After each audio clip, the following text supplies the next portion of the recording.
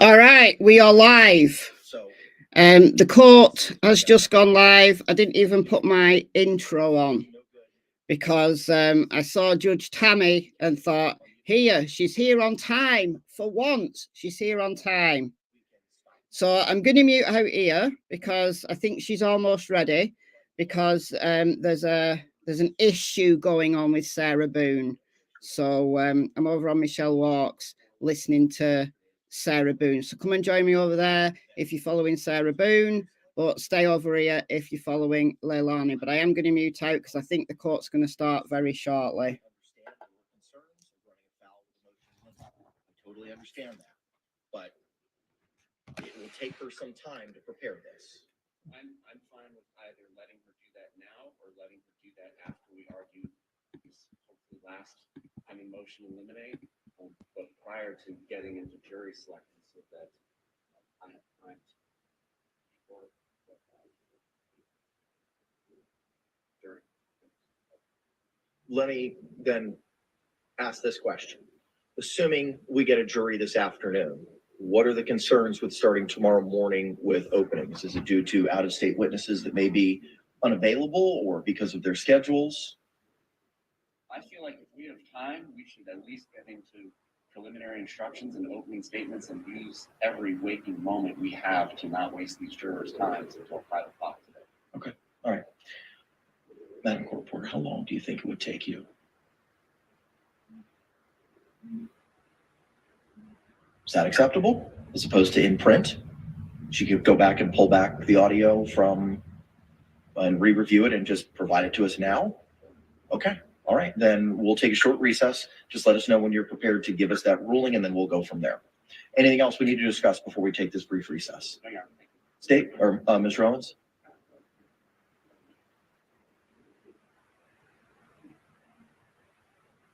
How long do you think? 10, 15, 20? Okay, great. All right, we'll be in recess till 9:45. Thank you. Yes, sir. Yes, sir. Yes.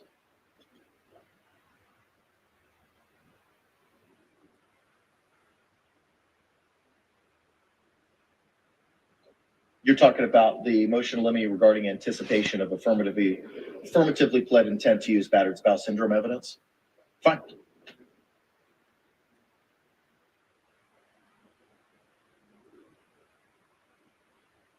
Okay, well, that saves me some time then, so I appreciate that. All right, so do you have any objection then, Mr. Henderson, to the granting of the state's motion in limine, which would allow the state to be able to outline in opening statements and present evidence in the state's case in chief in anticipation of the use of the battered spouse syndrome defense at trial? All right, motion's granted. All right, we'll be in a brief recess till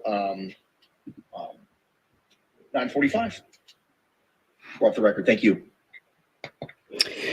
All right, so brief recess here. Did I have both mics on just before? Oh, sorry about that. So you could hear what I was saying over on MichelleAfterDark. You could hear that over here. Sorry about that. I am live over on MichelleAfterDark. Court is about to start for Leilani. So Law and Crime Network had their scheduler up wrong. Oh, no. Oh, no. Oh, no. Court TV have now put their "we'll be right back" sign up. So I don't know what's going on. Dear me. Dear me. All right, so we're in a brief recess here. Madam Court Reporter. Madam Court Reporter. Causing delays. I don't think it's unreasonable to ask for a playback from yesterday. I don't think it should delay the trial. You're seeing Sarah Boone on both channels. You're not seeing Sarah Boone on both channels because I've got Leilani up on MichelleAfterDark. So I saw Judge Tammy. Judge Tammy popped her head up, but then promptly disappeared again.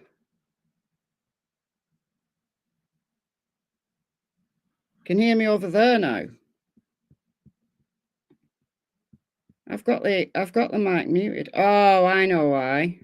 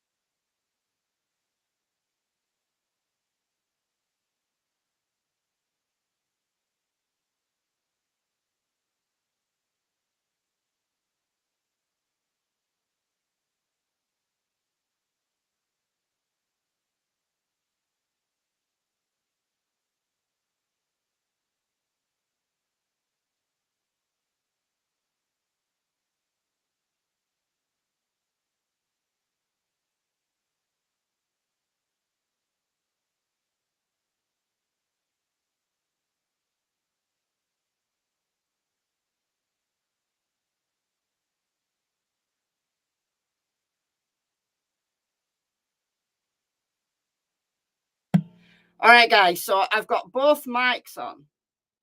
So you should be hearing me on both channels. So you don't get an echo. All right, that's great. So I can talk to both rooms at the same time. I was worrying that if I talked to both rooms at the same time, there would be some reverb or something would happen.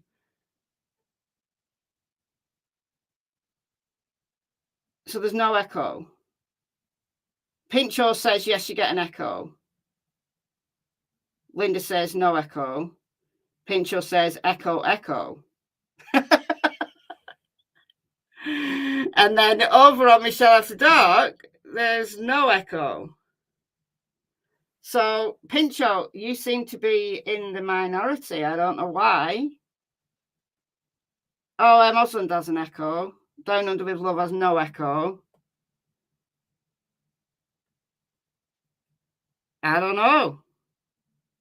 Oh, so there's no echo unless you're listening to both streams. So if you've got both streams open, then you're going to get an echo. You're going to get something. But if you're only listening to one, if you're only in one room, then you won't get an echo. Well, that's good. Because if you are in both rooms, you know, if you are doing what I'm doing and watching both trials at the same time, if you just mute one, like obviously while the trial's going on, you know, while court's in session, I'll mute out anyway. So if you, while I'm talking, while both courts are on a break or doing something weird while we're waiting, I might as well talk to both rooms. So if you mute one, you should be fine. But it'll be good. It's good that I get to talk to both rooms at the same time. So no echo on either one. So that's good. But if you are in an echo, just mute one while I'm talking. But once court's in session and I mute the mics, it'll be fine. Even if you're watching both, you won't have an echo because there won't be any sound coming from me. Good stuff. All right, that's made my life so much easier rather than trying to, spend a little bit of time here and a little bit of time there. It does make more sense to talk to everybody at once whilst we're in these lulls. Michelle, the super streamer. Yeah.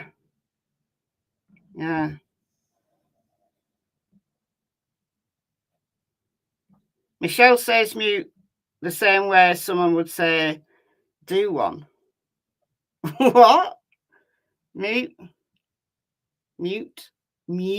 Some people go mute. Some people say moot. So I don't know. Oh, is anybody following the Menendez brothers thing that's going on? Like the campaign to free them?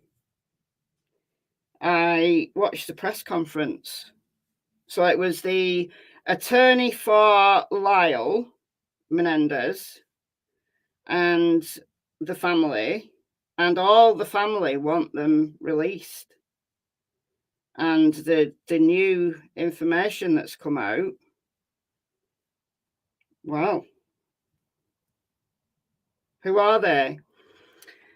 They are two brothers, Lyle and Eric Menendez. So this is in the 1990s. So we're going back like 30 odd years. They murdered the parents. They shot them. So there wasn't a. First of all, they lied.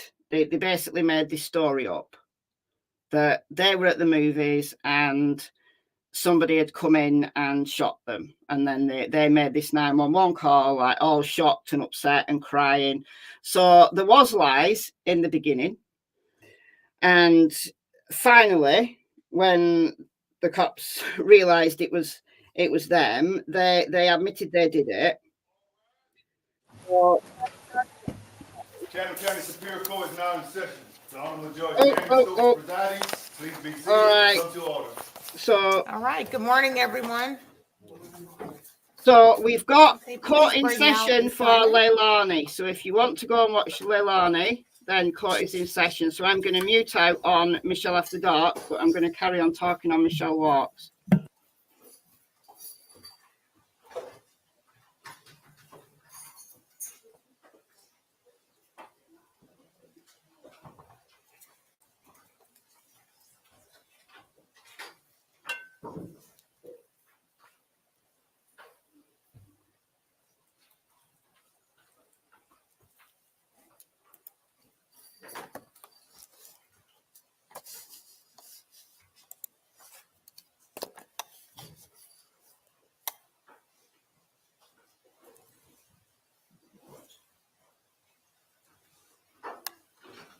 All right. Good morning, Simon.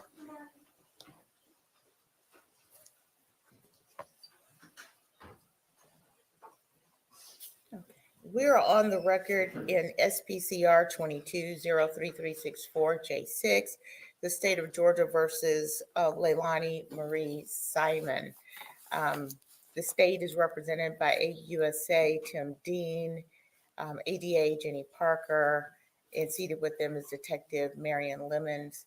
Let the record reflect that Ms. Simon is present with her counsel, Martin Hilliard and Robert Purse. Turning to the state, is the state ready to proceed? State is ready, Your Honor. Thank you. Is the defense ready to proceed? Defense is ready, Judge. Where we left off, the state had concluded its direct examination of Daniel Youngkin. And Mr. Hilliard, you were going to begin with the cross-examination of Daniel Youngkin. I am, Judge, and I think I've got the technical issues worked out, but we'll have to wait and see. Technology is not my friend. All right. Are you ready to proceed with cross-examination? All right. Please call Daniel Youngkin. Or recall Daniel Youngkin.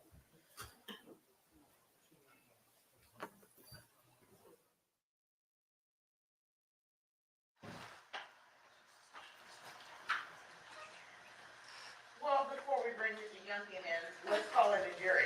I always leave off the very important people here. So let's call it a jury.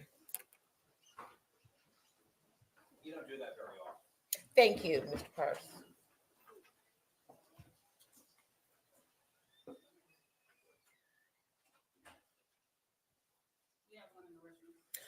Okay. Ms. Tahlia.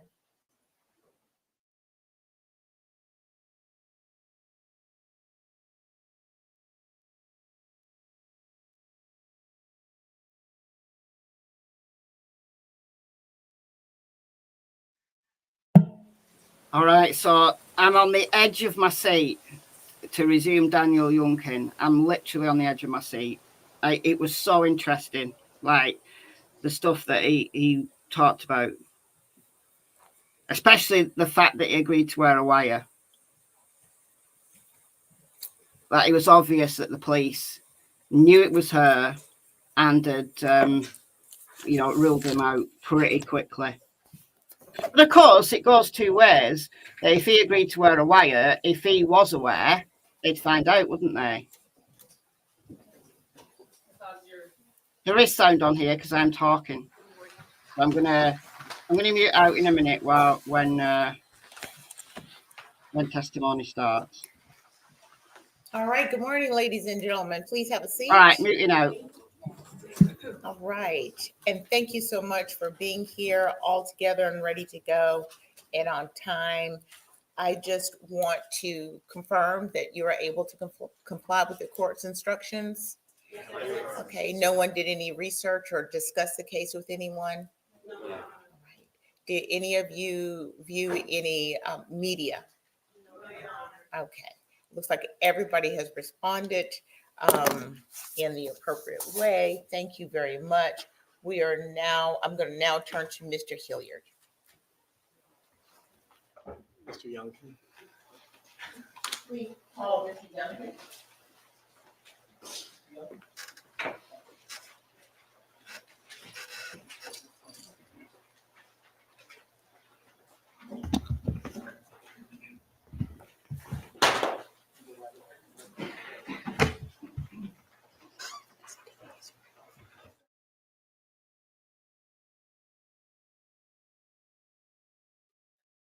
Oath.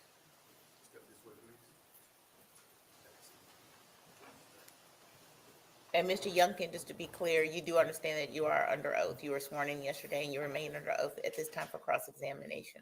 Yes, ma'am. All right, thank you. Mr. Hilliard. Since yesterday, have you spoken with anyone about the case or your testimony? No. Thank you, sir. I'm going to approach, if I could, the witness of State's Exhibit 9 and have you look at it real quick. You could just briefly state what that is. The layout of the house Okay. on Buckhalter Road. And if you would, just explain to the jury where the front door is. Is that the room that y'all lived in and slept in? Yes, sir. Okay. And if you would, how to explain where the front door is. We've seen pictures. Give me 1 second. I might can give you a better picture.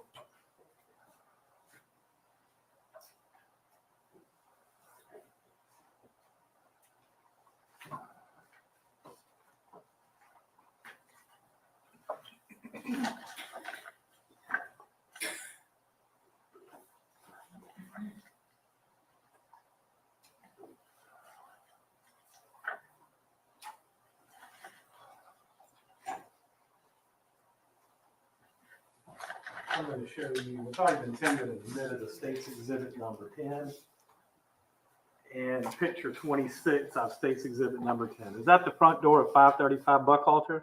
Yes, sir. And is this, as you enter the doorway, a picture of the sofa to the left? Yes, sir. And the picture to the right is kind of over in the corner. It's the race car. That's where Zane slept. Yes, sir. And this is the TV. Yes, sir. And I assume there's a little chair in front of it, correct? Yes, sir. And that's the crib that Quinton slept in, correct? Yes, sir. The playpen. And that's the pictures of inside the crib, correct? Yes, sir. I'm going to go all the way back here. And I don't want to put words in your mouth, but I'm trying to understand the back part of the room. If I can get to it. The back part of the room, as you walk in the door and look all the way to the back, is where the bed was, correct? Yes, sir. All right. And you have to walk past the bed in order to walk in and out the back door, the dining room. Let me rephrase that. Is this about where the bed's at in the back part of the house? Yes, sir. Okay. And this is where you have to walk through to get out through the dining room and the living room, correct? Yes, sir. Okay. Now, on the night of October 5th, were you sleeping in that bed? Yes, sir. And was Miss Simon sleeping in that bed with you? At some point. At some point. Okay. So, and again, not trying to put words in your mouth. The bed, in order to walk in and out the back dining room or living room door, you have to walk right by that bed, correct? Yes, sir. You have to walk by it. And it's in the back part of the room away from the children, correct? Yes, sir. Towards the window in the corner. Okay. And you say that's where you were sleeping, correct? Yes, sir. All right. So it wasn't upstairs. It wasn't a different bedroom. It wasn't anything like that. No, sir. So, what time did you wake up on the morning of October 5th? I would believe around right before I sent the text message to Miss Michelle.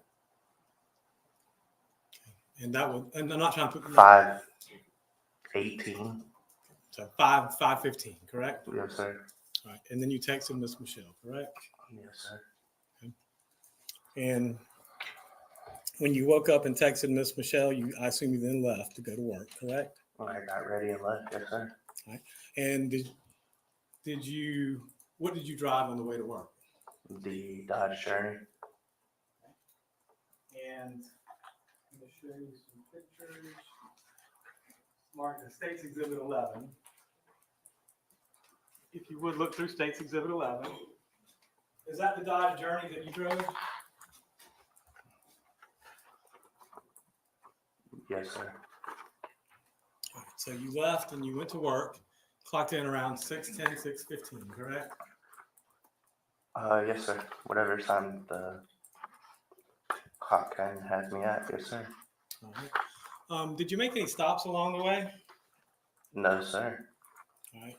You see in there a curveball, a fireball, and a natural light container, correct? As well as an orange vest or some sort of color.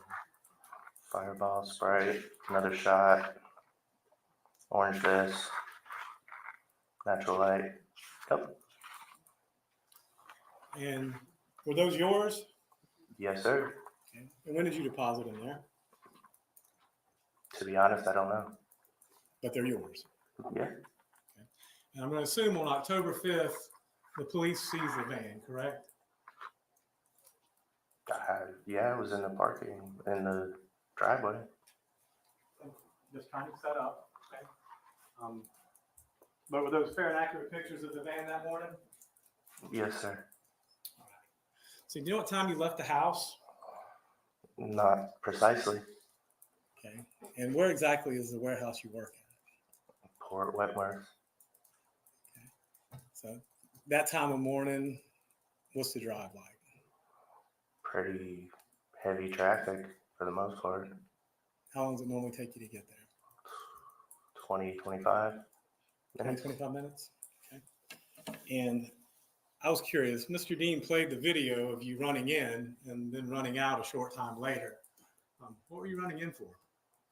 I was probably a few minutes late.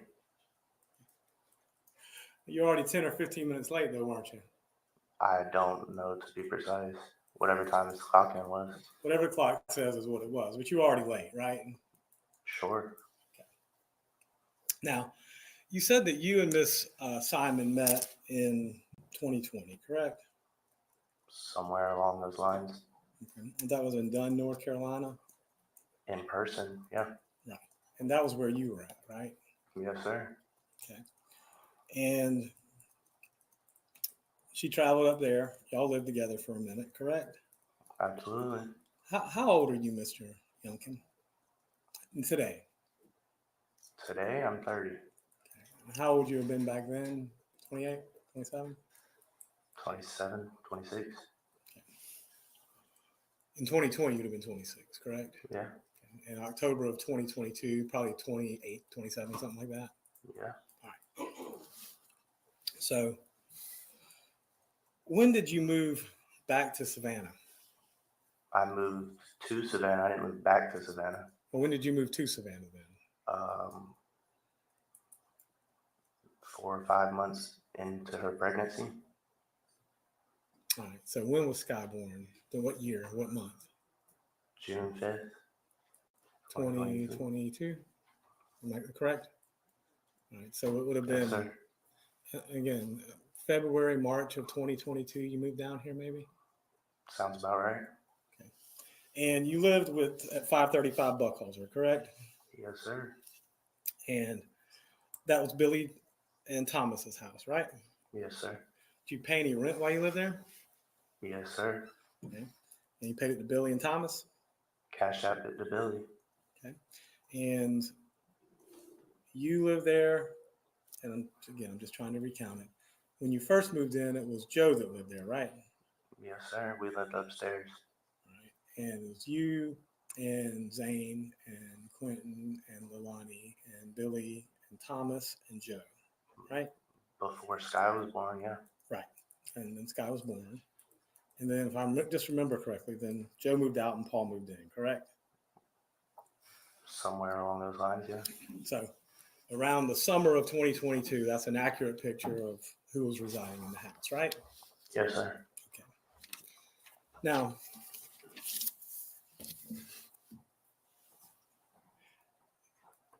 is it safe to say that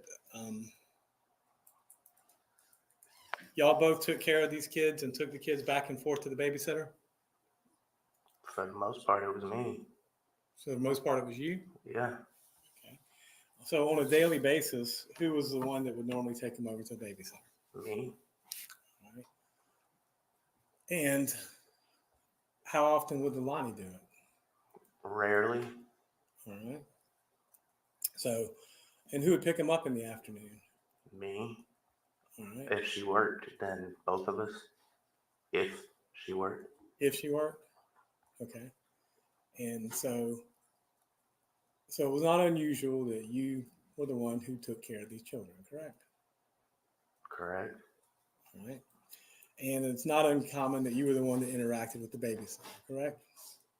Correct. And now let's talk about how often would you drink? Daily. How often daily? As I stated yesterday, about 5 shots of Fireball and 3 to 4 25-ounce beers. Okay. And when did you normally drink? What was your routine? Well, I couldn't leave work, so I'd go to work and I'd get off work and I'd stop by the liquor store in Port Wentworth on the way back to the house. Okay. Did you ever stop by on the way to work? No, they weren't open. Did you ever drink before work? They weren't open. That's not the same question. No, Mr. sir. Youngkin. Okay, you can buy it ahead of time. No, I drank to where there was nothing left. So it's safe to say that your drinking habits were mostly after work and in the evenings.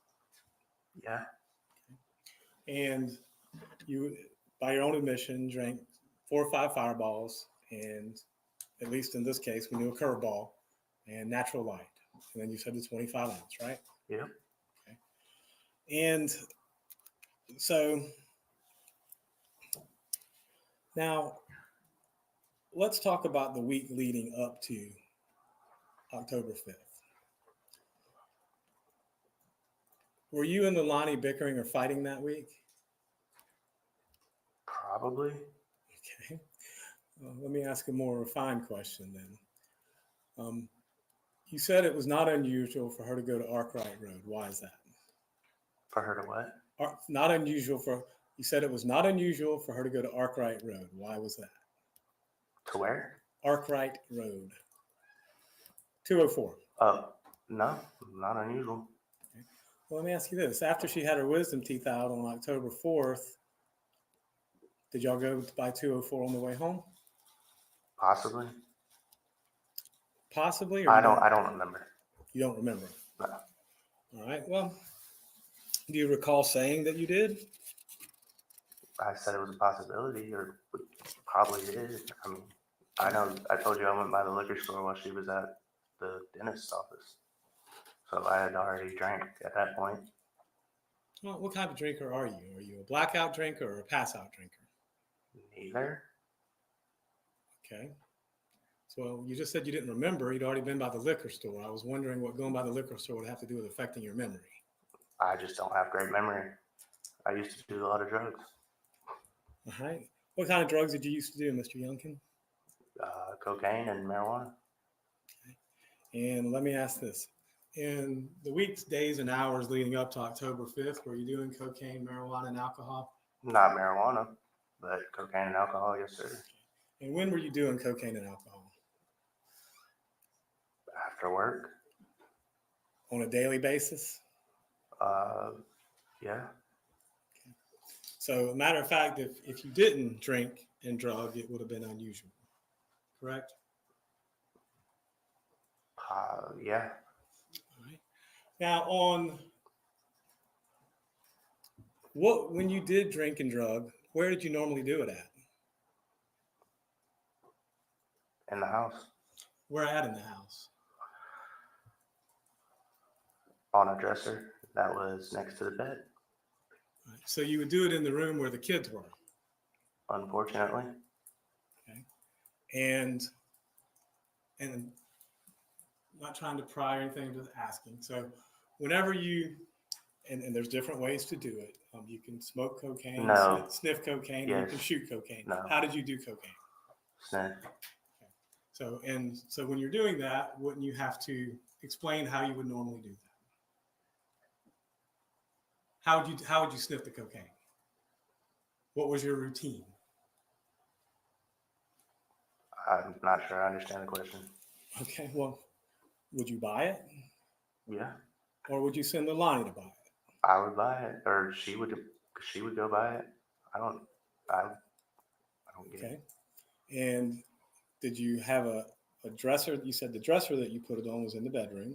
Yeah. Okay. Would you leave it on the dresser? Would you put it on a plate? What would you do with it?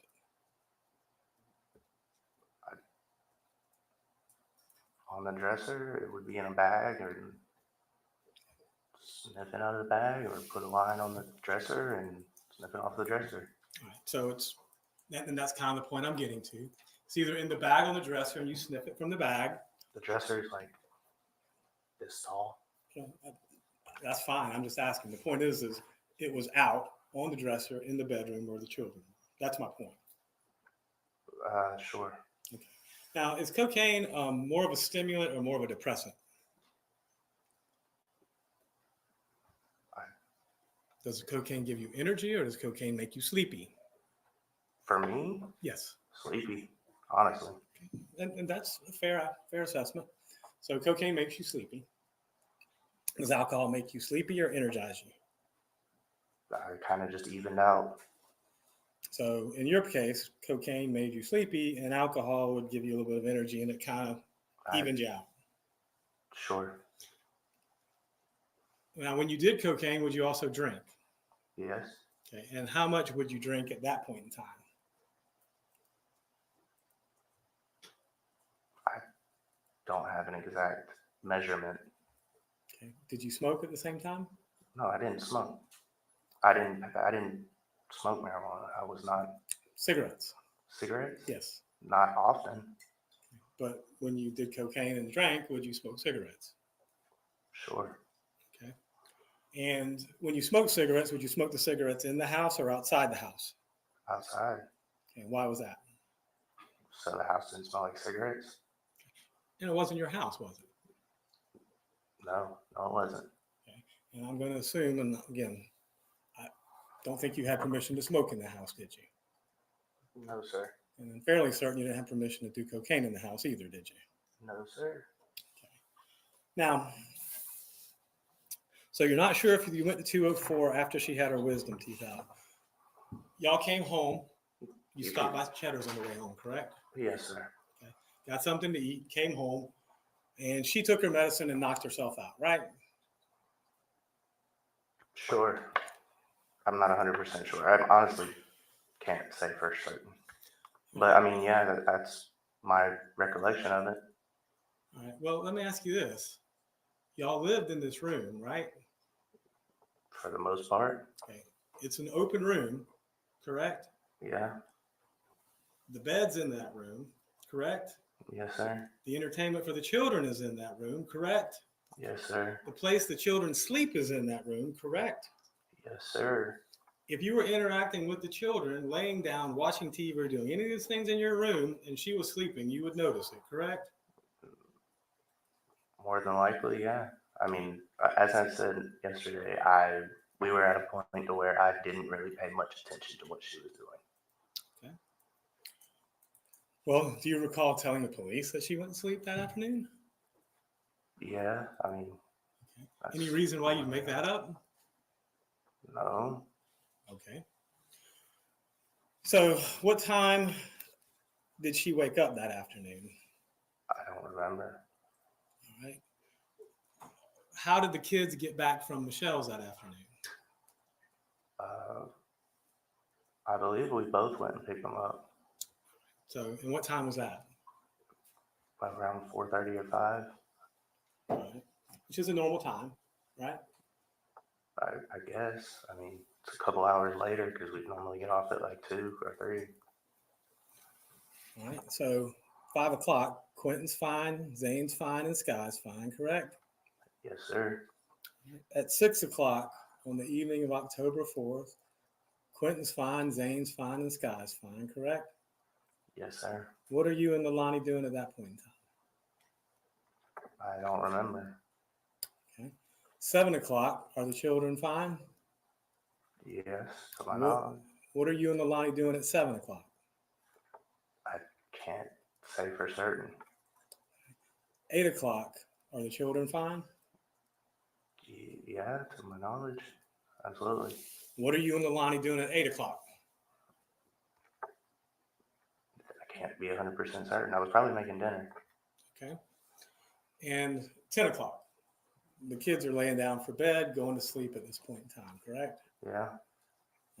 Zane's, was I. Zane's in his bed, correct? Yes, sir. Did you actually lay eyes on him? I mean, he's visible. Okay. Quinton's in his bed. Did you actually lay eyes on him? He's not as visible, but yes. Okay. And Sky's in her, I guess it's like crib or whatever it is, next to the couch, right? And you actually laid eyes on her as well, correct? Yeah, she was at the end of the bed. All right. So at 10 o'clock, kids are fine. You're there. Are you drinking or drugging at this point in time? 10 o'clock? Yes. No. Okay. And so at 10 o'clock, was there any conversation about going to 204 that night between you and Leilani? Yeah, there's text messages. And what was the nature of that conversation? She said she was going to go to 204 and come back. I said, okay, can you make it quick? I'd like to watch a movie and go to sleep so we can go to work. All right. And that's basically what your text message said. Yeah. Come on back. See you soon. Please. Let's watch a movie, right? Please. Yes. So there was no, at least I'm not putting your words in your mouth. From the text messages, there didn't seem to be any animosity between y'all at that point in time, correct? For the most part. Yeah. You're just looking forward to laying down, watching a movie together, right? For the most part. And again, were you drinking or doing any drugs that night? That night? Yes. You said 10 o'clock. Oh. And that night, after this, anytime that night? Prior to 10 o'clock? Yeah, prior to when I laid down, yes. Okay, what were you doing prior to 10 o'clock? Drinking and the rest of the little bit of cocaine I had. So you were drinking and doing cocaine up to 10 o'clock. And is that why you sent her to 204 to get some more? I didn't send her to 204. She was the one who said she wanted to go to 204. That's in the text messages. Okay. So let me ask you this. Who would normally get the drugs, you or her? That were her people. All right. And would y'all share drugs or Yes. would you keep it separate? Share it for the most part. Right. So if you got some cocaine or some weed or some I didn't get weed. Percocets, I didn't get Percocet. right? But if you got cocaine, you'd share. Yeah. And if she got it, she'd share. No. No. No. She was selfish. Okay. So you would share drugs, but she wouldn't. Yeah. Did that cause any anger or animosity between you? No, not really. Okay. Not for me. Really? Okay. So whenever do you remember speaking with the police on October 5th? I believe it was an FBI agent and a detective from Chatham County Police Department. Yeah. Okay. Do you remember when they took you down to the station and interviewed you? For a very long period of time. Right. And do you remember that conversation with him? There were quite a few. Let's just start at the beginning then. Do you remember telling them there's nothing weird about her going to Arkwright Drive? Yeah, sure. I mean, there's not anything weird about it. And when Leilani got back from 204, were you awake or asleep? I was asleep. You remember telling them that you were awake when she got back? No, I don't remember, to be 100% honest. I really don't. All right. And do you remember telling them you got up at 3 to take care of Sky? It's possible that I did. Okay. And do you remember saying that everything was fine at that point in time? Possibly. Okay. Let me ask you this. Whenever you would come and go from the house, did you come through the front door or did you always drive around back and come in through the dining room or living room doors? Never through the front door. And that's because the parking's in the back, right? Yes. Okay. And it would not be unusual or uncommon that those doors are the ones that get all the movement, are they? No, not uncommon. Okay. And whose responsibility was it to lock those doors or secure those doors at night? Everybody's? Whoever came in last. Okay. But would it surprise you if those doors opened and closed a lot and weren't locked and stayed open? Yes. Okay. Would that be unusual? Yes. Okay. And do you remember going out, and again, you said you didn't smoke often, but would you go out on the patio to smoke when you did smoke? The front or the back? It would depend. Okay. But you would? Sure. Okay. Now, do you remember just a few minutes into the interview with the FBI agent, the Chatham County police officer, you got a little angry? Possibly. Remember saying it feels weird, I'm having a bad day, and No. okay. Well, it's been a long day, so. Do you remember telling them that you were a little antsy and you need a drink? Probably. Okay. Now, do you remember telling them that when you woke up at 3 a.m. that Leilani was asleep? No. Well, if I did, then that's probably something she told me to say. Okay. And remember telling them Quinton was okay at 3 o'clock? Probably based on what she told me to say. Mr. Youngkin, are you sitting here saying what you've been told to say? Right now, no. Okay. So you have free will, correct? Absolutely. All right. Now, let's talk about that first day as well. Was that the day that you authorized the FBI to tap your phone for 90 days? 30 days at a time, I guess I should say. What day? The date started on, I think it was the 8th. I think it was 10/8, 2022. October 8th. All right, well, I'll ask that question. Let's just go back. That day, October 5th, did y'all go back to Buckhalter Road that day? I believe it was like 2 or 3 a.m. Okay, so it was October 6th. Yeah, And when was it y'all went to the hotel? the 7th, maybe? I don't know 100%. But you had agreed to Absolutely. have the video done, the audio done, and then give them your phone done, correct? The phone happened later, but yes, I did. Okay. And you say the phone happened later. They didn't dump it that day, October 5th? What do you mean? Oh, permission. Extracted. I thought you were talking about the 30 days at a time. No. I'm talking about just actually giving them your phone. Yeah, on the 5th, absolutely. Right. Because I remember you asked on the 5th to get your phone back, if I'm not mistaken. Yeah, I did. So, And I got it back. all right. So now, did you notice anything about Quinton's crib the evening of October 4th? No. Early morning hours of October 5th? No. Anything unusual about it? No. I wasn't really looking at that point, but no. Okay. And I wonder if I could approach the witness for 1 second.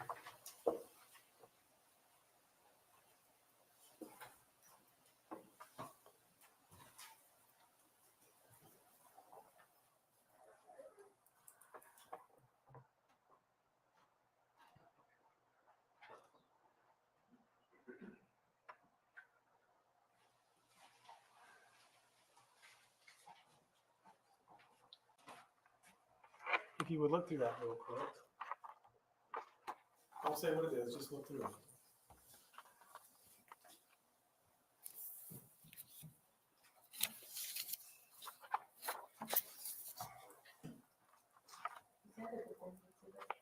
It depends. Okay. Okay.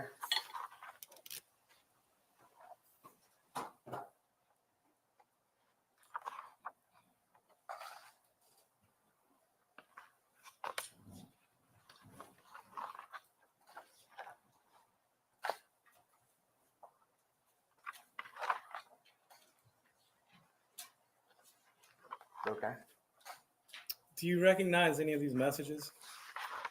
Yeah. Okay. And what are these messages? Text messages between me and Leilani. Okay. And if you would turn to, I guess, the very back one. Let's start in the back and kind of work forward.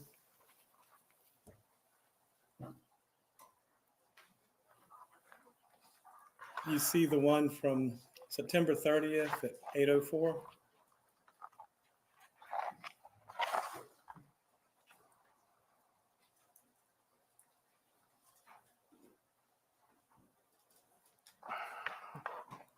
Yes. Okay. This is about 5 days prior to Quinton's disappearance, is it not? Yeah. And it's from who to who? From me to her. All right. And if you would, what did you say to her that particular day?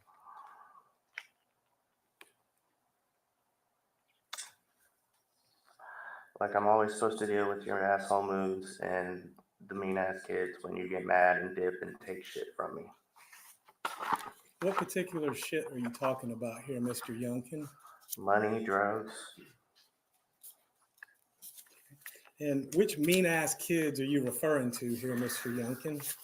All three. Well, Sky's an infant, so I'm Yeah, fairly she was certain. being mean that day. How can an infant be mean, Mr. Youngkin? She wasn't being mean. She was just crying a lot. Okay. So how would Quinton or Zane be mean? They're children. Mr. Youngkin. Zane was a handful How's that? because he was always high energy and high strung and didn't want to go to sleep when we would say that. And I would be the one that would always deal with him. Okay. All right, let's look at the next one. It looks like this one's just a few minutes later, September 30th at 8:47. Yeah, I said, I'm such an idiot. I see it. Now, you said a little bit more than that. I am such a ducking idiot. I see it. And you meant to say something else, but Yeah, well, autocorrect. All right, let's go on to the next one on September 30th at 8:46. Yes. That's from you to who? These aren't in order. No, they're not. Admittedly. I said, still at 2:04. WTF taking so long? What's that referring to? Why was she still gone? Well, what would she go to 2:04 for? For herself, probably, So, or us both. all right. Drugs, maybe? Yeah, absolutely. That would be the only, to my knowledge. And so you were a little irritated because she wasn't back with the drugs, weren't you, Mr. Youngkin? I was just, no, it wasn't because she wasn't back with the drugs, because she wasn't back. Okay. All right. Well, let's go on to the next one, if you would. September 30th at 9. Yeah, and you fucking wonder why I'm just trying to drink, do drugs, and sleep. And this was September 30th at 9 p.m. Uh-huh. Yes, sir. Sorry. I apologize. Absolutely. So, did that pretty much sum up what you were looking to do at that point in time in your life? Yeah, honestly. I'm going to ask it's not a flippant question, but at this point in time, you're a grown man, 28 years old. Sure. Just leave. Just leave my daughter? Mm-hmm. No. No, sir. All right. So you understand it's an option, though. Not in my eyes. So, but you would rather stay, drink, do drugs, and sleep. I'd rather be there for my daughter. Well, I understand. Let me ask you this. When you're drinking, doing drugs, and sleeping, how are you there for your daughter? Not as well as I should have been. Well, not at all, really, are you? That's an opinion. Is that your opinion? That I could have done better, yes.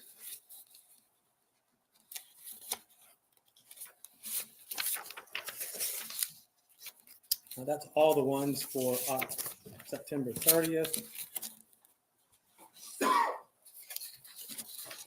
Let's look on October 1st. This is 4 days prior.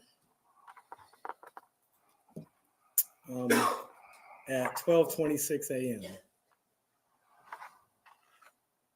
From, Are you asking me to read all these? well, I'm asking you, who's this from and who's it to? What time? The 12:26. It's from her to me. And what does it say? You almost had your whole bag, and both of the bags that I had went and bought. What bags is she referring to? Cocaine, which was inaccurate. So you went through both bags as That's well. inaccurate. It may be inaccurate, but that's what the text message says, correct? Yes, sir. Okay, it says you went through both bags of cocaine. According to her. Right.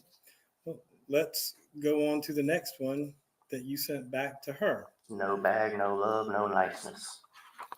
Right. So basically, your mood was contingent upon the drugs that you had, correct? That was inclusive with the no love, no niceness. Let's go to 10/1/2022, 12:27 a.m.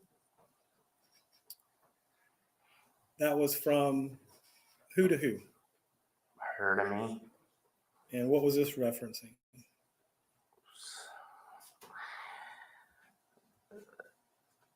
Then expected, that's not in order. It says, and then expected me to come inside while you talk shit and share when you had a G yesterday. What's a G? A gram. All right. So she's saying that she wasn't going to share because you had an entire gram to yourself. Which is not true. Okay.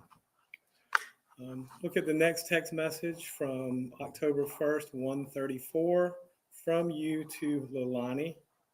Yeah.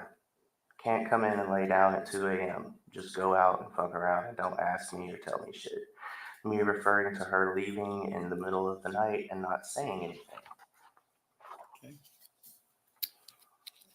You were upset, needless to say. Well, yeah. At the time. Then I gave up. So did it upset you whenever you would notice that she wasn't there in the middle of the night? Occasionally. most of the time I just accredited it to do her doing whatever she wanted to do. Let's look at the next one on 10/1 at 1:34. It looks like from Leilani to you. You can go out and do what you want tomorrow night. And you said you wish you knew. Well, now you know. And that's basically saying you can go do what you want tomorrow night, right? From her, yeah. Right. Like I would do that. Well, whether you did it or not, I guess that's her giving me permission to leave the next night. did you leave the next night? Nope. Right. And what was your reply back? You know damn well I can't do shit. Why is that? Because I'm the one that takes care of the children. Okay. And look at the next one from October 1st at 1:40.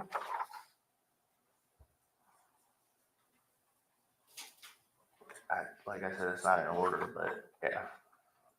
Is that to Leilani from you? Yep. And what does it say? Bet it'll be 3 a.m. before I see you and no beer.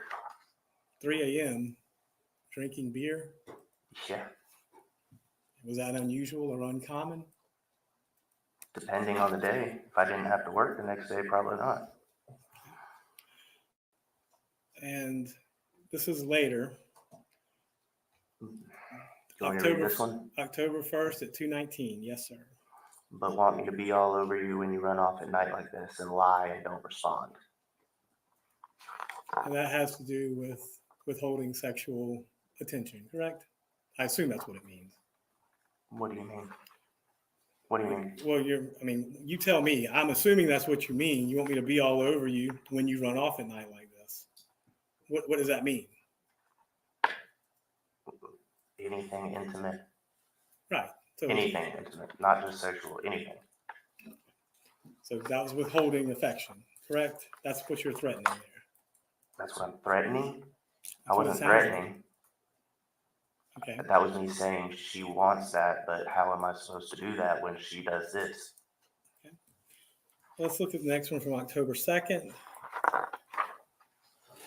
You may remember this, you may not remember this. But Oh, I don't know what this is. All right. And you see the picture there? Vaguely. All right. We'll go to the next one then. See if that helps. I guess it's a haircut. Were y'all talking about getting Quinton's haircut? It wasn't my choice. I think. Well, that's what at least Leilani was. That's from her to you, correct? Yeah, I guess she was thinking about getting Quinton's haircut. And that was on October 2nd, correct? Mm-hmm. All right, let's look at October 2nd, that evening at 8:43. Yes, sir. It's not my fault. I'm so sorry. October 2nd at 8:43. That was from you to Leilani, correct? Yep. Should have gotten Zane to chill or left me something before you tell me to fucking chill. Left you what? Some drugs. Okay. And what was Zane doing that night? Being high energy. Wouldn't listen. Basically being a kid. If that's how you want to put it, yes, sir. All right. And October 2nd at 8:56, you sent another text message to Leilani? I want to know why I wish I don't understand the context. I want to know why I wish I did, because I didn't get any when I even begged. I don't know. Maybe. You don't understand. You don't know what that's about. No, I don't. Don't know the context. All right. Let's look at the next one then and see if that helps put it in context. It doesn't, but I want to tell me why it looks like you touched my bag from her to me. Okay. And Also incorrect. so but put it in context, that may have been about drugs, correct? Could have been, possibly. All right. And let's go to October 3rd. This is the evening of October 3rd. I think this is the day before the wisdom tooth, if I'm not mistaken.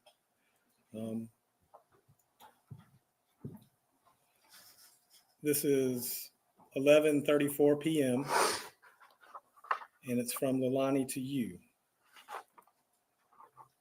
And what does she say to you? This is backwards, so it's kind of hard to get everything in context. And some of it's not even in order.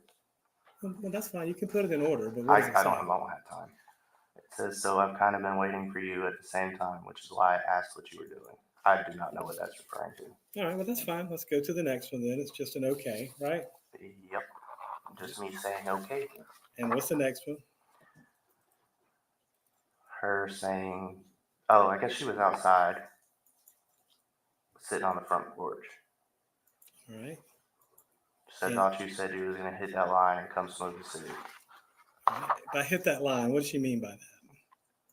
What she had left on the dresser for me. For you to do. Yep. And by do, I mean cocaine, correct? Drugs, absolutely. And this was about 11:30 at night, give or take. 11:33:47. And let's look at the next one from her to you. 11:33:32. Yeah. Just put out my blunt and lit a cig. All right. And the next one, 11. This one's kind of out of order. I said, are you coming? As in, are you coming to bed? Right. At 11:32:19. And let's go on to October 4th, which we kind of have a little bit about this already. There's one from October 4th at 10:41. 10:41:37. She said, I'm about to turn on 204. And the next one, I said at 10:44:24. Thank you for the little bit left. So sweet, no lie. and what little bit left were you referring to? Whatever she left me on the dresser. Drugs. Yep. All right. So at least at that point in time, on the night of October 4th, you were at home with the children under the influence while she's out getting more drugs, correct? Yes. Okay. At any point, did you ever tell them this? Yes. When?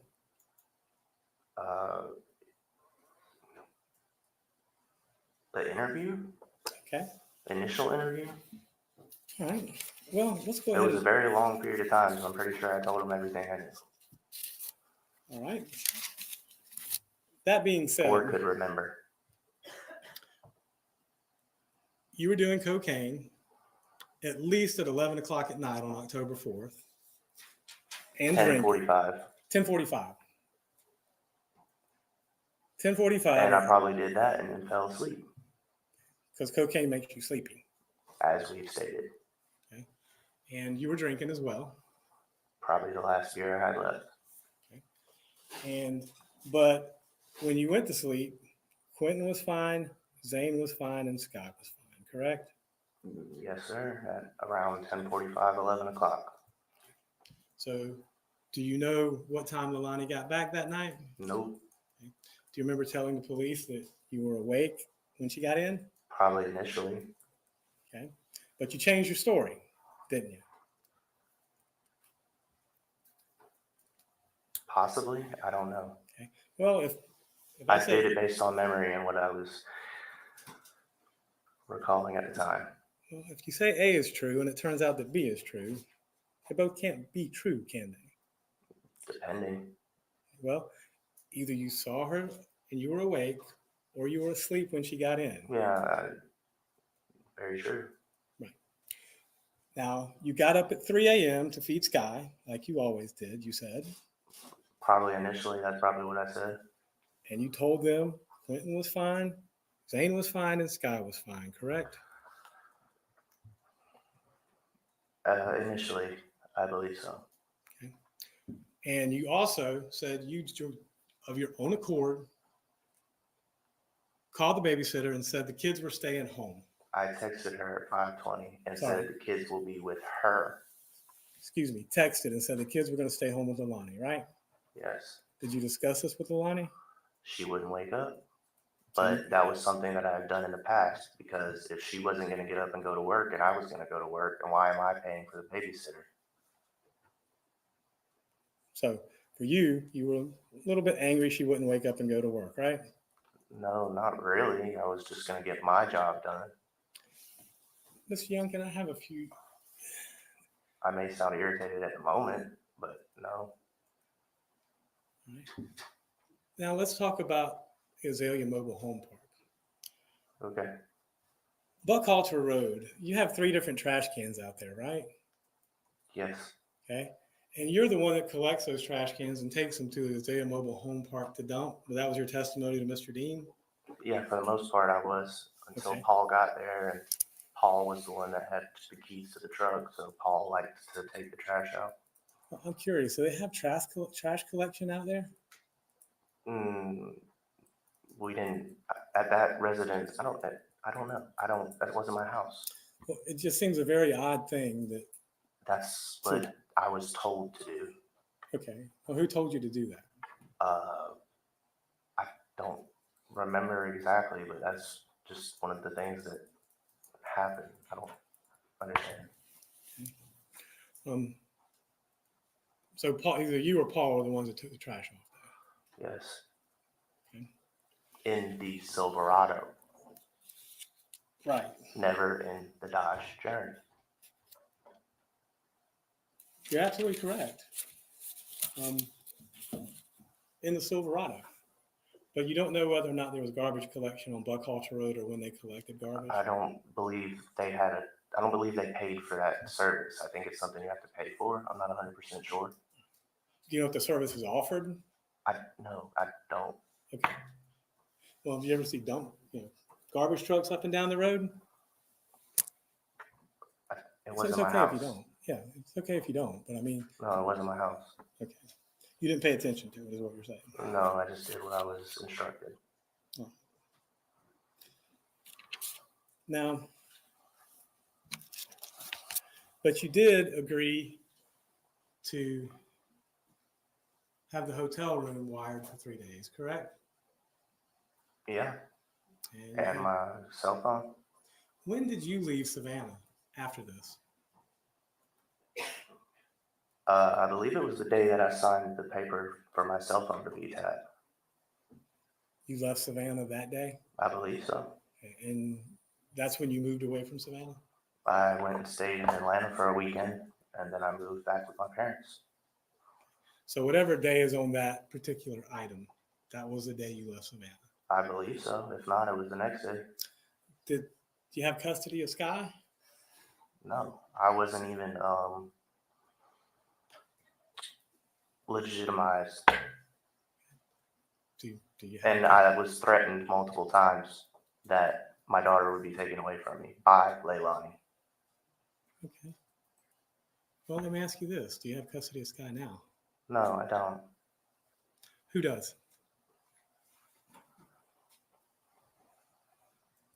Objection, Your Honor. What's What is the wrong? relevance? What's wrong? That's all the questions I got. In just a moment, Mr. Dean may have some further questions for you. I do have some redirect, Your Honor, but I need a break. Okay. So I suspect I'll be back. I'm sorry. It's a good time to take a break.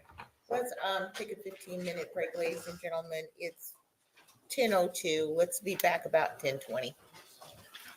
We're in recess. Jury's exiting.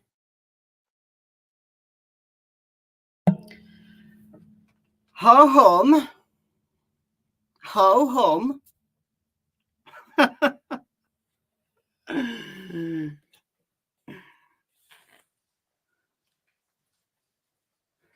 Look, everybody, I've been putting comments in the chat, but look, everybody in Quinton's life dropped the ball in some way, shape, or form.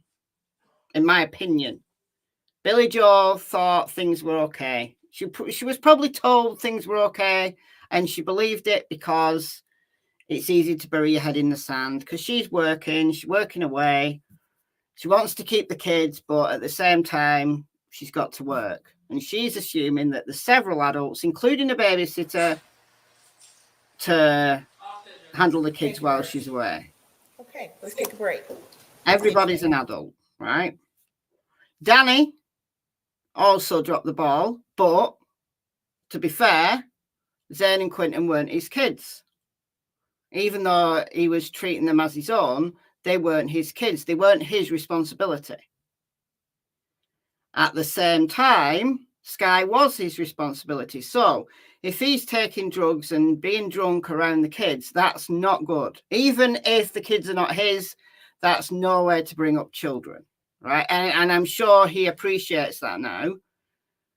And he's been very upfront and very honest and very humble and admitting his mistakes. So, and hopefully the jury will be able to see that for what it is. What I think this defense is trying to do is to bring in reasonable doubt in the only way they can, by saying, well, or at least implying, putting it in the jury's mind, that maybe Danny was so drunk and so drugged up and just leaving drugs lying around that maybe Quinton got into the drugs and maybe he died, and then maybe Leilani panicked and threw his body away because she was scared. Because we do know it was Leilani at the dumpster. So the defense can't say that it was all Danny. I personally don't think Danny knew anything.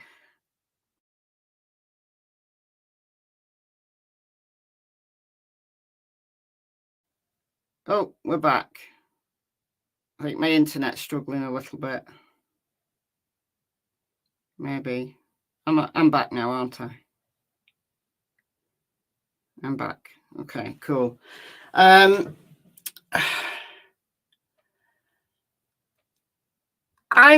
convinced by what I've heard.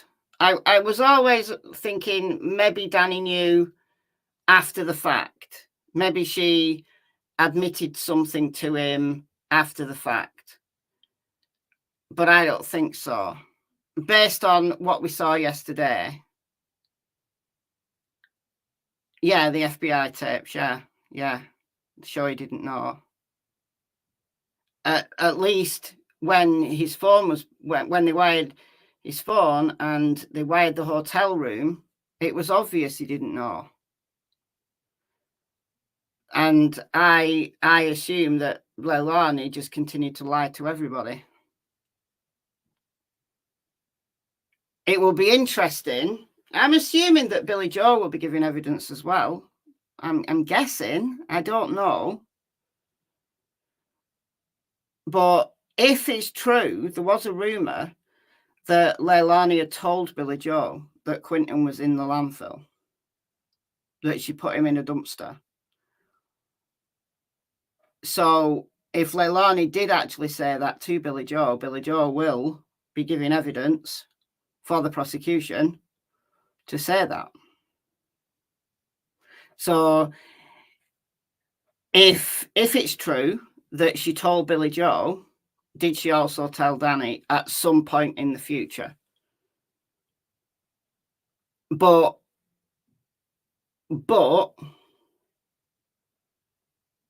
wouldn't that have come out yesterday?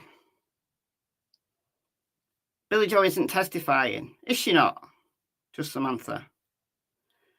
So maybe the rumor that did the rounds, that Leilani had told her that Quinton was in the dumpster, maybe that wasn't true.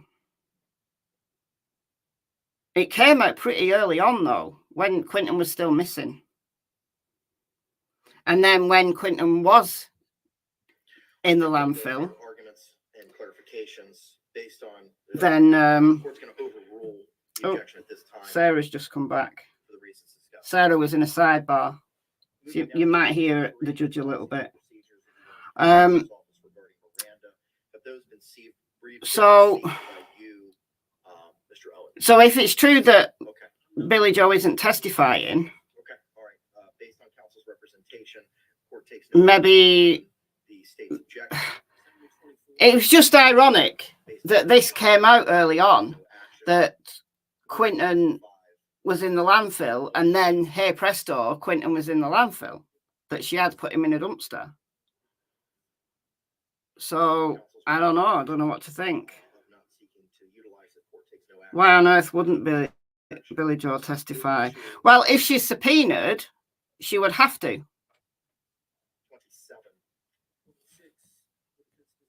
She has no choice if she's subpoenaed.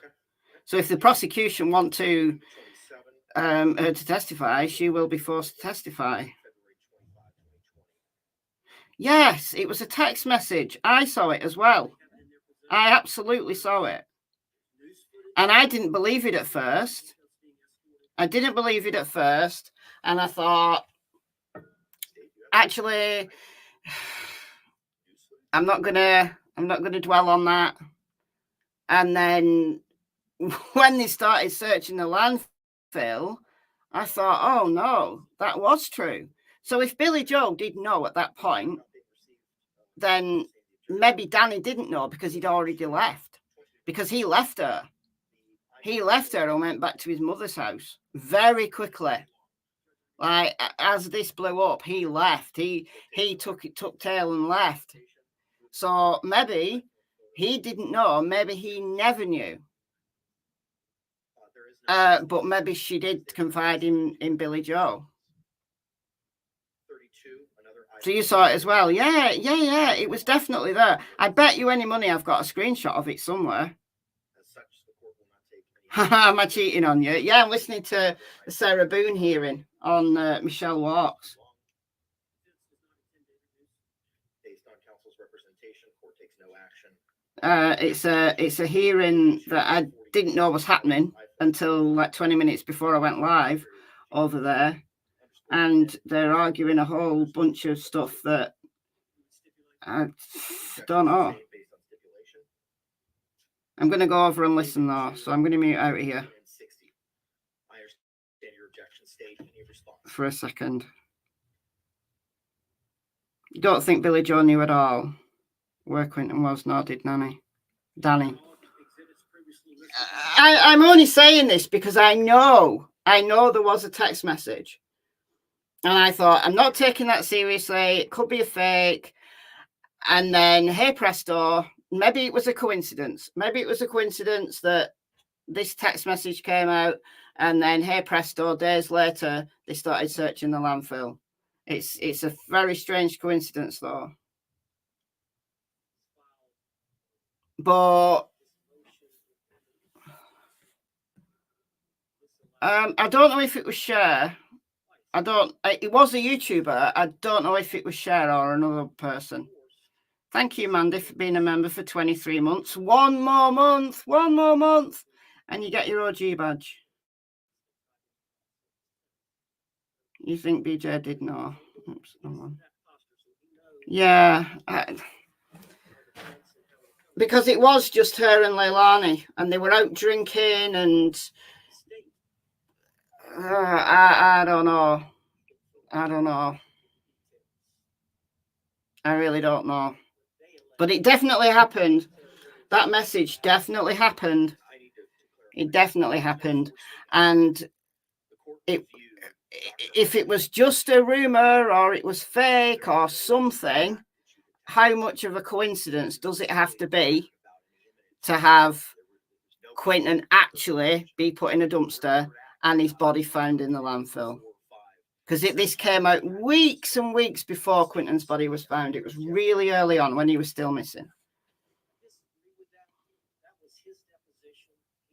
What is an OG badge? When you've been a member for 24 months, you get an OG badge. It says OG by your name. 24 months and up, you become an OG. Danny was working with the FBI on day 2. He was. But we had to do that. The state he was. And I understand under the 6th Amendment that we have a right. He was. The accused has a right. All right, I'm going to mute out because I want to listen to a little bit of Sarah Boone. Mr. Owens, he's actually at his microphone. Can't hear a thing. Mr. Owens has been sitting at his desk with his mic turned off, so you can't hear him. You have to just try and work out what he's saying. So I'm going to mute out here and go and listen over there. So see you shortly.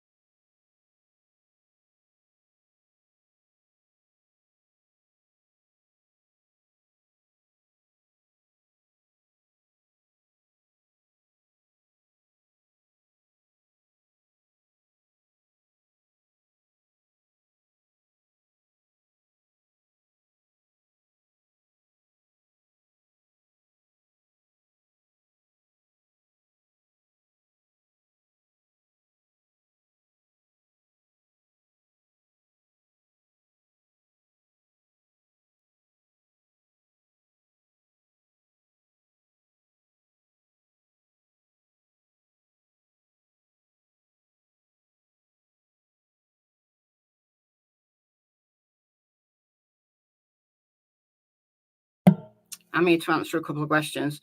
Where is the natural father of Zane and Quinton? There are two different fathers. Zane's father, I don't know where he is.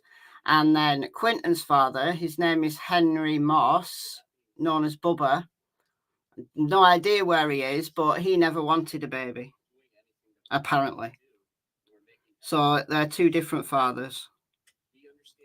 But they don't have custody of their respective children. Like Danny doesn't have custody of Sky, and Zane's dad doesn't have custody of him. As far as I know, they're in foster care.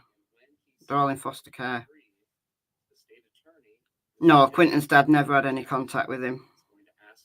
I did look up his Facebook when all this was going down, and he had wished Quinton a happy birthday on his Facebook when he turned 1. But I think that was the sum total of the interest that he had in his kid, sadly. So even he failed Quinton. Everybody did, in some way, shape or form. And Billy Joe, just to go on back to what I was saying before, Billy Joe may have, cozied up to Leilani and pretended to be a friend, and secretly she was, working. Maybe Billy Joe was working with the police. We don't know. We don't know. We only know the things that have come out on the internet. We don't actually know what went down behind the scenes, because none of us knew until yesterday that Danny had his phone tapped and they wired up a hotel room. We didn't know that until yesterday.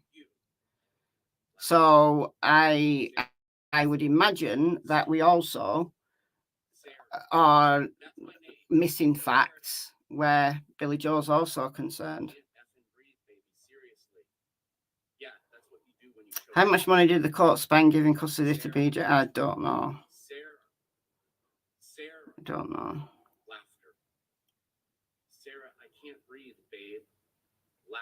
All right. They should be back any second now. Although we know that 15 minutes is a very long time when Judge Tammy is on the clock. Billy Joe doesn't want to take care of the kids. I think Billy Joe was selfish. I think she wanted the kids in her life. I think she wanted to be a grandma, but also she was working away. She was earning great money. She turned her life completely around, and I can't fault her for that. But I think she hid her head in the sand. I really do. I think she thought that with, all the adults who were there, that things would be okay. And that if Leilani acted out, somebody else would, pick her up. And the very worst happened. The very, very worst happened. All right, Tammy's back. Tammy's back. I can hear it. See her head. Right. Okay, please bring out Miss Simon.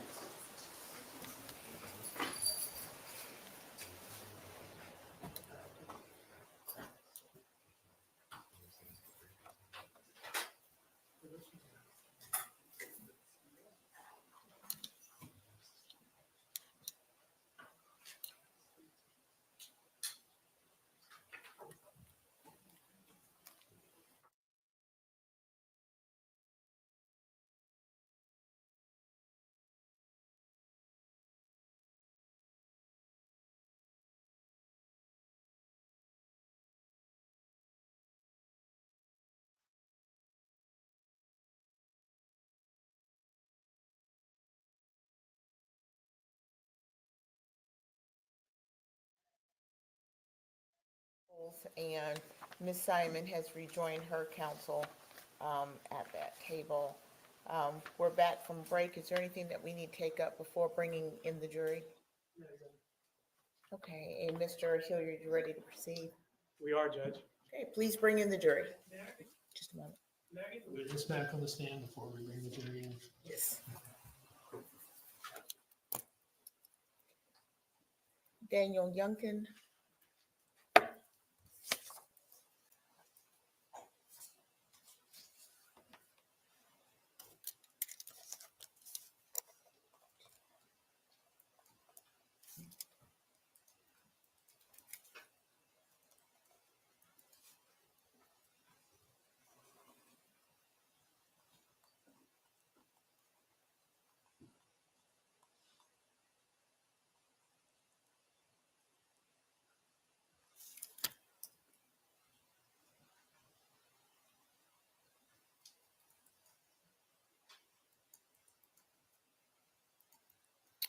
Okay, Mr. Youngkin, please take your seat once again in the witness stand.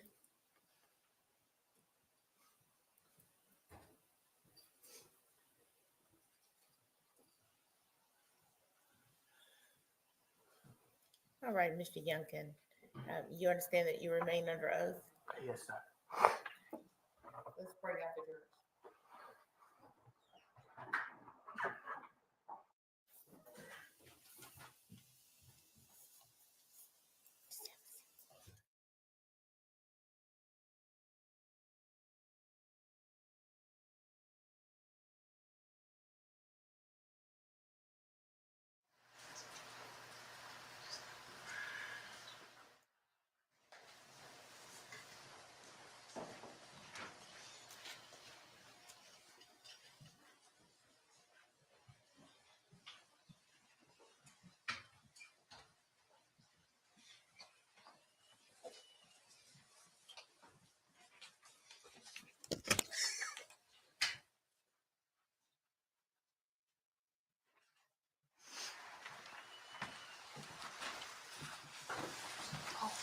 jurors.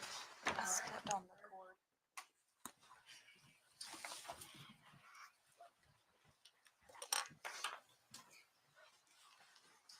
Ladies and gentlemen, please have a seat. And jurors, were you able to continue to comply with the court's instructions? Yes, sir. All right, very well, thank you. Mr. Dean. Danny, I think you were asked some questions on cross-examination about where y'all kept cocaine. Yes, sir. Can you tell me again where you kept it? There was a dresser across from the bed that was like 4 feet tall, 5 feet tall. Was there also a dresser next to the bed? Yes, sir. Which one was taller? The one across from the bed. And you're saying that's the one that y'all kept the cocaine in? Yes, sir. Why that dresser and not the other one? Because it was taller and less. They couldn't reach it. The kids couldn't reach it. I'd like to show you a picture and ask if you can just explain to us which piece of furniture you're talking about, okay? Yes, sir.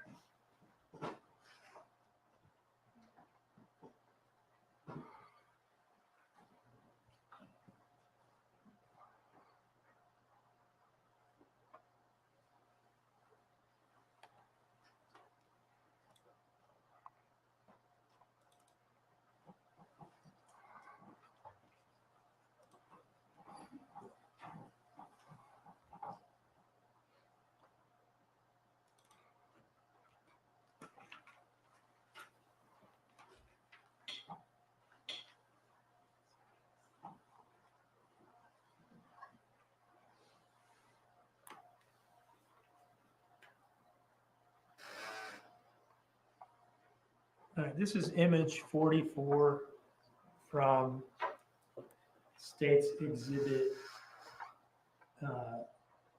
10. Are we seeing in this picture the piece of furniture that you're talking about? Yes, sir. Where in this piece of furniture or on this piece of furniture would you guys keep cocaine? There's a shelf in there that's at the top, near the top, and then on top of it And how do you open that piece of furniture? with that door handle right there. Well, with that knob. So you have to pull that knob to open it? Yes, sir. And there's a shelf near that hinge, sort of at the bottom of it. Like right here, Like towards the bottom of it, yeah. towards the bottom of the top hinge. Yeah, there should be a shelf in there. Okay. Did you ever see Quinton open that piece of furniture? No, never. If he had, was he able to open it to your knowledge? No, not to my knowledge. I believe it was taller than he could reach. And had he been able to open the door, would he have been able to reach to the top shelf? No. And are you saying that that's specifically why you kept it up there to keep it away from the kids? Yes, sir. Was Quinton able to get out of his pack and play? No, sir.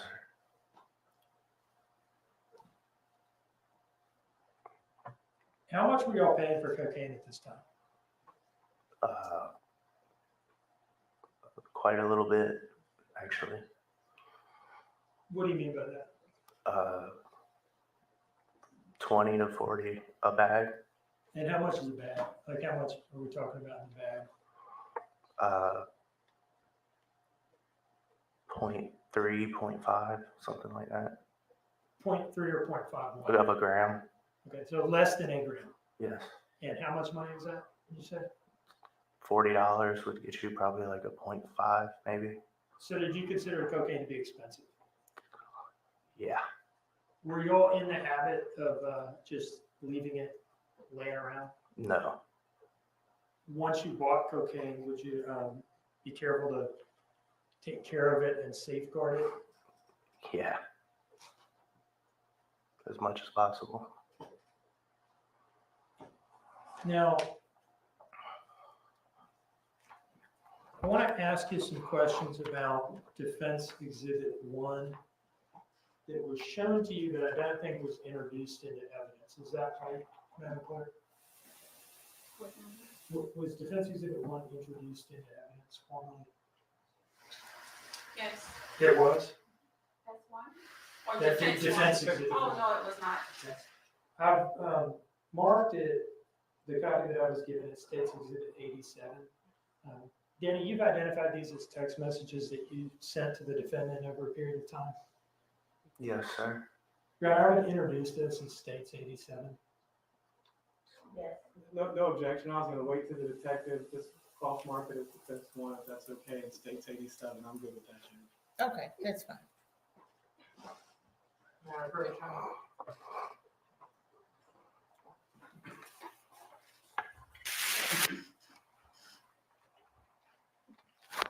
Now, I've given that copy to the witness, and I'm going to grab the copy on the clerk's table so that I can follow along myself, okay?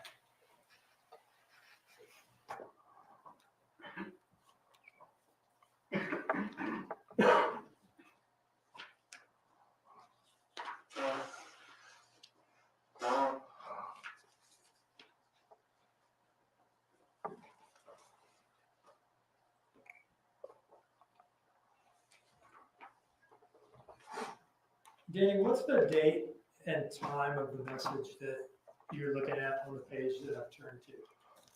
October 1st, 2022, 1:34:29 a.m.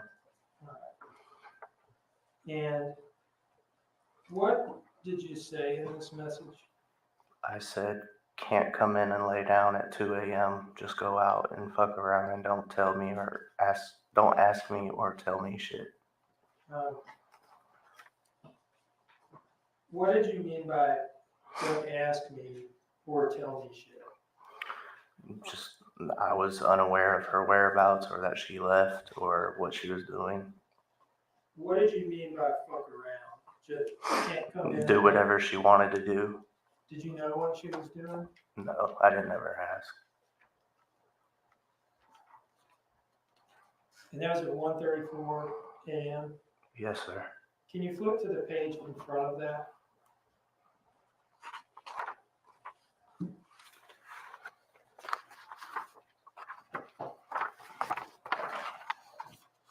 What's the time of this message? Is this the one from her? Is that what you were saying? Or is it, wait, at 1:34 or 12:27? Let me just go up there. How about that? Yeah, sorry. This is the one we were at. So are you talking about this one? Yeah, that one. Okay.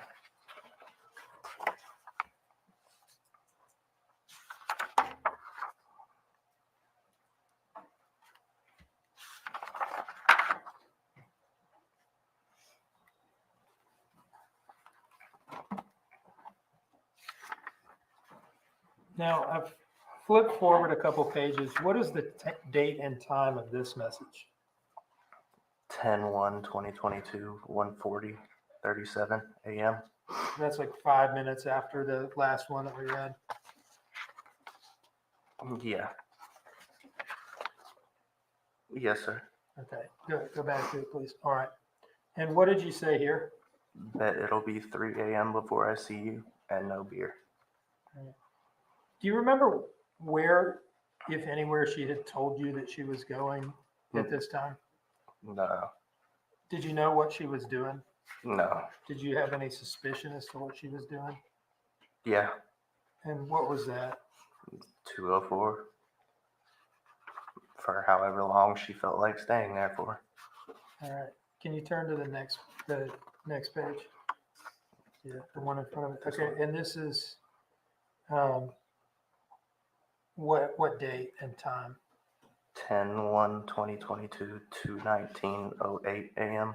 All right, so same morning, but like 40 minutes. 40 minutes later or something like that. 40 or 50, yeah.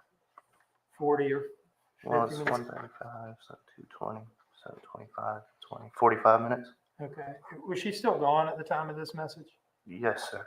And what did you say to her? But want me to be all over you when you run off at night like this and lie and don't respond?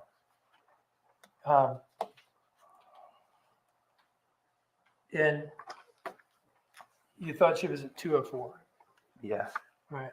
And that's where y'all would get drugs from. Yes, sir. I can take that back now.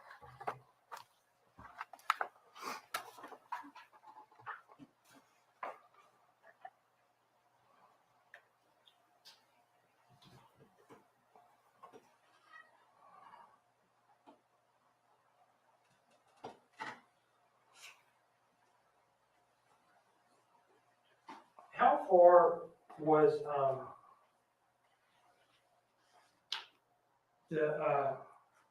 let me ask you this. When we say 204 in Arkwright Lane, are we talking about the same place? Yes, sir. The drug dealer's residence? Yes, sir. Okay. How long, if all you wanted to do was drive from 535 Buckhalter, or all someone wanted to do, you, the defendant, whoever. If all you wanted to do was drive from 535 Buckhalter to 204, aka Arkwright Lane, and buy drugs and then come home, how long would that take? A maximum of like 40 minutes. Okay.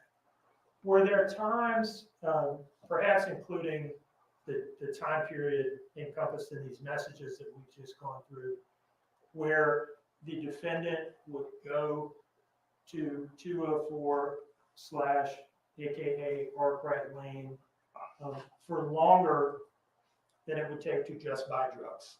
Yes, sir. And is that kind of what you were complaining about in those messages? Yes, sir. And Mr. Hilliard asked you about those messages or some messages like them. Were you upset that she wasn't home with the drugs yet? Do you remember him asking you that? Yes. And you responded, no, I was just annoyed that she wasn't home yet, that she was still out. Yes, sir. Is that accurate? Yes, sir.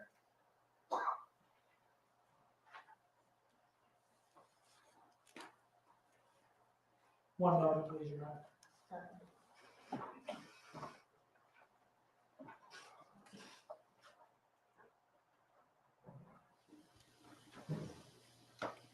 All right, I'd like to approach with what I've marked as State's Exhibit 86, Your Honor.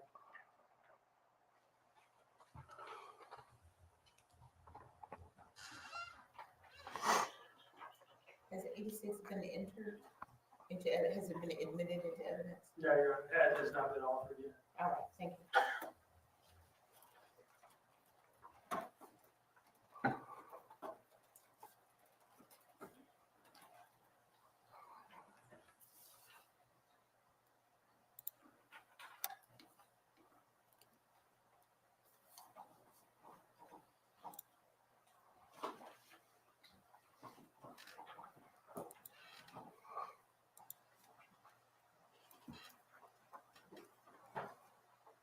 And I've handed the witness what I've marked as State's Exhibit 86. Sir, if you could look through that, take as long as you need, and then let me know when you're ready to talk about that document, okay?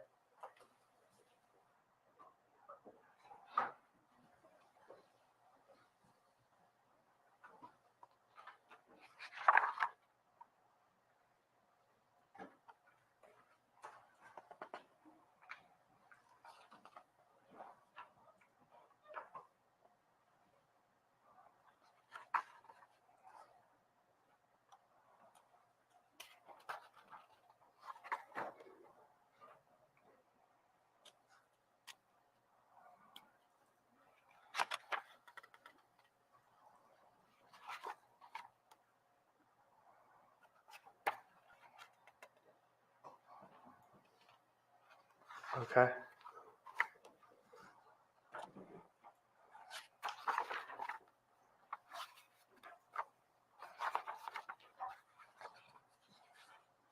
Do you recognize that, Danny? Yeah. Can you tell us what it is? Text messages between me and Leilani.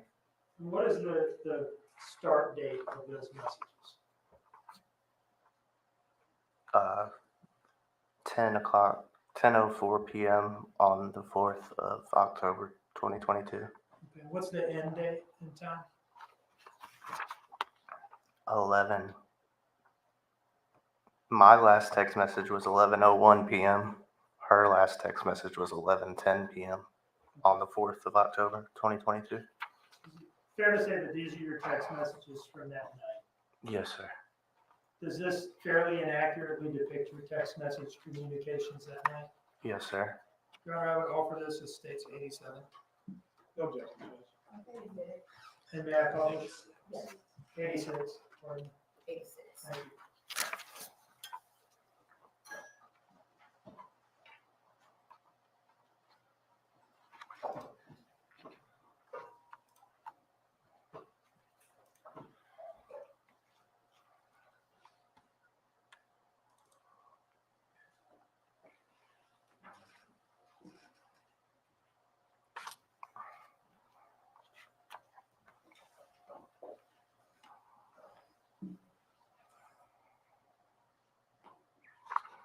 All right. I'd like to start towards the bottom of page 4. And let me ask you this. Can you see the screen from where you're at? You turn to the side, can you see it? Yes, sir. And can you read off of that screen all right? I don't know if it's one of those screens where if you're at an angle. No, I can see it. Okay. So from here on out, can we just work off the screen together, please? Yeah. I think that'd be easier. Absolutely. This green message here, can you tell us the time of this? 6:20 6:06 p.m. 10/4/2022. Okay, so this is the evening of October 4th. Yes, sir. But this would be some hours before she left on this 204 trip, correct? Yeah. Yes, sir. And the next message here, what does this one say? I'm gonna run to 204, I guess, at 10:32:20 on the 4th of October, 2022. Okay. So is it fair to say then that this message right here is basically like your first nighttime text message? Yes, sir. Between you and her? I know it's not your text message. Yes, sir.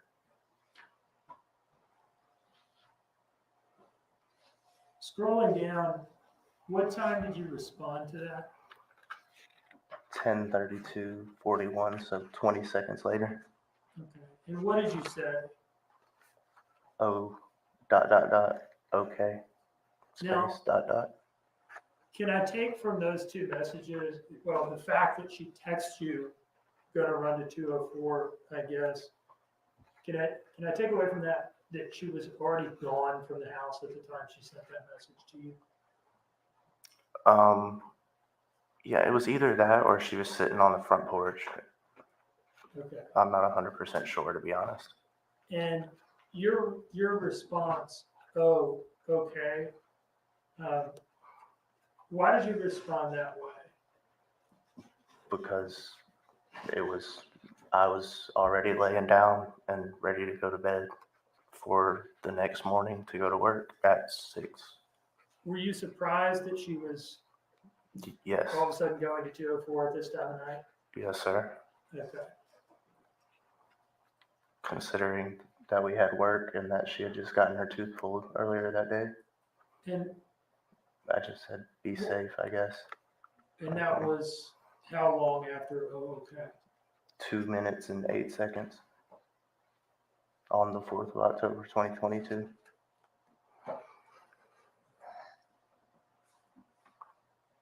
Now, what time was the next message? And you can drop the seconds. at this point. The next minute after, and she said, I will be, so she was responding, I'll be safe and I'll be quick, I promise.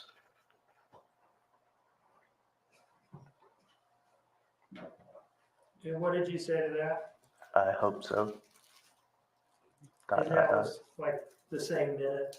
21 seconds left. Yes, yes, sir. And what did you say next?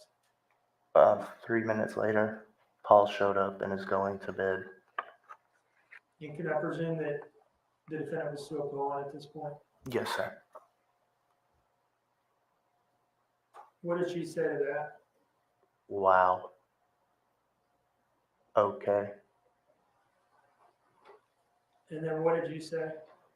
He said something about telling you he was on the way and then you leaving and him getting threatened to get ran over. Can you just kind of explain to us what, it sounds like that's a reference to some, Yeah, I think he had like an incident on the road on the way back to the house or something.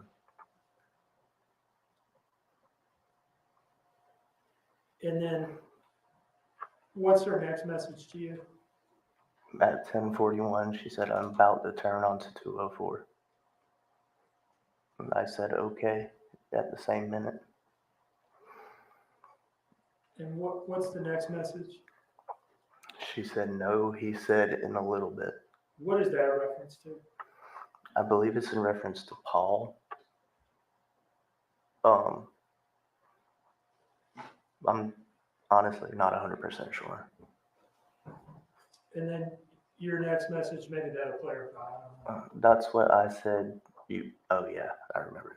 Sorry. Can you first read the message and tell us what this particular part of the exchange means? That's what I said. You said, he said. But he said something about it was something about no, it was I'm on the way or something. Was there, let me just ask you this, does this exchange refer to some sort of like miscommunication between the defendant and Paul about when exactly Paul was going to get out? Yeah, that's what I'm gathering from it. Yes, sir.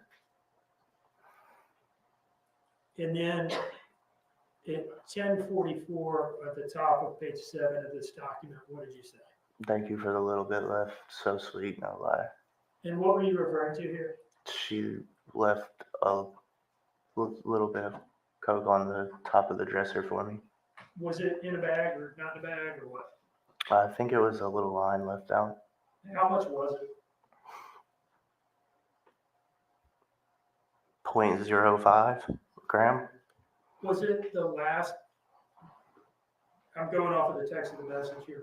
Was it the last of what y'all had in the house at that point? Yeah. Okay. And did you use it? Yes. I think, well, let me ask you this. Earlier, I think Mr. Hilliard may have asked you, were you drugging and drinking at that time? And I think you said no. Was that an intentional misrepresentation? No, it was not. Do you remember coming up to Savannah maybe a month or so ago and sitting down to talk to me in preparation for this trial? Yes, sir. And do you remember our going through all these messages together? Yeah, I do now. And do you remember my specifically asking you what that text message meant? Yes, I do. Do you remember freely admitting to me at that time? that Yes, there was I a do. reference to a little bit of cocaine. Yes, I do.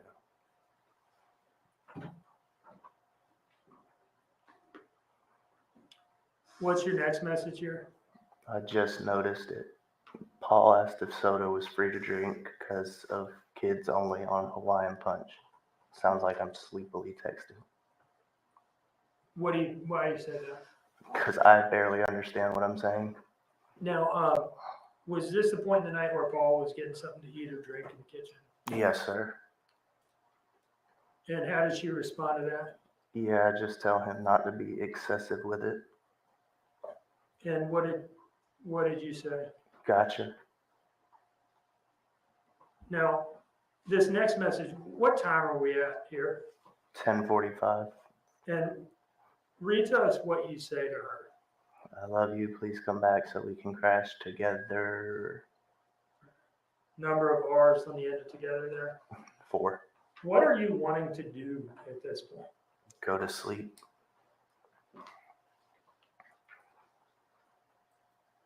Do you know where you were in the house when you sent this message?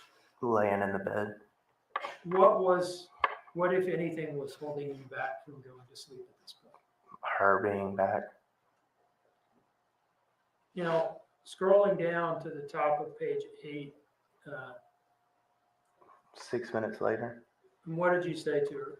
Or not. Has she responded to your last message about come No. back so we can crash together? No. So you say or not, and what does she say? I love you. And what does she say next?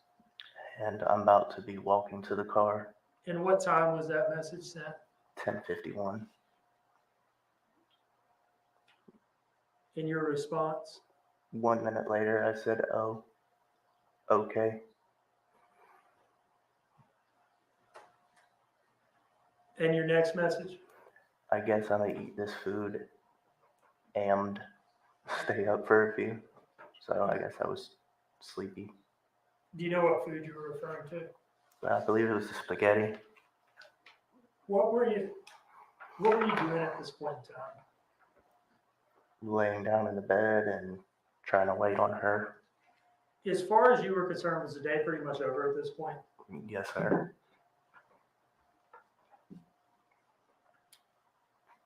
And what was your next message and when? 10:56. I said, I no want to be tired or you be tired either. They.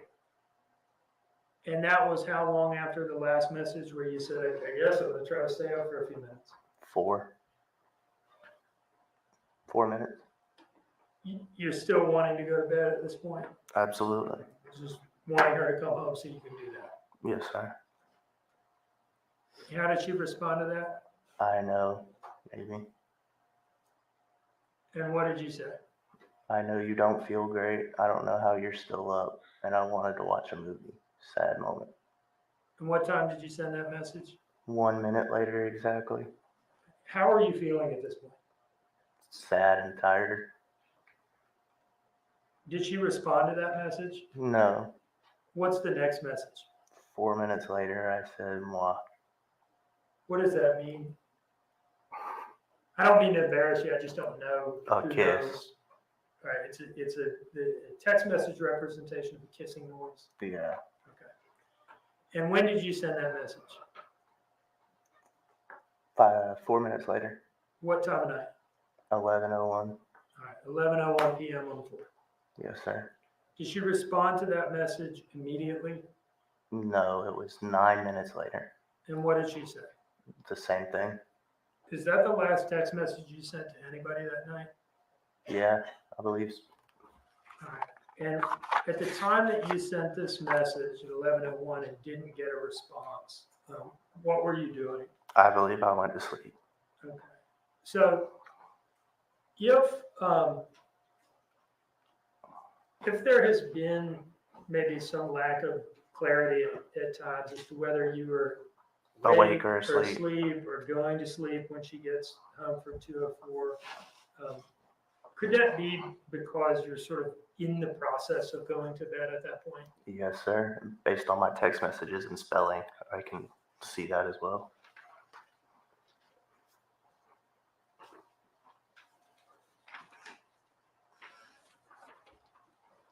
And my lack of remembering correctly.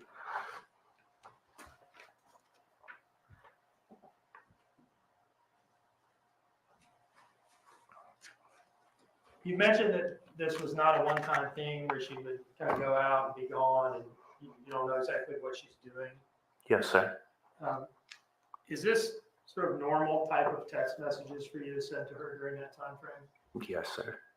Does anything in these text messages suggest that anything abnormal had happened in the house at this point? No.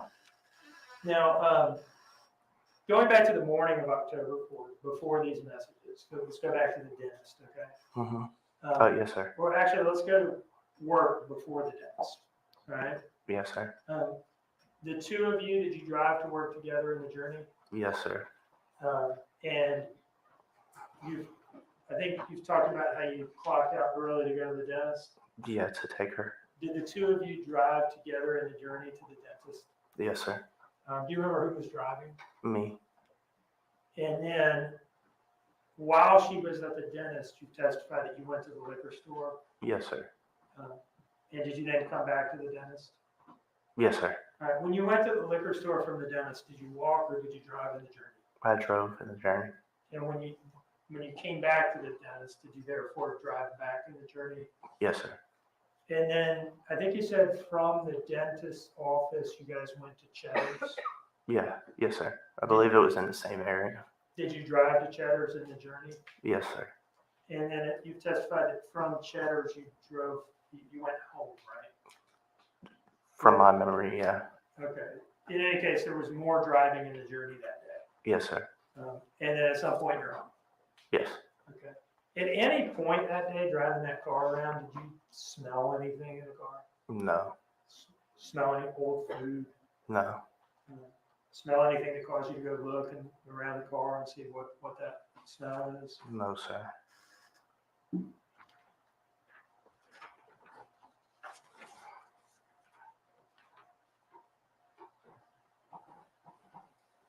One moment, please.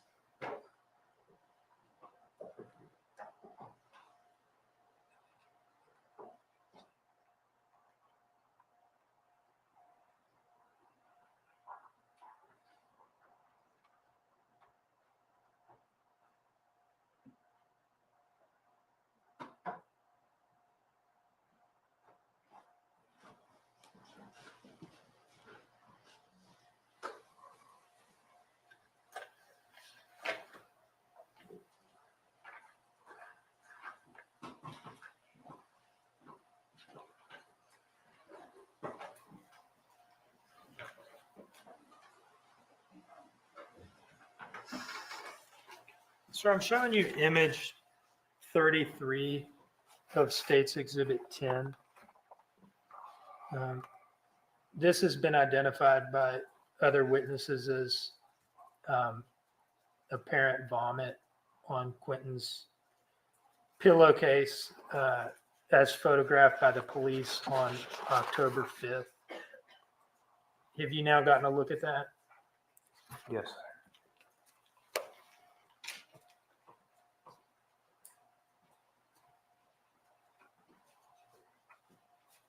Do you remember ever seeing that? No, sir.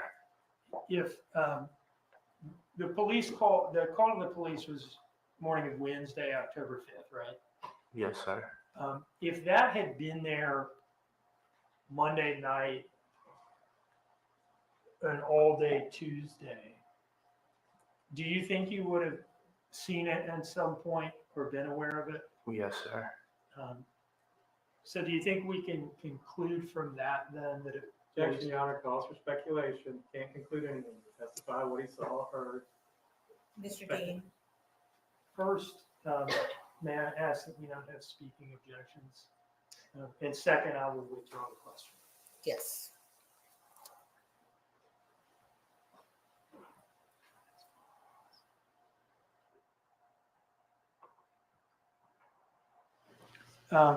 Do you have any recollection of an incident involving an accidental explosion of a package of rice cereal in the back of the Dodge Journey? No.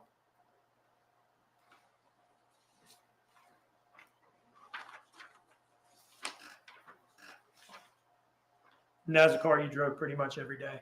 Yes, sir.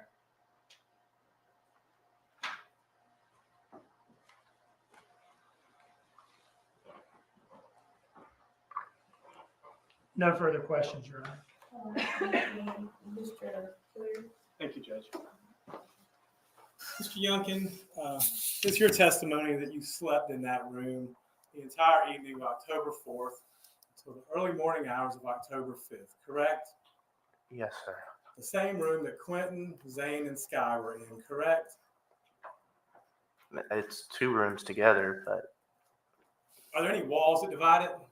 no. It's wide open, correct? Yes. You testified that you saw the kids okay, and you told them you saw the kids okay when you left at 5:30 that morning, correct? I was mistaken. Well, you're mistaken now, but you weren't then. The first time you spoke was on October 5th, wasn't it, Mr. Youngkin? Objection, Your Honor. I was mistaken then. Mr. Youngkin, just a moment. Your objection? 2 objections. 1, asked and answered previously. 2, beyond the scope of recross examination. I'm going to allow Mr. Hilliard to ask those questions. I really won't, Judge. It's not that big of a deal. Mr. Youngkin, you testified on redirect a minute ago that you were a responsible cocaine addict and you only put the cocaine on top of the testify. I didn't correct? say I was responsible. Okay. Well, you put it in a place that only the kids couldn't get it. Well, let me ask you this. You also testified a few minutes later, didn't you, that you couldn't read your own text messages because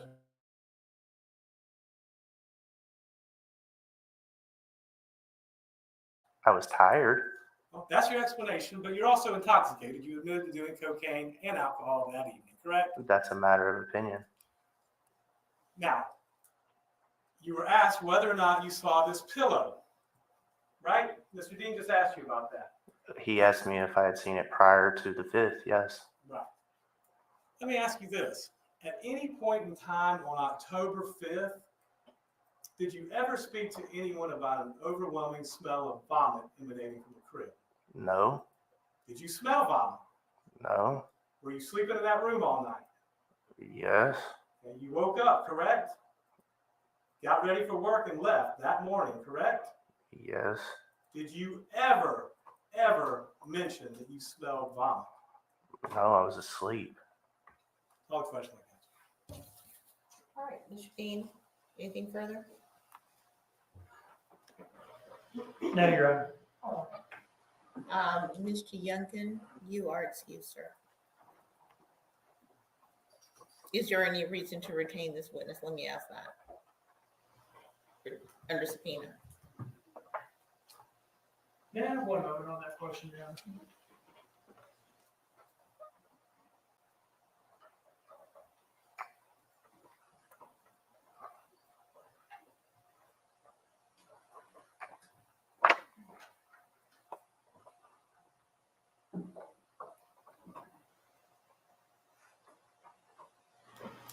No, Your Honor. No, Thank you. Mr. Youngkin, you're excused, sir. You're welcome.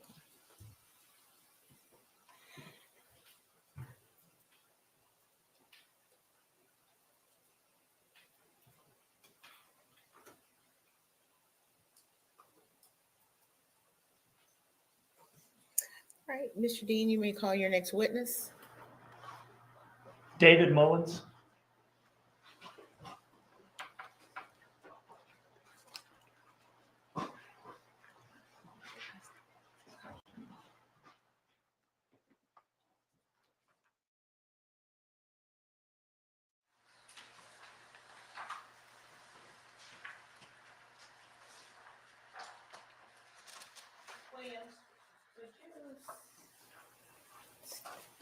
David Mullens. He's on his way. All right.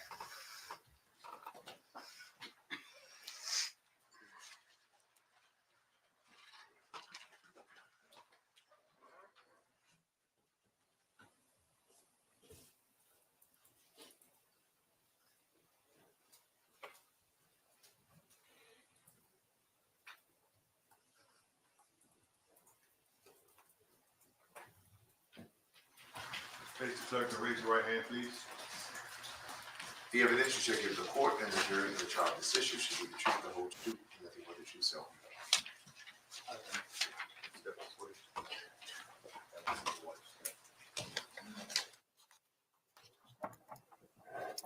morning.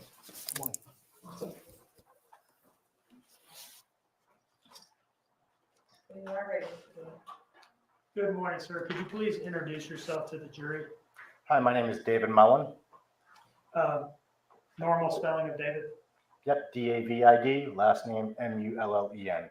And what is your city and state of residence, sir? Currently Springfield, Georgia. What do you do for a living? I'm a warehouse manager. And where do you work? Currently work for a company called Eunice. How long have you been in warehouse or freight operations? A little over 12 years.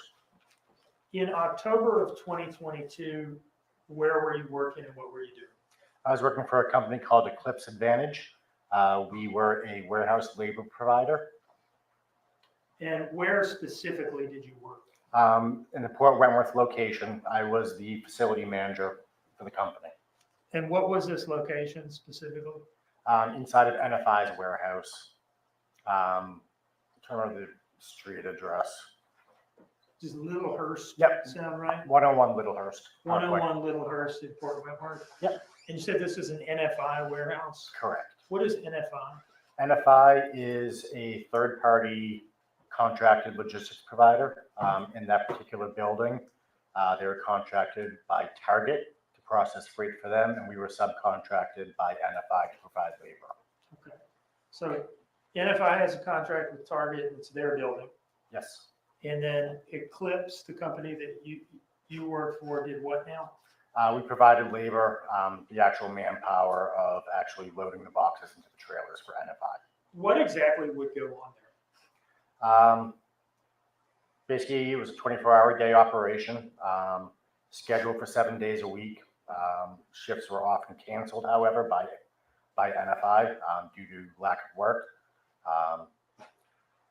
So we would have people that would unload containers, get the freight onto the floor, onto carts. The carts would be pushed over to the outbound side, where my team would take over and load the boxes into the trailers off the carts. And where do the trailers go from there? They go to Target's distribution centers.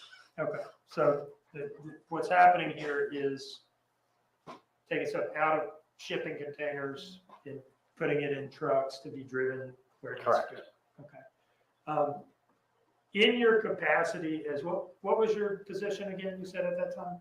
I was the warehouse facility manager. Okay. And in that capacity, did you meet the defendant, Leilani Simon? Yes, I did. And did you meet Daniel Youngkin? Yes, I did. And did you meet Paul Simon? Yes, I did. How did you meet all these people? They're all employed by Eclipse, so they all reported up through other people to me. And what did they do for Eclipse during the time period we're talking about, October 2022? They were responsible for loading trailers. So when the cart would get pulled over to the door, it was their responsibility to take the boxes off of that cart and stack it as high and tight as possible inside of the trailer. Is there security at that building, or was there security at that building at the time? Yes. That affected employees going in and out Yes. to and from work? Can you tell us about that, please? So there were metal detectors. There was a staff security operation right at the front entrance to the building. So all employees had to go through the metal detectors. For any reason the metal detector went off, security would then wand them. Checking for metal objects, making sure that nothing was getting brought into the operation. They're also responsible for keeping an eye on associates leaving to make sure that no product was leaving. All right, and what did that involve? Basically a cursory glance 9 times out of 10. If someone was leaving with the bag, they would ask them to open the bag and peek inside the bag. Okay, so employees even leaving work have to go through security. Yes. Okay. How did you keep track there of what hours people were working? So we used a timekeeping system where every employee had their fingerprint that was biometrically registered. So when they would come in for the day, they would put their finger up against the fingerprint reader. It would record their time in, and same thing for their time out. Did you have the ability to, if somebody had left and forgotten to clock out, did you have the ability to manually Yes. clock them out? And how would you do that? That would be off my computer terminal, either myself or the human resources manager, and the supervisors on the floor also had access to that. Did, at some point during the investigation of this case, did the FBI make contact with you? Yes, they did. And was there a Chatham County police detective there as well? Yes. Okay. And what were they asking you for? They asked me for if I any time card records of the defendant or Danny Youngkin or Paul Simon. And were you able to pull responsive documentation? Yes. And did you give time cards for the three of them Yes. to the FBI? Do you see in front of you 3 documents marked as States Exhibits 36, 37, and 38? Yes, I do. Do you know what those documents are? Yep, those are printouts of the time cards. Are those copies of what you gave to the FBI during the investigation? Yes, they are. And did those time cards reflect when you hit export or print and produce them? Yes, they do. They are time stamped at the top, time and date. And what was the date that you produced those to the FBI? That was October 6th. Okay. Are these timesheets we're looking at, are these maintained in the ordinary course of business at Eclipse? Yes. And do they reflect things as they happened at the time that they happened? Like they say somebody clocked in at this time, that's Yes. accurate? Yes. And they're kept on file? Yep. Do you consider them business records of Eclipse Advantage? Yes. Your Honor, I would offer these in as 36, 37, and 38. No objection, Your Honor. 36, 37, and 38 are admitted without objection. All right, I would like to, now, let me pull these up, and I just want to ask you a couple questions about them. Sure.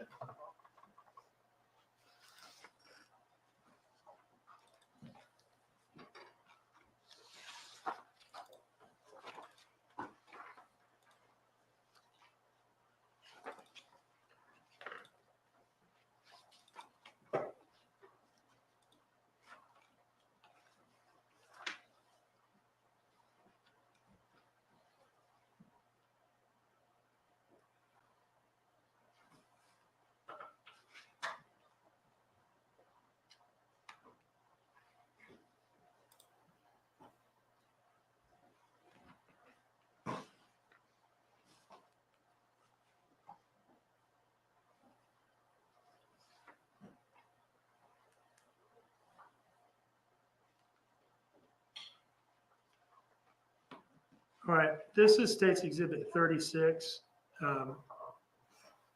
Whose time card is this? That is Leilani Simons. And can we see here the date and time that you produced this document? Yep, October 6th, 2022 at 3:54 p.m. Okay, so that date and time reflects when you printed it out or something. Correct. If it was produced on Thursday, October 6, 2022, can I take it then that on the last page at the bottom, that is the day represented by this Thursday here? Yes. Okay. And that would make this Wednesday above it Yes. October 5th? Yep. Okay, and then the Tuesday above that, October 4th? Correct. Okay. Now, this column over here, what does this reflect? That was the scheduled time that was input by one of the regional managers. Okay, so we're talking about the second, just so the record's clear, I should be a little better about this. We're talking about the second column from the left? Yes. Okay. And let me actually back out and just have you talk about these columns generally. Sorry, I'm jumping around a little bit. Yep, certainly. Leftmost column says date. Yep. Pretty self-explanatory. Yes. Next column says schedule, and you just talked about that, right? Correct. What does the next column mean? That is a system notated absence. And the next column? That is their pay code. So if an employee who typically would work on first shift works on second shift, you would see a pay code update there. And the next column? That is the amount of time. And then I think the next few columns are the ones that we're most concerned with. That's the in, out, transfer, in, out, transfer. Can you tell us what those things refer to? Yep. So that is the actual punches. So for example, looking at what is on the screen, that very first in punch you see where it says 6:09, that was the clocked in time for that particular day. Okay. And then the next column would be the clock out time or punch Correct. out time. Okay. Let's go back down now with that background to Tuesday, October 5th. And again, we're in the defendant's timesheet right now, correct? Yes. What does this reflect in terms of what she was scheduled to work that day? She was scheduled to work from 6 a.m. to 2 p.m. And what does it reflect in terms of when she actually clocked in? She clocked in at 6:08, which then flagged for a supervisor to approve. That was approved. That's what that check mark is. The approval basically just means it was acknowledged that the employee was not on time or did not punch within the 5-minute parameters before or after the scheduled punch. And then what does the next column over reflect? That would be the out punch for the day, which was 7:57 in the morning.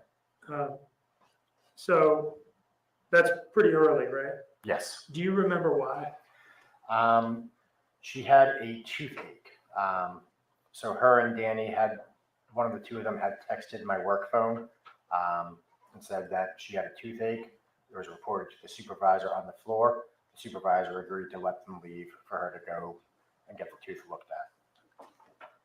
Now, what does her time card reflect in terms of Wednesday, October 5th? She did not come into work. What is that? Yeah, I see the word excused there. What does that mean? That is acknowledging that the employee was not in. We had to either mark it as no call, no show or excused. No call, no show could lead to termination very quickly. So usually absences were marked as excused. Now, Daniel Youngkin's timesheet, is it substantially the same setup? Yes. All right.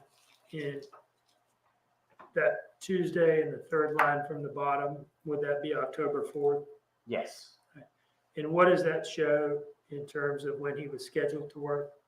He was scheduled to work from 6 o'clock in the morning to 2 o'clock in the afternoon. And is that the same shift as the defendant? Yes. And what does it show in terms of when he clocked in? He clocked in at 6:06 in the morning, again, over that 5-minute threshold, so it had to be acknowledged. And is that about the same time that the defendant clocked in that day? Yes. And when does it show in terms of when he clocked out? He clocked out at 7:56 in the morning. And is that about the same time that the defendant clocked out that day? Yes. Is this early clock out also attributable to the dentist trip? Yes. Okay. Now, moving on to Wednesday, October 5th, what does this show in terms of when he was scheduled to work? He was scheduled to work from 6 o'clock in the morning to 2 o'clock in the afternoon. And did he complete that shift? No, he did not. When does it show that he clocked in? He clocked in at 6:11 in the morning. And then what time was the clock out?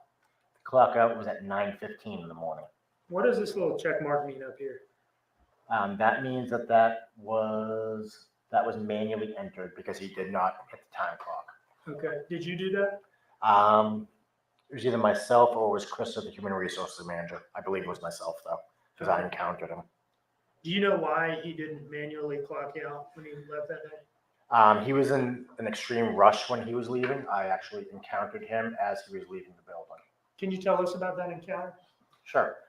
As I was walking into the building, security popped their head out the door and said, "Hey, someone just ran out the door." I looked over and saw Danny getting into his car. I walked over to Danny and said, "Why did you run out of the building? You have to let security check you out." Were you able to observe his demeanor and appearance at this time? Yes, he appeared frantic. Is probably the best word I can use to describe. He was crying, very upset. You could hear it in his voice. Something was not right. Did you see tears coming out of Yes, his I did. face? Out of his eyes? And Yes. were they coming down his face as well? Yes, Did it appear genuine to you? very Objection, much. Your Honor. Calls for speculation.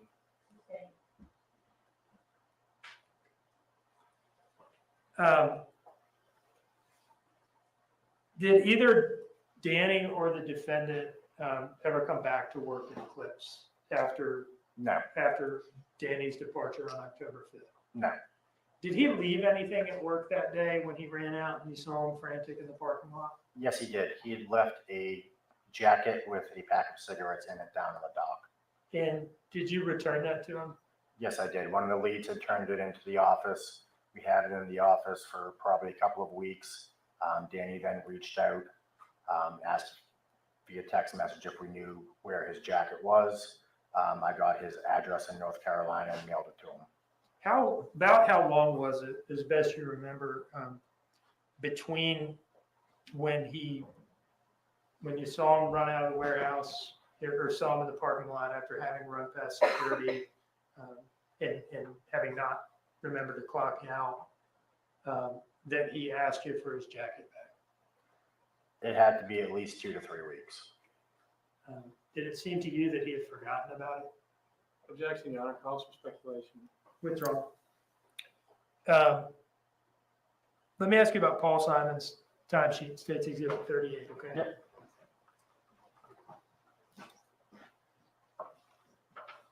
Now, I just want to go to Tuesday, October 4th.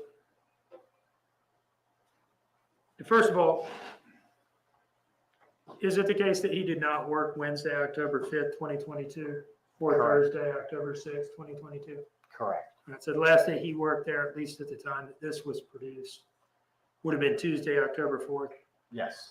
Now, there is a lot going on here in these columns. Yep. For Tuesday, October 4th. Can you, first of all, tell us, was he scheduled to work this day? In the system, no, but he was on the schedule for the day. Okay, and can you tell us what these entries indicate in terms of what happened with his clock ins and clock outs that day? Yep. So he came in early that day. He came in at 11:58. Would that be AM? Correct. Sorry. Okay, so just before noon. Correct. All right, and what's the next thing that happened? The next thing you see is 2 o'clock in the afternoon. That was the end of first shift, so we had to allocate his hours from shift to shift. So in that next column where you see transfer, you see WG1 / unload. WG1 stood for work group 1, so first shift. And what's the next entry? That is a clock back in at 2:01. As he never did leave, that's the only way we could update his hours to reflect into that second shift. And the next entry? That would be his out punch for lunch break at 5:33. PM? Correct. Okay. That Okay. next column is allocating from 2:01 to 5:33 into second shift, i.e. WG2. All right.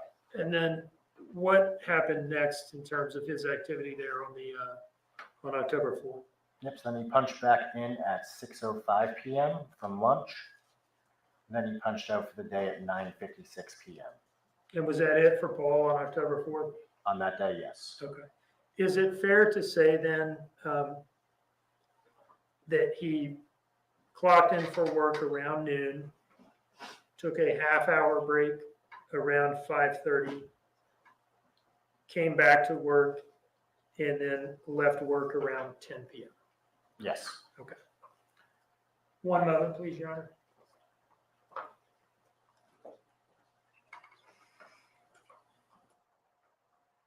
No further questions. Just a few. Good morning, Mr. Mullens. My name is Mark Hilliard. How are you, sir? Good. So you were the direct supervisor for Paul Simon, Leilani Simon, and Danny Youngkin back in October of 2022, correct? I was the dotted line supervisor. Were you the one that they mostly interacted with regards to clocking in, checking out, getting excused, things like that? Myself or the supervisors. Well, I guess, let me just jump to this. Did you know Miss Simon back then? Yes. Interact with her? Yes. Did you know Mr. Paul Simon at that point? Yes, I did. By looking at him? Yep. Did you know Mr. Danny Youngkin by interacting with them? Yes. So if you passed them on the street, you'd know who they were, correct? Yes. I didn't see this on the sheets, but the regular shift was from 6 to 2 Yes. for Mr. Youngkin and Miss Simon, correct? Yes. And the regular shift for Paul Simon, I think, was like 2 to 10. Yes. Okay. Those are the general shifts they work. What was your shift usually? My shift was typically more of a mid shift. So I would get in typically between 8 a.m. or 9 a.m. and I'd work over into that second shift so I could interact with both shifts. So you could kind of bridge the gap. You would, Yes. you know, Leilani and Danny would get there a little bit before you, and they would leave a little bit before you left. And generally speaking, Paul would get there a little bit before you left every day. Yes. So and how often would you say you interacted with them? Typically at least once every 2 days. Again, my responsibility is more running the business. They would have a lot of interaction with the daily floor leadership. Okay.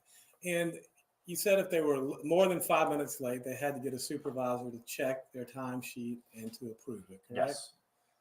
So it sounds like there was, anytime that you were late, and I guess it didn't matter if you were clocking in, going to lunch or whatever, the supervisor would have to approve that, and that's what those little check marks Yes. were.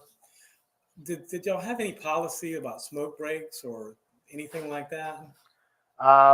No firm policy. If the team was standing around waiting for work, they could go have a cigarette. To do that, they had to leave the floor, go through a security checkpoint, but still stay within the premises of the building. Okay, so was it like a designated area that they would Yes. have to go to? And is that where all the employees and supervisors had to go to smoke? Yes. All right. And did you ever see Miss Simon out there smoking? Yes. Mr. Simon? Yes. Mr. Youngkin? Yes. Okay. And I'm not prying, I'm an ex-smoker, but did you smoke with them as well? Yes. Okay. And how often would you see them out there? I'm not, would you see them once a week, once a day? I mean, that's usually where I interact with them the most, honestly. So once every 2 days. so On that's, average. that's where you'd see them all was out there smoking, correct? And you said you returned Mr. Youngkin's jacket to him, Yes. and in the jacket was a pack of cigarettes? Yes. And what type of cigarettes did Mr. Youngkin smoke? I don't recall. I want to say, I'm not positive, but I want to say it was like Marlboro menthol or something. And you smoked with him on more than one occasion in the Yes. smoke break, I guess the smoke break area? Yep. Thank you. That's all the questions I have. Thank you, Mr. Mullens. Thank you. Thank you. Anything further, Mr. Dean?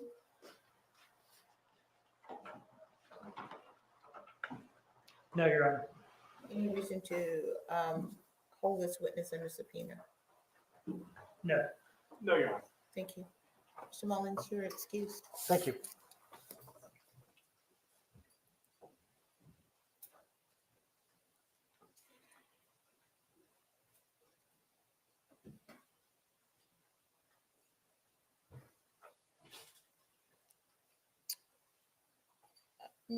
Mr. Dean, your next witness.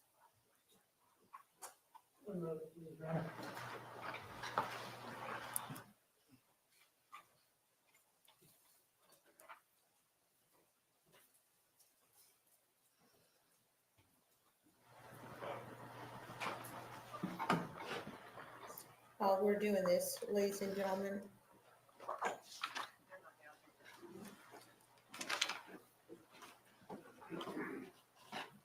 Your Honor, we're waiting on a couple witnesses to come downstairs, but other than that, ready to Do you want to proceed. stand up and take a little stretch break? You need a break. All right. Let's take a 15-minute break. Jurors will be exiting.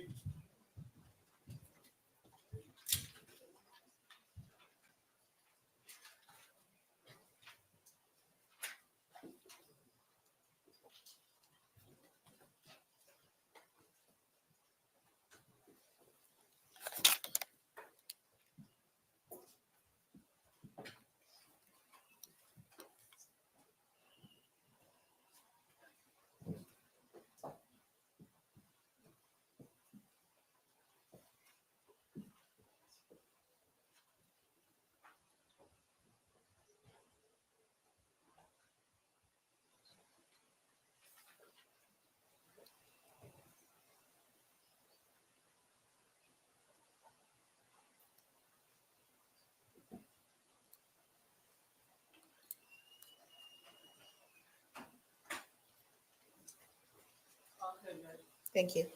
So the time now is about 11:28 or so. We'll bring the jurors back in by 11:45.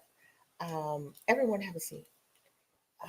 Mr. Dean, the next witnesses you have, there are a couple of witnesses. Are they relatively short witnesses? And I know that's relative. So the next witness I would call, because of where we are today, would be Melissa Missy Gray, aka Misty. From my perspective, she's going to be a short witness because she did not, in fact, meet the defendant for an Oragel handoff. I don't know what Mr. Hilliard is going to try to do with it else. And then who would be the witness that you would call after Misty? You gonna make me reveal that, Your Honor? No, I'm not going to make you reveal that. Is it a relatively short witness or a more involved witness? Probably more involved than Missy. Okay, Sure. and I'm just asking in terms of time. So my thought is that we'll proceed with Misty when she comes back, and then we'll see where we are before the next witness. That may be a good time to take a break. All right, we're in recess until 11:45. She loves her breaks. She so loves her breaks.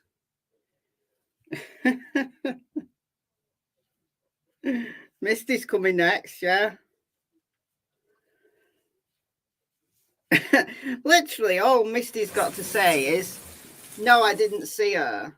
I didn't give her Oragel. That's it. So she's going to come in for 5 minutes. She's going to ask the same questions by the defense attorney, and that'll be done. That'll be it. Is she the neighbour? She's the person who lives near the dumpsters, who Leilani said she met at the Chevron gas station to get Oragel. So the cops went to Misty and asked her to confirm Leilani's story, and she said, no, I didn't see her. She didn't come to me for Oragel, and in fact, didn't see Leilani at all. So maybe maybe Leilani is regretting that story now. So she's not exactly a neighbour, but she lives close by.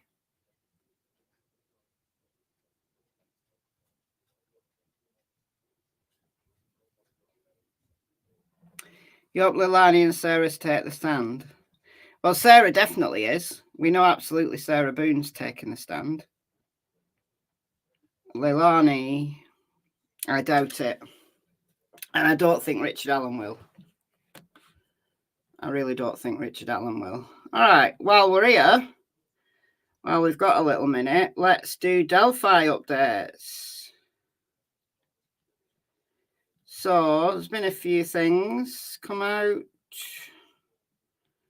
this morning.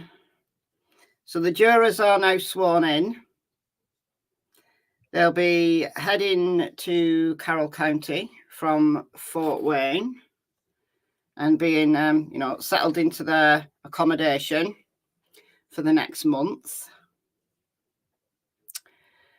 And they are doing motions hearing. They've got a motions hearing today. So somebody reported on the prosecution's motion for the composite sketches not to be seen by the jury. A witness testified saying he's helped in drawing a sketch. It's not clear if he's the artist for any of the 2 sketches released in 2017 or 2019. Gull said she'd take things under advisement and have a decision tomorrow morning. So we don't know whether the sketches are in or out until tomorrow. So I'm assuming that this motions hearing had witnesses, that one of the sketch artists was brought into court. I assume. Don't know which one though.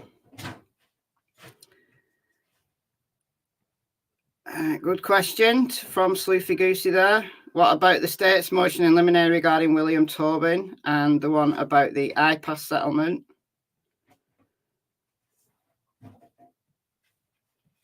Witness testified. Which one? What specifically did they say? What questions were they asked by the defence, by the state? How did the judge go respond?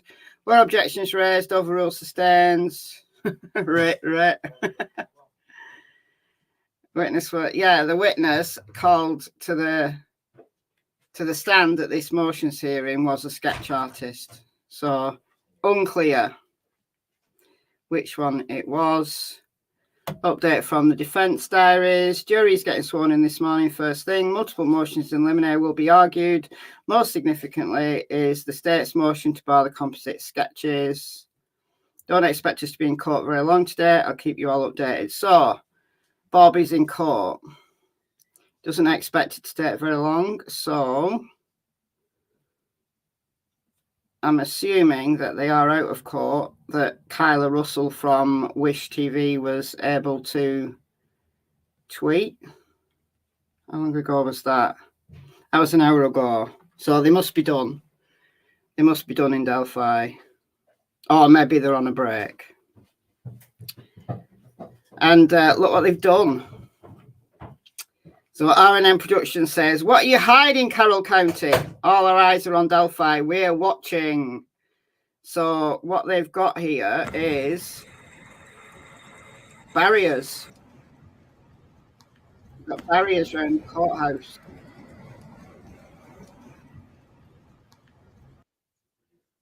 Why don't they want to see the defendant? They It's don't like want always like in and out, in and out. They don't want him. They don't want us to see it. Because he's my size, chains and collars and leashes all over. It's all about optics. They don't have all of those people around Rick Allen because they want to keep everybody else safe. They don't want us to see Rick Allen. They don't want us to look at Rick Allen. They don't want us to see his face and his eyes. Guess what? The eyes of the world are on them. They're not allowed to do that to him anymore. And they have tried to break him. And Rick Allen, he's not going to break. Look at, he has done a year in solitary confinement.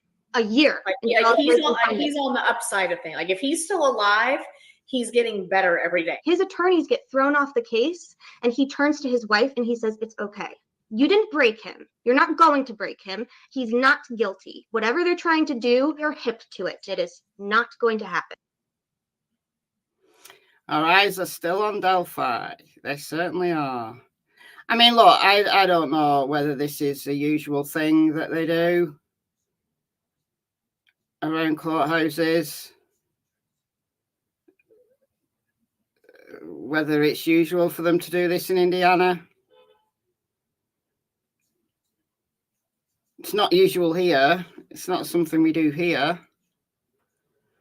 You know, the press are allowed to take photographs of people going in and out of the courtroom, courthouse rather. But there are people saying, oh, that's Karen Reed. There are people saying that they do this. So I don't know. Let's see what else is going on.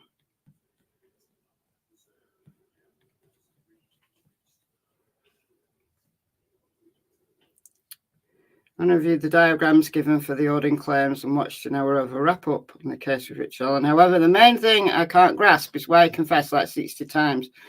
Well, because he was psychotic and he said that he killed his family and his grandchildren, even though his family are very much alive and his family are without grandchildren. Why are they without grandchildren? Because Rick killed them? No, because they don't have grandchildren. They don't have grandchildren. Defense withdrew the request for jury visiting the crime scene, according to this person. So Kyla Russell from Wish TV. The defense in the Delphi double murder trial has withdrawn their request for a jury visit to the Modern High Bridge. Don't know why. Maybe they think they can do well without it.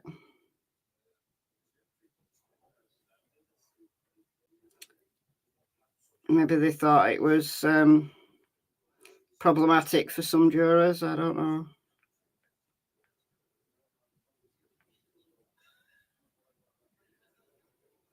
Numerous confessions Richard Allen has made about the murder of Libby German and Abby Williams will be cleared to be brought up during the trial.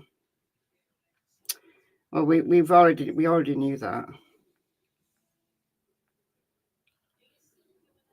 Expert provides analysis. I think that's about it for new stuff.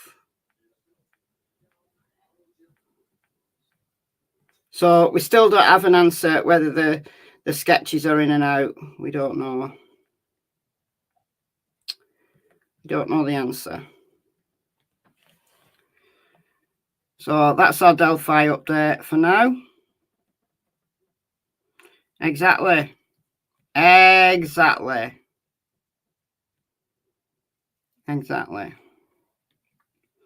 Kohlberger in his nice suit looks way better than he did.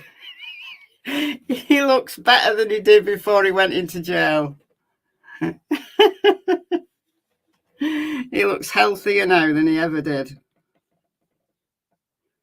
It's crazy, isn't it? It's an absolute farce. And it's so sad. So sad for all concerned that it's turned out this way. It didn't need to be like this. It did not need to be like this.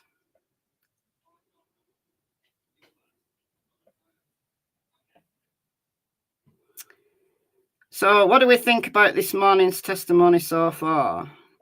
In this case, yeah. Yeah. Oh, no, it isn't. It isn't because I've got barriers up. I know it isn't because I've got barriers up. And I've got a very strict control on everything to do with this case because I'm a control freak. So, yeah. So, this case. I don't think that the defense did an awful lot of damage to the case. Like, obviously, they're implying some things about, that Daniel was a drug user, portraying him as bad as Leilani. And in some ways, he was. He was just as much a substance user as Leilani was.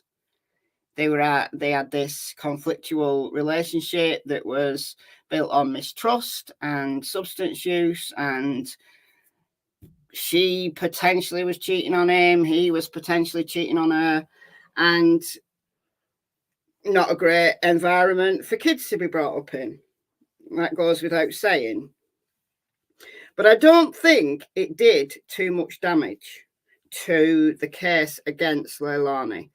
Because even though there were some things that were implied, like doing coke in the same room as the kids, then you could say, well, maybe Quinton got hold of some drugs and he died, and then Leilani panicked. However, that's a stretch, given that given that it's Leilani at the dumpsters. So if a kid got their hands on either Danny's drugs or Leilani's drugs, why was it that Leilani panicked? Why was it her that panicked and not Danny? So you have to say either he's a psychopath, that he's so cool under stress that he can fool the FBI.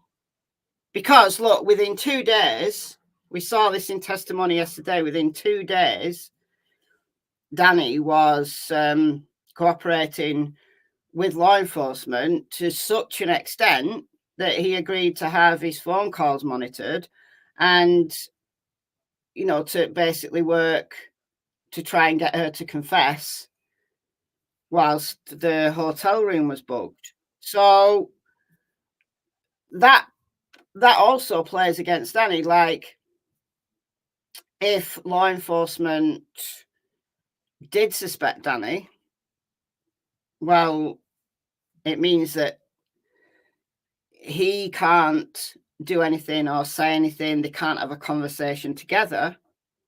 Like, if they were both in on it together, they can't have a conversation about it together. I mean, they could. I guess they could via other means. But I think Leilani, just like the chief Hadley said at a press conference really early on in the investigation, when he declared that this was a potential homicide, and he said that there's only one suspect. So if they suspected Danny, they wouldn't have said that, would they?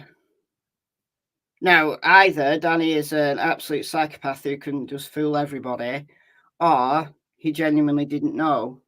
My question is, I put it in the chat earlier, my question is, well, I want to know where Quinton was murdered. Because if it's in the same room, then was Danny so completely blacked out on drink and drugs, which is very possible, that he didn't hear anything. I'd like to know why he didn't hear anything. But there's ways and means to murder someone without making any noise. She could have suffocated him. But in one of the murder counts, though, it says that Quinton had a violent death and that she'd hit him with an object. So that brings up another question. How do they know that she hit him with an object if they only recovered a few bones? And we saw what bones they'd recovered yesterday when the forensic anthropologist testified. So we know that it was leg bones, a few arm bones, and part of the skull, and a couple of ribs. So, and she testified that the injuries to those bones had occurred either more likely after death. So there's this grey area of during death, but certainly no opportunity for any healing to have taken place. But so my question is, why have they said in one of the counts of murder, why have they said that she hit him with an object? And I wondered whether they found Quinton's blood on something in the house that could have been used as a weapon. And we're yet to find out whether that is the case. So if she was hitting him with objects, I would imagine that there would be noise. Or maybe law enforcement's theory is wrong. I don't know. So I still have questions. I mean, look, maybe there was noise and Danny was just so blacked out that he didn't hear anything. that he could sleep through babies crying, and he didn't hear anything.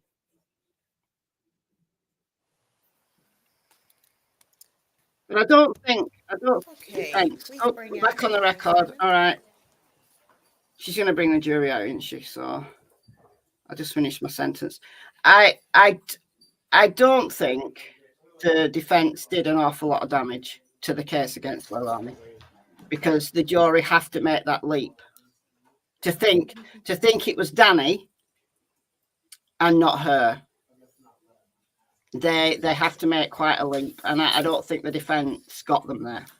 That's just my opinion, and that's, you know, we're all entitled to an opinion.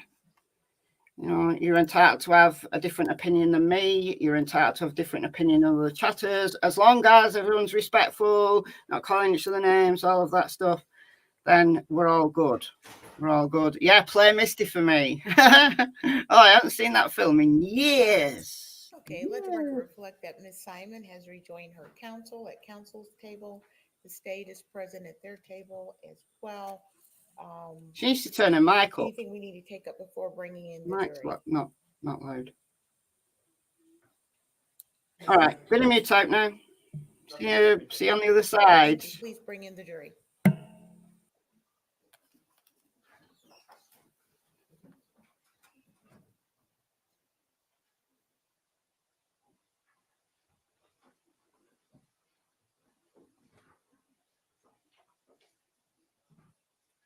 Jury is now your nine.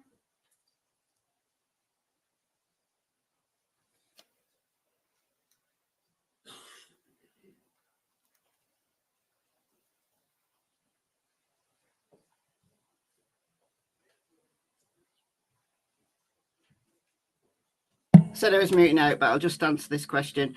But would he have been so open to work with law enforcement if he was guilty? Probably not. That probably absolutely goes in his favour. It's certainly in law enforcement's eyes. I mean, look, it's possible that somebody is going to just basically, you know, be as cooperative as possible and think that they can outsmart everybody.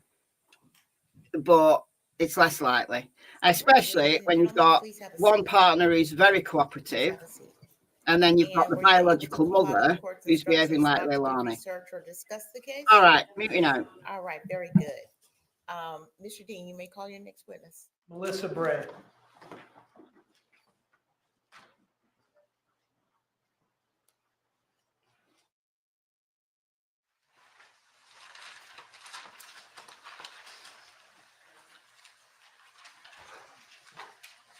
Step this way, ma'am. Face the clerk and raise your right hand. The evidence you shall give the court and jury in the trial of this issue shall be the truth, the whole truth, and nothing but the truth, so help you God. Step this way, ma'am.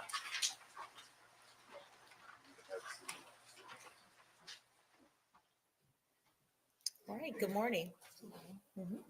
Mr. Dean. Hello, could you please introduce yourself to the jury? Hi, I'm Melissa Bray. And do you live in the Savannah area? Yes. Where do you live? Not the street address, but the general area. Off of Highway 17, Ogeechee Road in Azalea. I'm going to ask you, I can hear you, but I'm not sure that everybody can.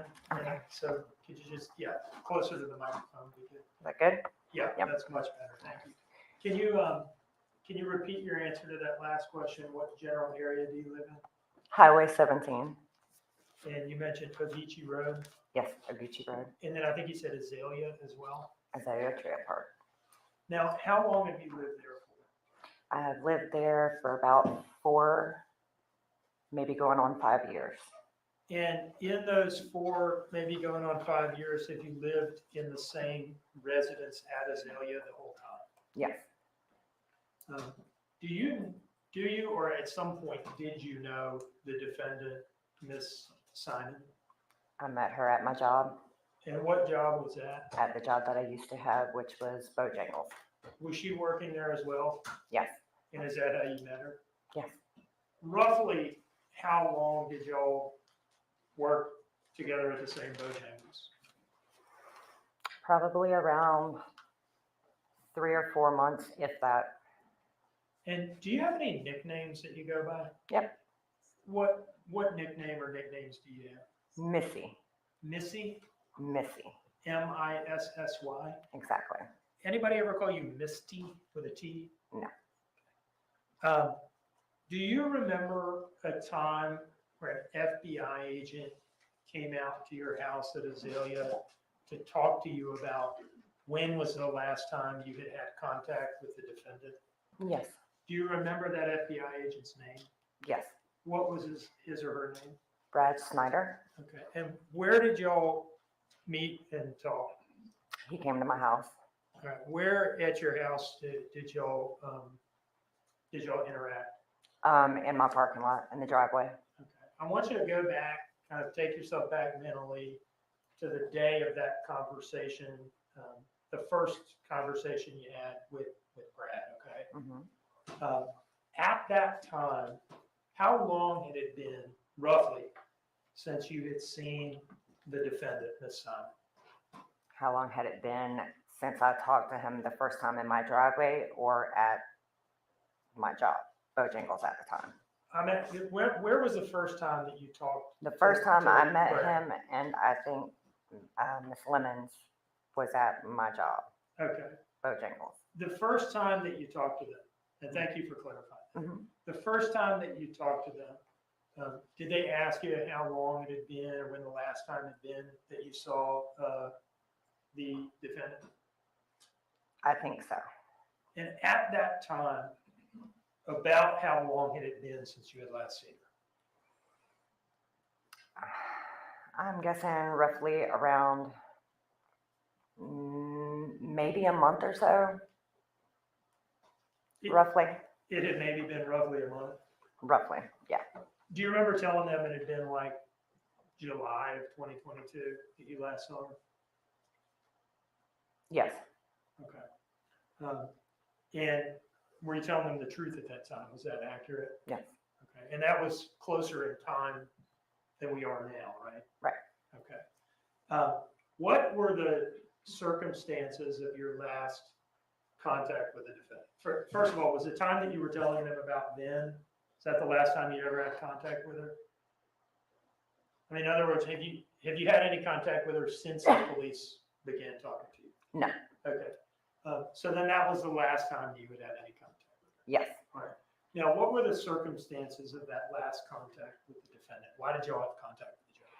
Because she came to my house around 12 midnight or 1 o'clock in the morning, asking if we had any money, me and my husband, for gas, because her vehicle stalled on that back road behind me. I can't remember the name of the road right now.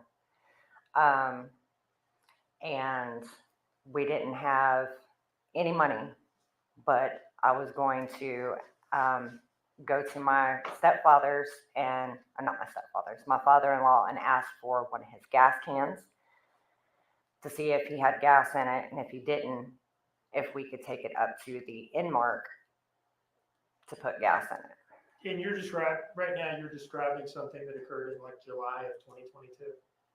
Yes. Okay. So what happened with the gas can?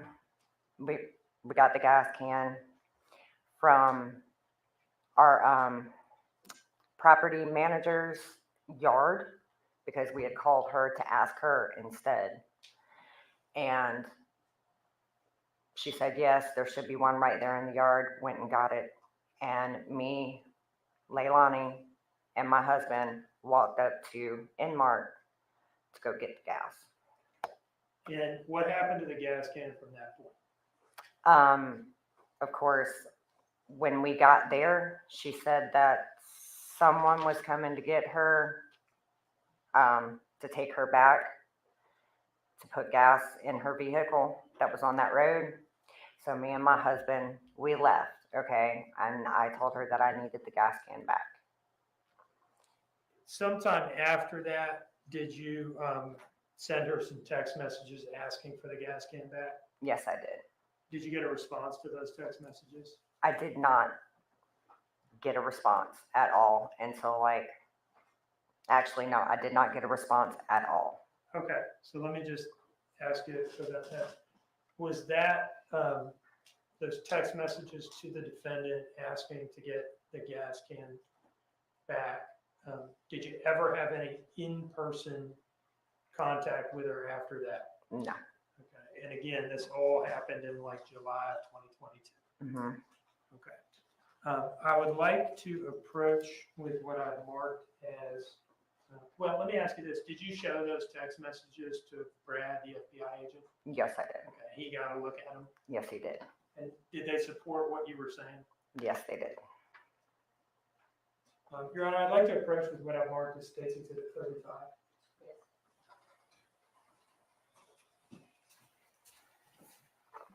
Do you recognize that? Yes. Okay.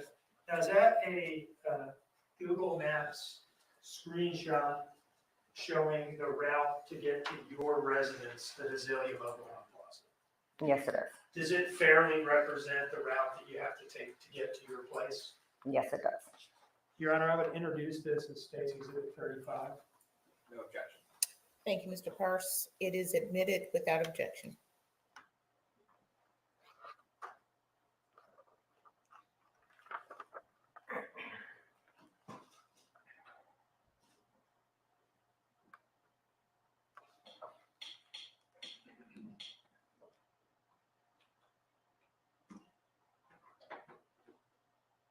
All right. Do you see that main road at the top there that I'm highlighting with the little arrow? Mm-hmm. Is that Ogeechee Road? You can say yes or no. Oh, The yes. court reporter's taking everything down. Okay. Yes. And that red arrow coming off of Ogeechee Road, does that reflect the turn that you make to get into Azalea? Yes. Okay. And is that right next to the Chevron? Yes, it is. Okay.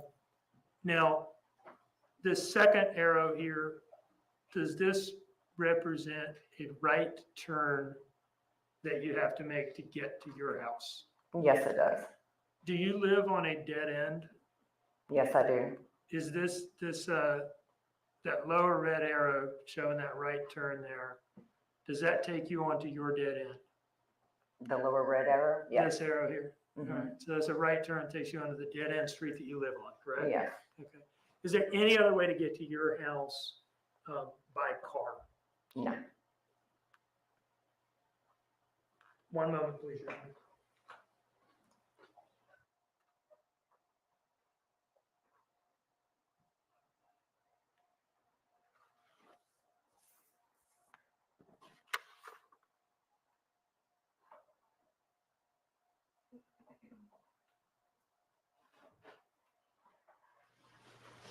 Was there ever a time where she came and met up with you in the middle of the night to get Orajel from you?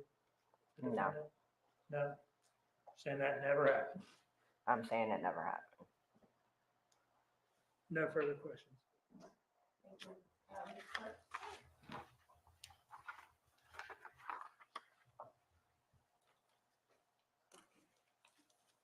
Good morning, Ms. Bray. Good morning. I want to walk up and look at that map, if you would. As I understand it, this is Ogeechee Road. Right. This is I guess that's a left turn. And the second arrow goes down there. Where is your residence in this area? I am, let's see. Do you mind showing me up there so everybody can see? Sure. I should be probably somewhere either this or up underneath these trees. Okay, thank you. And is that a Chevron station that you mentioned? Yes. And that, for the record, is that looks like a big square to me. Yes. And you live in the Azalea Mobile Home Park. Yes, sir. And you talked about knowing Leilani Simon. Do you know Daniel Youngkin? No, I do not. Have you ever hung out with Leilani Simon socially? No, I have not. Now, it's now October 2024. And the events that are, important to hear are October 2022. How clearly do you remember what happened back in October 2022 in your life? Clearly, as in, what do you mean? Well, who you saw, where you went, dates and times and things like that. I am not that good with dates and times, I'm not either. but certain events, just like anybody else, certain events stand out. Considering the fact that I had to send her text message after text message because the gas can was that of my property managers, and I didn't want to get in trouble. Mm-hmm. That is going to be something that I remember. I think those are all the questions I have. Thank you. Anything further from the state? No, Your Honor. Ma'am, you may step down and you are excused.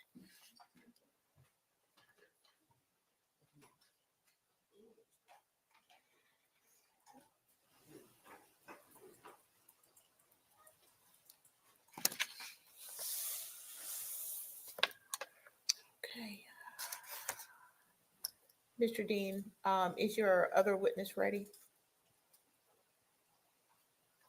Your Honor, this is going to be a longer witness. I would ask that we take our break now. Of course, okay with that? Okay, as we discussed.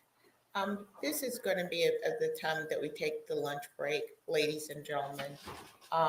So I am going to excuse you for lunch. I'm going to ask you to comply with the court's instructions. Do not discuss the case with anyone. Don't allow anyone to discuss it around you. Please don't do any research. Okay. The time now is 12:04. Let's meet back and begin again at 1:15. All right, you're excused. Jury's exiting.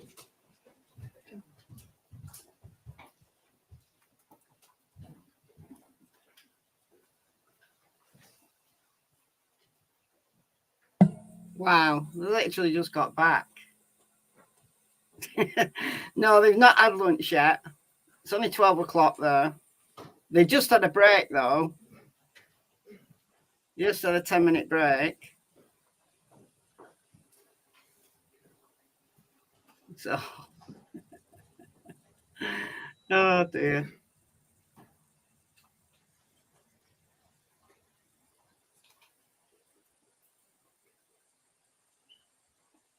Could it be Paul? Who? I don't even know what Paul looks like, honestly. Thank you. All right. We'll resume at 1:15. Thank you. We're in recess. Cool. I mean, look, I'd rather them take regular breaks if it means that jurors are forced to stay awake. So I'm okay with having a break every couple of hours. I'm fine with that. However, in this case, we do seem to have an awful lot of them. Not a lot of objections, though. Not a lot of sidebars. I don't think we've had a sidebar yet. We've had a couple of objections, but I don't think we've had a sidebar even. I don't think we have. All right. We're going to have a look at whether there's anything happening in Sarah Boone land.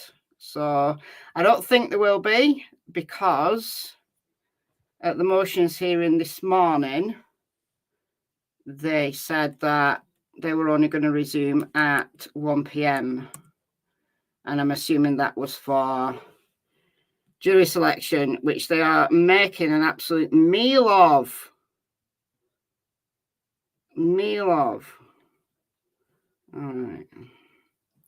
Sarah Boone's attorney just said she had a bunch of witnesses she wants to call, but ultimately it's up to him. They won't be calling many of them.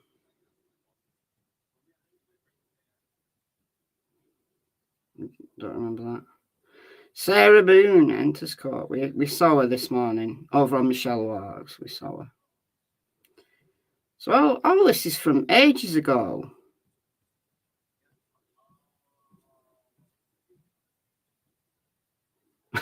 So you're telling me there's no motion to call the suitcase up to testify? The suitcase will be an exhibit. It will totally be an exhibit. Wait, what? Sarah Boone's trial is underway. What?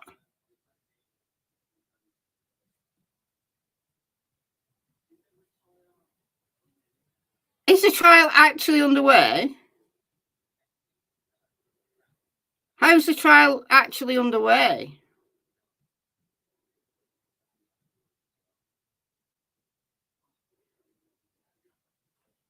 It's not underway. That's a lie.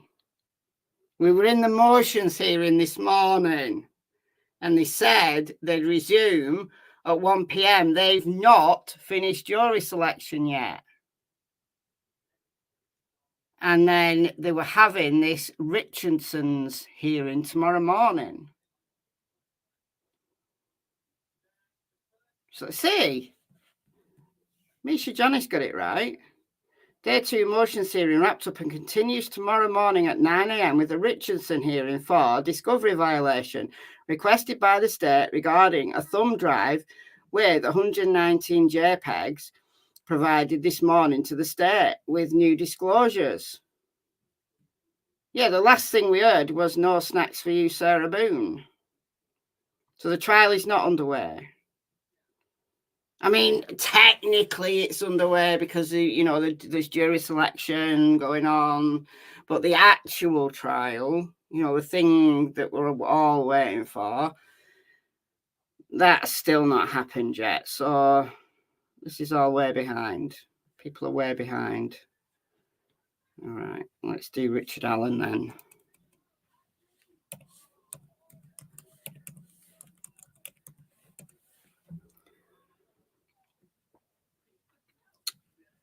Oh dear. How many times do we need to answer this question? How many times do we need to do this? Richard Allen put himself there. No, he didn't. He put himself on the trails. He didn't put himself at the crime scene, put himself on the trails like many other people were that day. He confessed 60 times. Yes, but he confessed to killing his family and his grandchildren. He also confessed to shooting the girls in the back. They weren't shot. He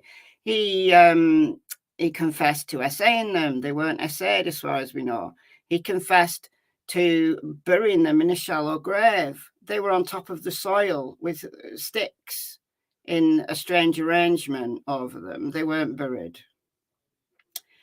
LE FBI taking 7 years to come up with a patsy. Unlikely. Well, no, it's not unlikely, given that Tony Liggett was under pressure in the sheriff's election. He thought he might lose. So one good way of getting Carroll County on side would be to make an arrest in a case that had been stagnant for 5.5 years. They thought they were going to get it with Kegan Kline, but he was spinning them all a load of lies. So yeah, they had to come up with someone else. So no, when you put it like that, it doesn't seem that unlikely.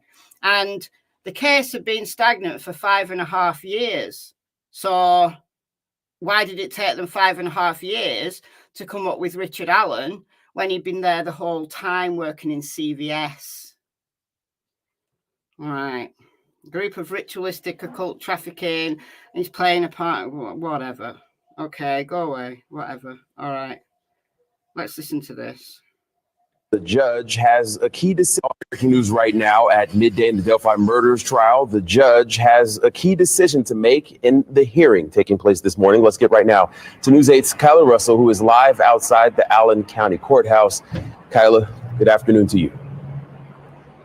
Hey there, Dakari. So quite a bit of new information coming out of the courtroom this morning. About an hour ago, so around 10 a.m., The full jury was sworn in. We now have a better idea of the makeup of that jury. It's 8 women and 4 men. And then those 4 alternates are made up by 2 men and 2 women. Now, Judge Gohl also heard arguments from both sides of the prosecution's motion to keep those 2 sketches used in the investigation from being seen by the jury. They brought in a witness that said he had helped in a drawing of a composite sketch. We do not know yet if that was one of those 2 sketches that's been released in 2017 and 2019. Judge Gohl heard those arguments. She said she would take those under advisement and would have a decision by tomorrow before the trial kicks off.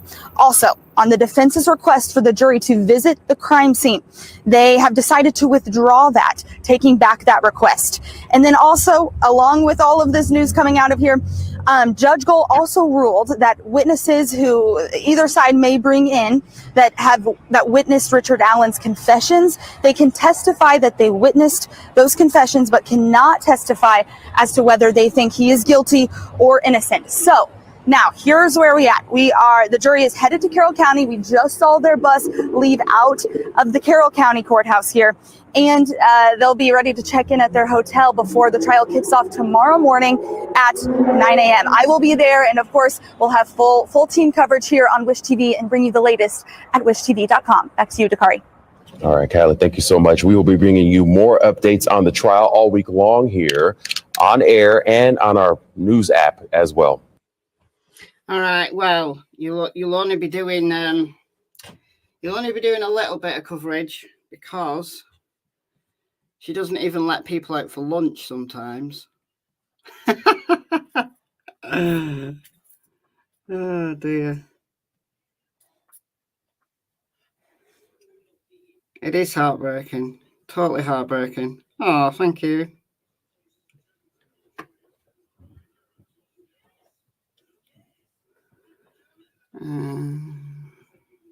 Exactly. Of course it does. Too right it does. Corruption is everywhere. This is just very blatant. I don't understand why more people don't see it. It's so blatant.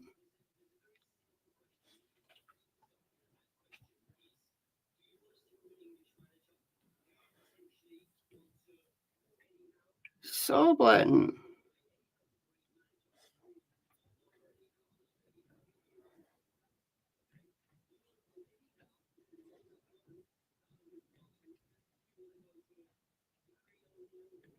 What's that? I think it was CTV. Might be. Oh, Court TV. Might be Law and Crime.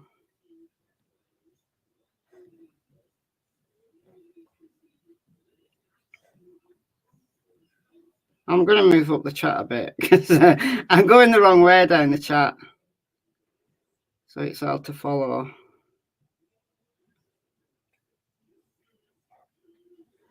They will have someone to get in the suitcase.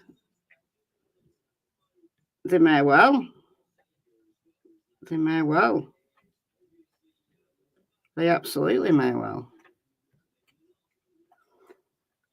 She's been denied snacks. Yeah, she's been denied snacks. Talking about Sarah Boone.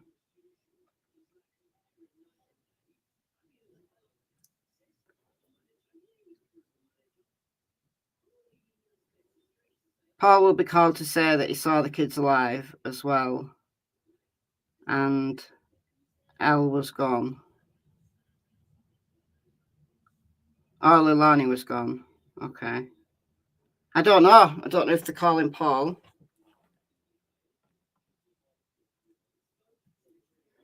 They've talked about him a lot, so it might seem weird if they don't.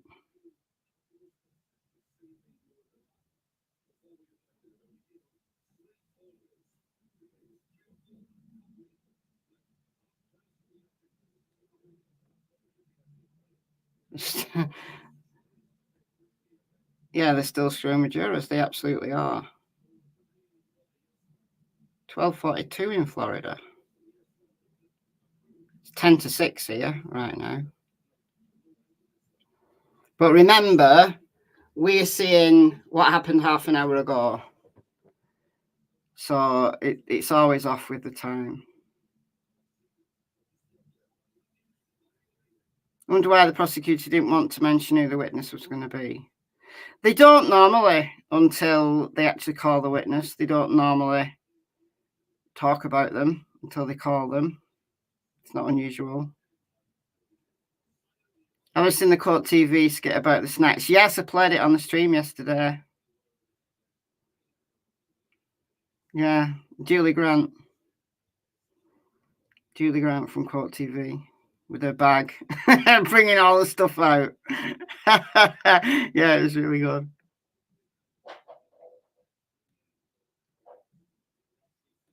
False confessions, yeah.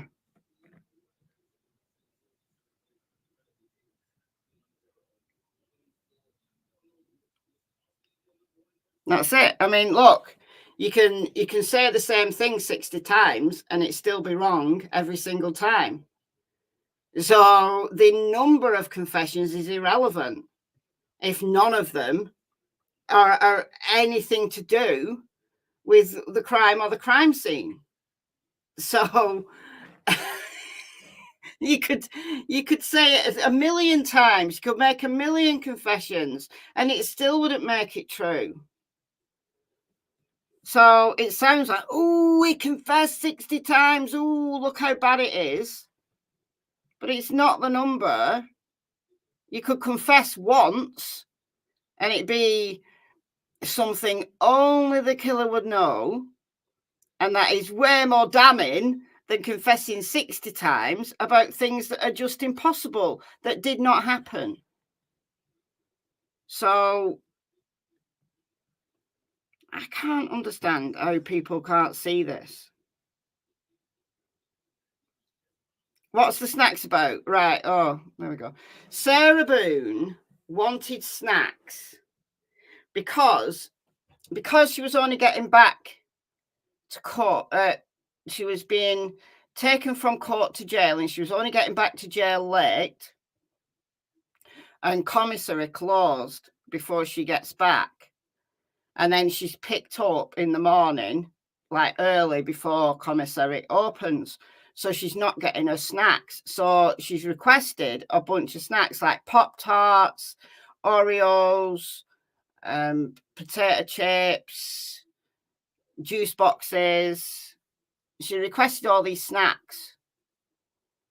And the judges said no. She's getting fed. She's getting fed. She doesn't need all these extra snacks. So, no. The answer is 0. No snacks. I would imagine that her attorney could bring her a snack. She could eat something her attorney gave her. That's what Alec Murdoch was doing. Did you see the Murdoch trial? They were all sat there scoffing little candy. I don't know what they were. I don't know whether they were mints or what, but they were all sat there on the defense table eating these snacks the whole time. So I don't think the judge would object to her having it like a peppermint or something once in a while. But it's all the amount of snacks. This is just like an insane amount of snacks. What, you're going to eat all that? So you're gonna get fed at the court, and then you're gonna have all these snacks when you get back, like in the middle of the night. What is she? Is she some kind of binge eater or something?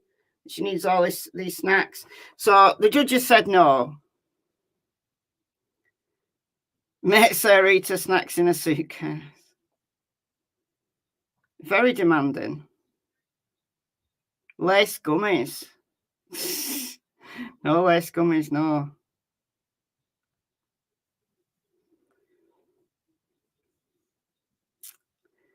She's a princess, that's for sure. Yeah, well, she got herself in this situation. If she's got a sugar habit, then surprised she didn't ask for Dr. Pepper. She was a big Dr. Pepper fan at one time. All right, I'm going to take a little break. Going to go and stretch my legs. And then I'm going to be back. I want to play, if anybody's interested in the Menendez brothers, I'm going to play a little bit of the press conference if you want when I get back. It's dead interesting. So unless we have any breaking news anywhere else, I'll play some of the press conference from the Menendez brothers from yesterday. It happened yesterday. Like we were in this this trial when it happened yesterday. Am I getting snacks? Yes, I am. I'm getting a snack because I'm not in jail. I'd have to ask anyone's permission.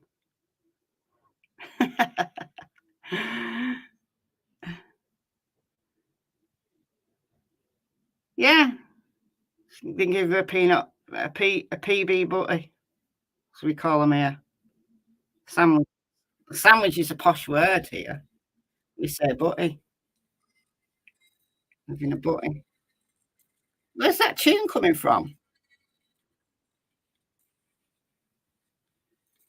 Oh, it's coming from Court TV. I was like, what? Where's that tune coming from? I don't think you could hear it. It's coming from Court TV in the background. All right. Well, I'm going to mute that because it's annoying. And do you want to listen to Court TV? Do you want to listen to this?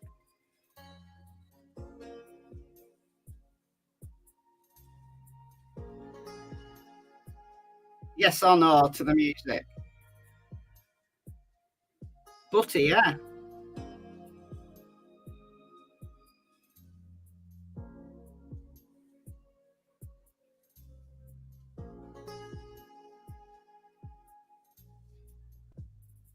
No to the music. All right. It's annoying, isn't it? No to the music. All right. All right. I'm going to put my little thing up. So I'm going to be back. I'm going to be back within 10 minutes. I'm not going to be very long at all. And then we'll talk about the Menendez brothers. So moving out for 10.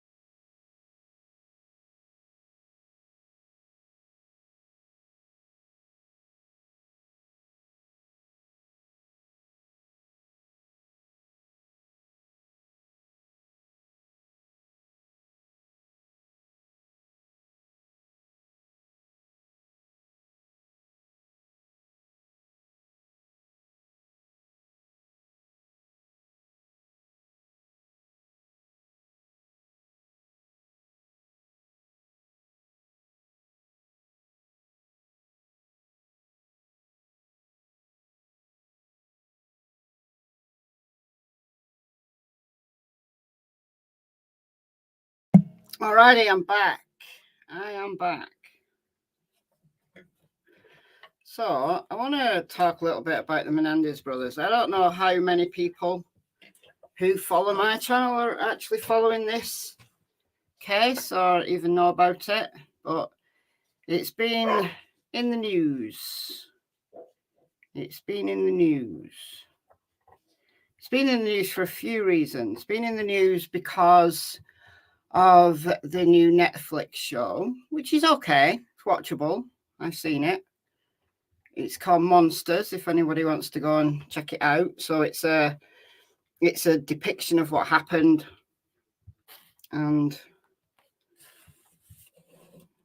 obviously there has been some criticism of it for being too sensationalist, but I think it gives a decent summary. But more recently, it's been in the news because there is apparently new information, new evidence. And there is a considerable campaign to free them. So I'll just give you a dead brief summary here. Let me get rid of this banner. I'll give you a brief summary, literally a one paragraph summary, and then I'll play some of the press conference from yesterday, which took place while this trial was on. So these are they. This is Eric and Lyle Menendez.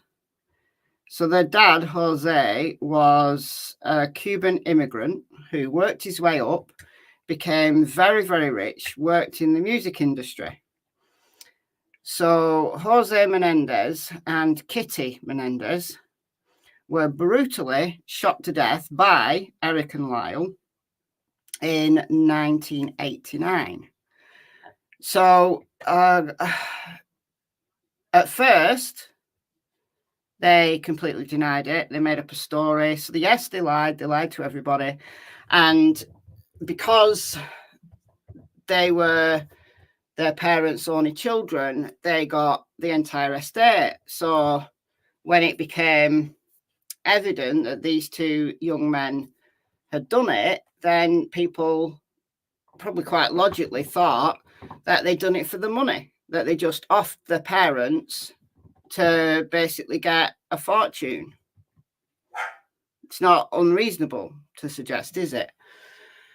So they did, I guess, especially Lyle. Lyle was pretty cocky. Eric was a little bit more reserved. They did do a lot of spending and partying and stuff, so it did look very inappropriate. Lots of, eyebrows were raised over these two young men who'd lost their parents, whose parents had been gunned down in their house. Was it the mafia? Was it one of Jose's business associates that had come to get him? What was it? What was it? Was it something like that? And Eric and Lyle Menendez really played into that. However, finally, they admitted it was them. It went to trial.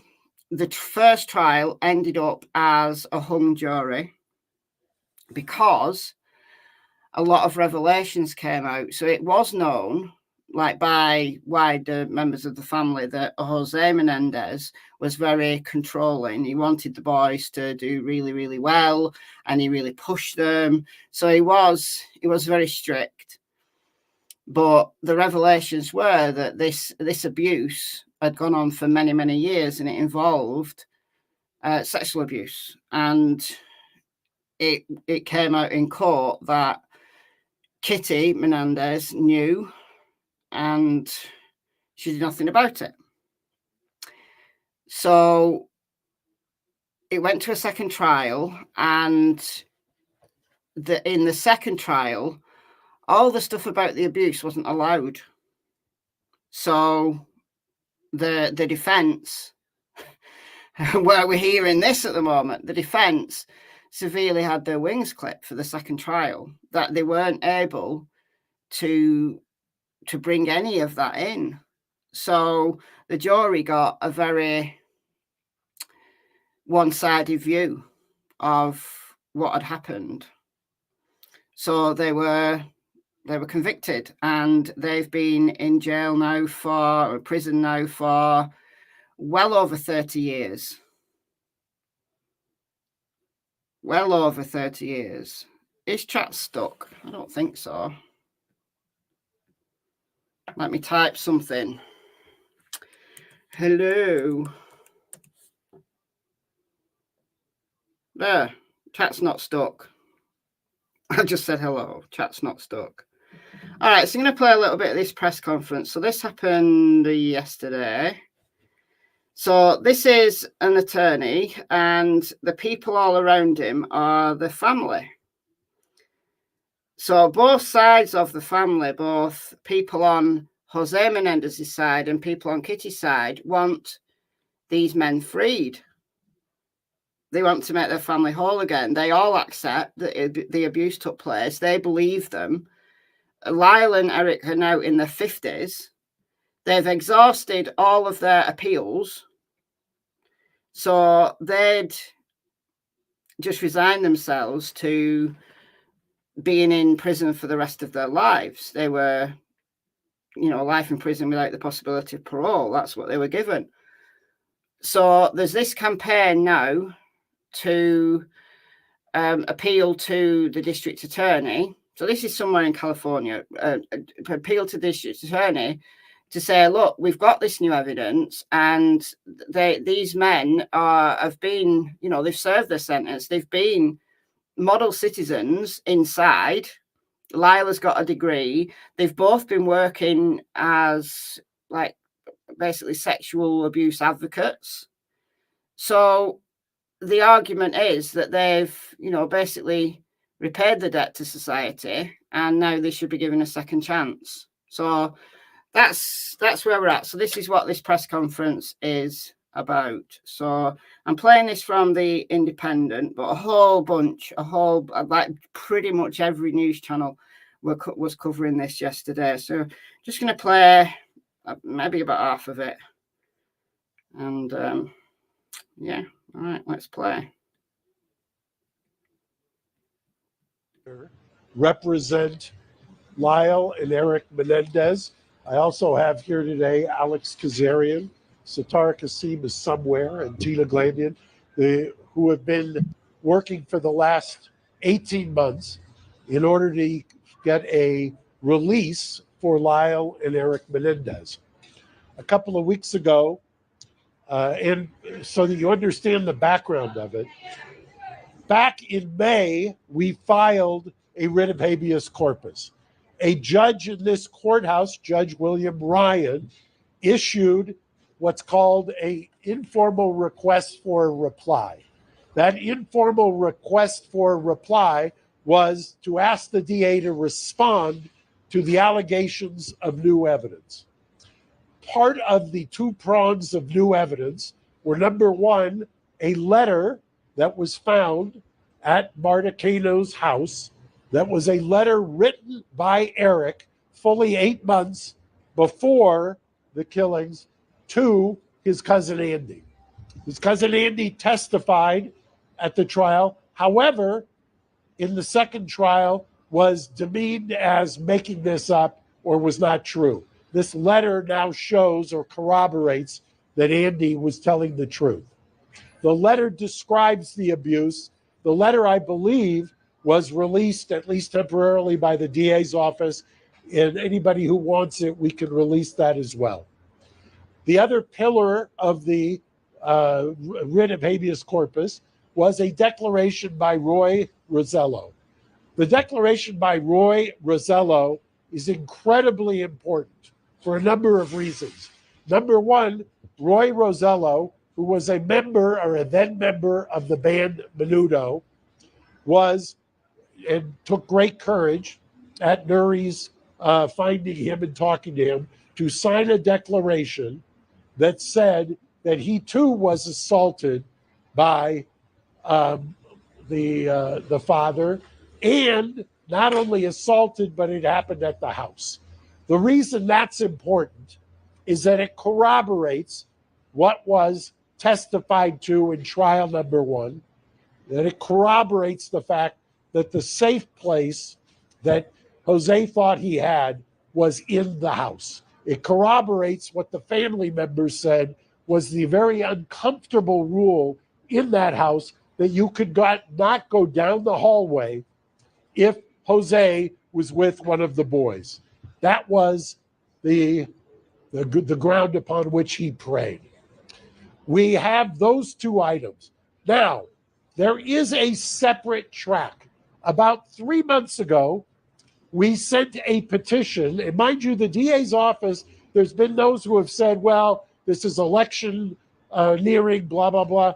We filed this, and the DA has been, Mr. Gascon's office, has been engaged with us productively, strongly, for well over a year. Joan, who you will hear from in about 5 minutes, we actually, because of her young age, she turns 93 next month, we had what's a very rare thing done back in December, which is called a conditional examination. It's a deposition in a criminal case to preserve her testimony. She was there with her lawyer, Brian Friedman, who represents the family. And what we are also on a parallel track doing is asking, and have been asking, the DA to look at the work they have done and resentence them, to support the resentencing. Now, when I say the work they have done, Lyle and Eric have started, mind you, since 2005, up until the time that Judge Ryan issued the request for an informal reply, have had no hope of ever getting out. Since 2005, they had exhausted all legal remedies. They had resigned themselves to being in prison for the rest of their lives. You could take two tracks on that. You could either just become a hardcore, irreconcilable recidivist, or you could do what they've done, which is create programs, counsel people, develop amazing programs, mentoring people, go to college, get degrees. Lyle, in fact, graduated from the first ever class in June. I watched it, of a combination of UCI along with the Department of Corrections. The first class, Mr. Friedman and I were there, of 22 prisoners who got their BA degree while in prison, and a bunch of them life without parole. So there is an idea that there is redemption. There is an idea with their green space project of rehabilitation. I will tell you, in over 40 years of doing this, I have never seen the amazing exemplary rehabilitation and mitigation evidence that we have now presented to the DA's office. We're going to hear from the family today briefly, and I will tell you, I'll give you kind of a coming attraction. I will start with Anna Maria. She will tell you exactly the genealogy. We have over 20 relatives, both Kitty and Jose sides of the family. This is virtually unprecedented in my practice, and I would dare say it anywhere, that 20 family members on both sides, victims, constitutional victims under Marcy's law, are here to urge the DA to resentence. When, after they're finished speaking to you today, we will then, Mr. Friedman will take them across the street to the Hall of Justice, and they will go through what Gascon does in resentencing, and they will meet with the resentencing unit. They will, under the California Constitution, Marcy's law, they will voice their opinion on why they believe it's time that these gentlemen come home. That they've spent over 35 years, and I've said it once, I've said it twice, if they were the Menendez sisters, they would not be in custody. We have evolved, it's time, and without further ado, I'm going to introduce Anna Maria, who's going to come up and speak. Good afternoon, everyone. Buenas tardes. My name is Anna Maria Baralt. I am the niece of Jose Menendez. I stand before you today, not just as a member of the Menendez family, but as someone who believes in truth, justice, and healing. Before I get started, I just want to say that I know this is an election season, but for us, this is not a political issue. This is about truth, justice, and healing. On behalf of our whole family, it is my honor to formally introduce our new coalition, Justice for Eric and Lyle. Like so many others, I struggled to process the events of that fateful August day and the loss that I felt. Over time, it became clear that there were two other victims there on that day, my cousins Lyle and Eric. Lyle and Eric would continue to be victimized. They would be victims of a system that wouldn't hear them. And they would be victims of a culture that was not ready to listen. They would be mocked. They would be called cold-blooded killers, left to rot in jail and denied any hope of redemption. If Lyle and Eric's case were heard today, with the understanding we now have about abuse and PTSD, there is no doubt in my mind that their sentencing would have been very different. And yet, despite their circumstances, they have chosen a life of light. Without hope of release, they persevered. They have sought to better themselves and serve as a support and inspiration for survivors all over the world. Their continued incarceration serves no rehabilitative purpose. It's time to recognize the injustice they've suffered and allow them the second chance they deserve. Now here we are, both sides of the family united, sharing a new bond of hope. Hope that with the re-examination of their case, a new outcome will be reached. Hope that this 34-year nightmare will end and that we will be reunited as a family. I am here to ask the District Attorney's Office to take into account the full picture, the truth that was hidden for so long. Lyle and Eric deserve a chance to heal, and our family deserves a chance to heal with them. Please join us. Visit www.justiceforericandlyle.org and sign our petition. And if you'll indulge me, I have two more statements to read. The first is from my mother, 85 years old, Terry Baralt, the sister of Jose Menendez. She can't be with us today due to health challenges, but she sent me this.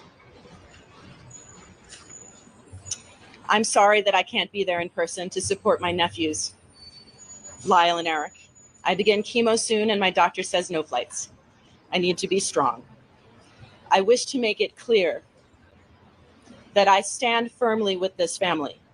I am Lyle's godmother, and I love them both very, very much. My nephews have spent 3 decades in prison helping others. I have seen great growth in them. Even the law enforcement supervisors and corrections have written letters to the court asking for their resentencing and release. Millions across this country agree. I implore the District Attorney's Office to end our prolonged suffering and release Lyle and Eric back to our family. 35 years is such a long time.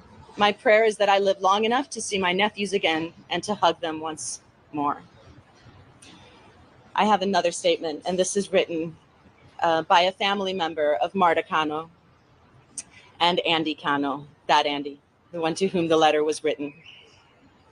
This is written by one of Marta's children. Thank you for giving our family the opportunity to express our thoughts during this pivotal time in Lyle and Eric's case. Our family's tragedy has always been very public and has been extensively covered by many media platforms. Mccarta and Andy Cano would have wanted to speak today, but unfortunately they are both unable to do so. Mccarta is in memory care, but she spent decades supporting Lyle and Eric. Sadly, we lost Andy shortly before his 30th birthday, and we miss him every day. Both Mccarta and Andy deeply loved Lyle and Eric. They both believed in justice, but they also believed in a second chances and forgiveness.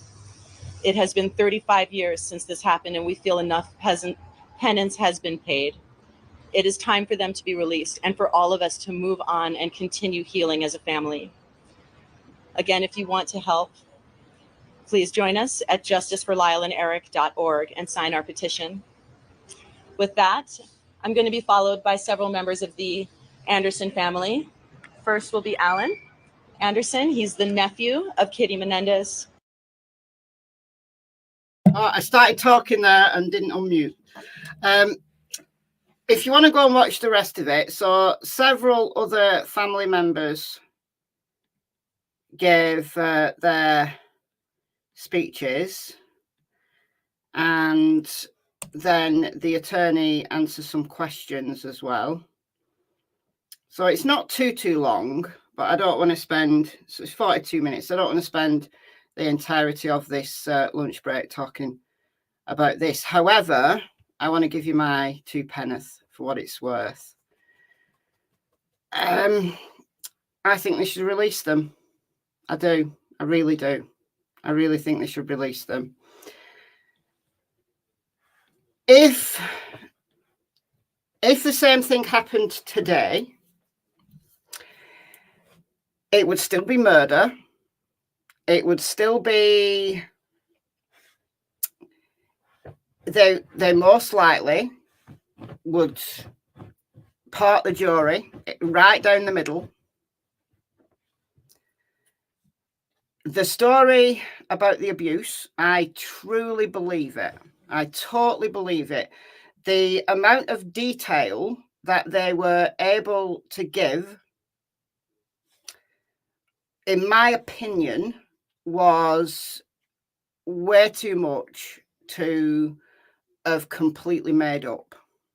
So the abuse that they suffered, I believe it. I do believe it. However, they still committed murder. The thing I'm not sure about was their self-defense argument, that they thought, this is what they argued, they thought that Jose was plotting to kill them because he thought they were going to tell all about the abuse. Now, that may have been true. That may have been true. And that's why they believed that they had to act first, that they had no other choice but to kill them, like to kill the parents before they killed them. That Kitty never really cared about them. She was very self-obsessed. She was not a very good mother. Not a very good mother. But was there other ways that they could have dealt with their issues? Maybe. That said, if this happened today, there's a lot more understanding about child abuse of all kinds. There's much more understanding, although still lots and lots of work needs to be done on publicising the plight of male survivors. The knowledge that we have about male survivors has grown a lot over the last, certainly throughout my career, because that was my PhD topic. So it's the area of psychology that I'm known most for. I was one of the first advocates of male survivors in this country. And right up until I quit my job in 2021, I still was. So I truly believe that abuse happened. If this happened today, even though they still committed murder, they did. I think they couldn't have got away with what they did to these young men in the second trial. That I don't think they would have got away with just whitewashing over those young men's testimony. And I think the way that Lyle and Eric have resigned themselves to their life inside, they're now in their 50s. I don't think they're a threat to society. I think they've made good. And you know me, look, someone commits murder, I'm all like for, bringing out old Sparky. I really am. But in this case, I think there's a lot more to it that was brought out in that first trial. And I think the prosecutor and the judge, where are we seeing this? Where are we seeing this right now? Where are we seeing this? Indiana, anybody? Just basically made sure that they got a conviction.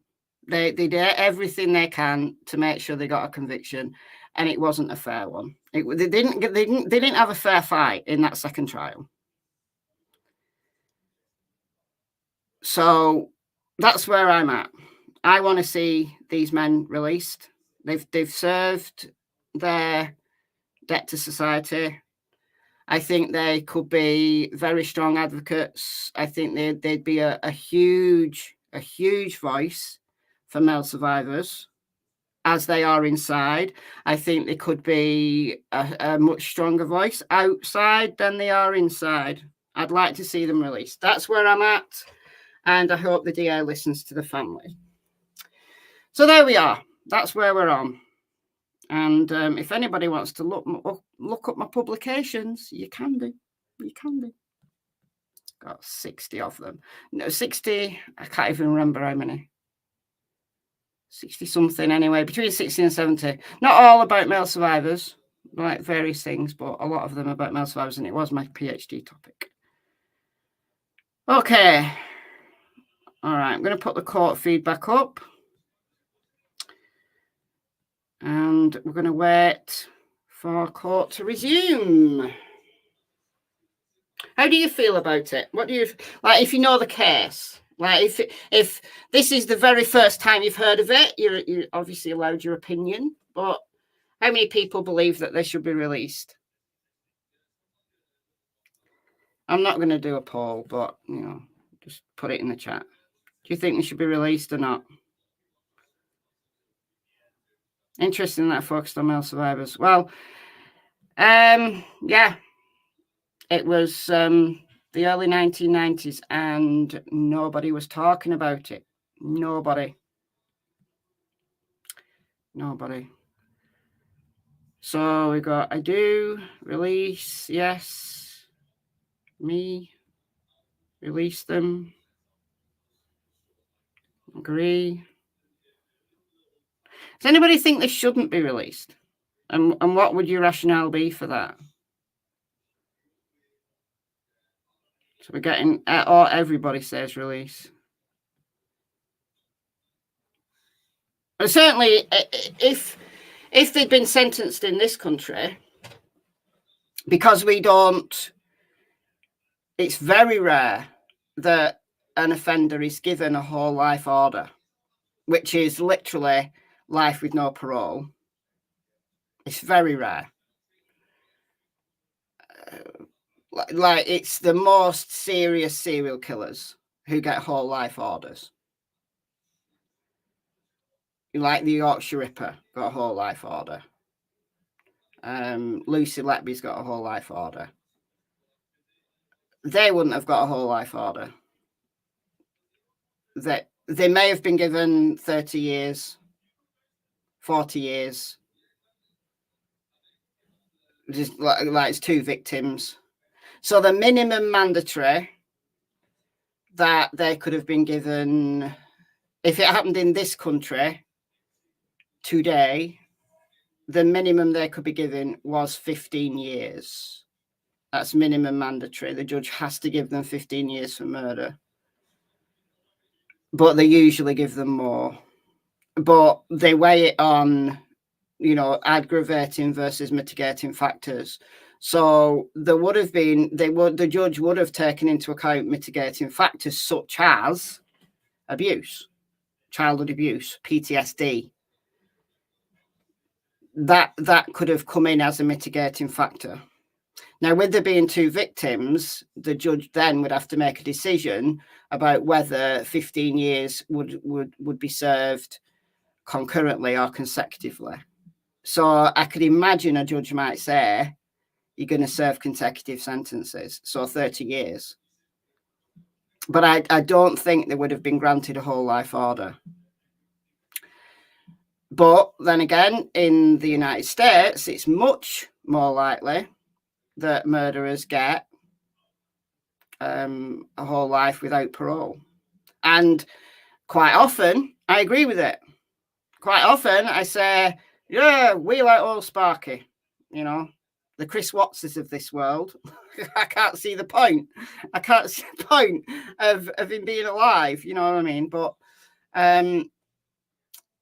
cases like this, where there's lots of mitigating factors, I have a problem with keeping someone in prison forever, especially when they've made good.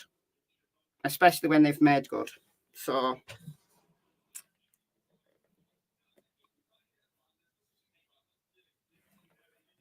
that's right. That's right. Kids grow up with abuse, just grow to find it normal and never tell her on. And I think that's why they were very, I mean, look, they were only young. Like, I think Eric was 19 and maybe Lyle was a couple of years older. They were very immature with it as well. And I think it was because, yes, they were little rich boys. They were rich, but they just had this very strange life that, yes, they had money. Yes, they had nice clothes. Yes, they were driven about in a nice car and they had a big house. But that means nothing to little boys when their mother doesn't love them and their father's abusing them. And we understand that these days. We understand what PTSD does to people. We understand what childhood trauma does to a child's brain. We know that it permanently changes a child's brain. We know this. We know this. Now, there are many, many psychologists and psychiatrists that would stand up and testify to that. I'd certainly testify to that. So I think there would have been a lot of mitigating factors that could have been brought in. And I don't think a prosecutor and a judge would get away with what they got away with. So anyway, amen to that. Yeah, amen to that. Okay, let's wait for this court. What time are we on? So 1:45 p.m. So we've only got 4 minutes left. 4 minutes left. I'm going to take my banner off here. Boom. So we've only got 4 minutes. Don't know who the next witness is. Excuse me. I'm going to have a quick look at Delphi, see if there's anything else in Delphi before we get going with the afternoon session here.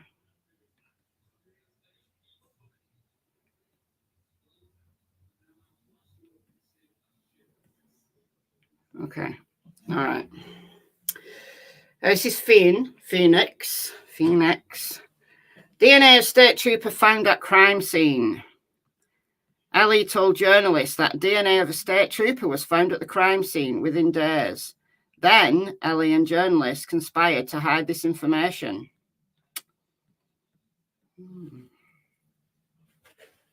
I had heard that. Ashley Banfield's talked about it. I had heard that previous. I don't know whether you'd heard that previous. So why was the DNA of a state trooper at the crime scene? Somebody poking about not wearing gloves or shedding stuff. It does happen. It absolutely happens. But I would assume that the hair in Abby's hand wasn't from a state trooper. I would assume.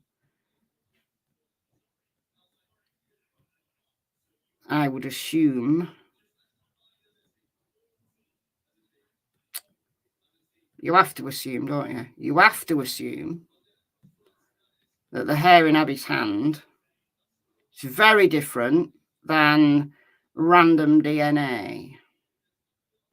Random DNA. Please, for the love of God, get Doug Carter on the stand to discuss these sketches. Yes, bravo. Absolutely. Get him on the stand.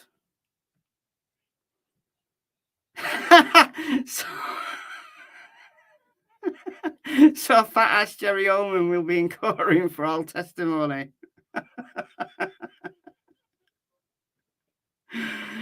Oh dear. Whose DNA was it? Was it Jerry Ullman's?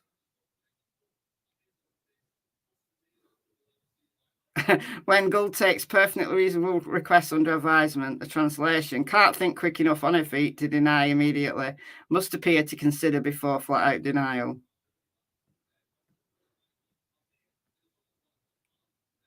Gould didn't blink when the state said they wanted to call 18 prison snitches witnesses, but defense wants to call an expert witness with decades of experience in the highest level of law enforcement, and she needs to take it under advisement.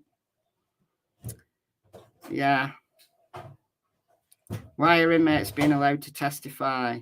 So she's talking there about William Tobin, the FBI person, the FBI expert on metallurgy.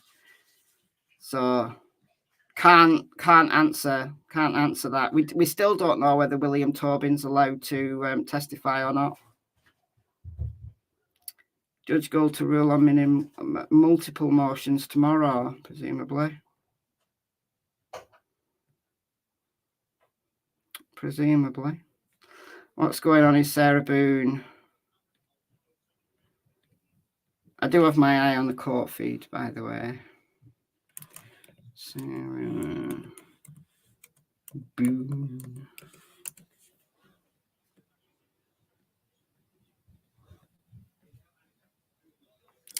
We're at 47 prospective jurors left for Vodia in Sarah Boone selection, which seems never ending. Surviving the Survivor podcast has been there all week. So, oh no, someone set up a Sarah Boone Twitter. No. Oh, yeah, there's no way they're going to do opening statements today. There's no way. They're not going to be doing opening statements today. If they've still got 47 jurors, that's a lot of alternates. So they've still got a ways to go with the jury, and they're doing another motions hearing at 9 a.m. tomorrow morning. So there's no way. There's no way. 2 more jurors just dismissed. Oof, they're making headway. They're making headway. So 47 jurors. 47 jurors. All right. So we're up to date. What are you doing, Kyle? I'm just looking for a pair of shorts. You're looking for a pair of shorts? You're not going to find shorts in here, are you? They're on the washing. Oh.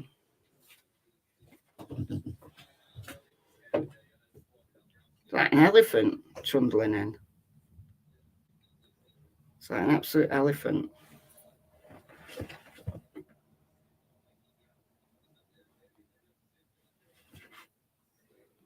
Oh, thank you. Thank you so much. It's very kind of you. £3.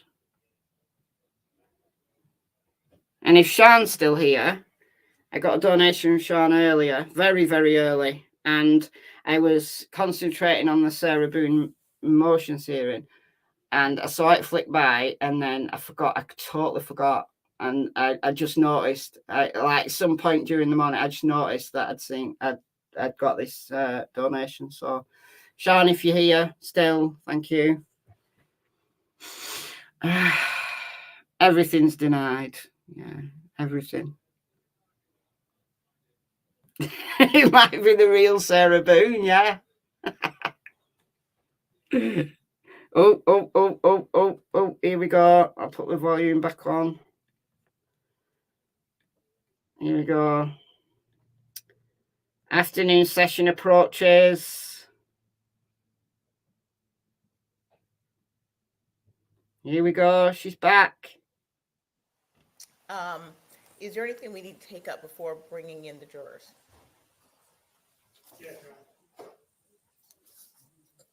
Mr. Dean?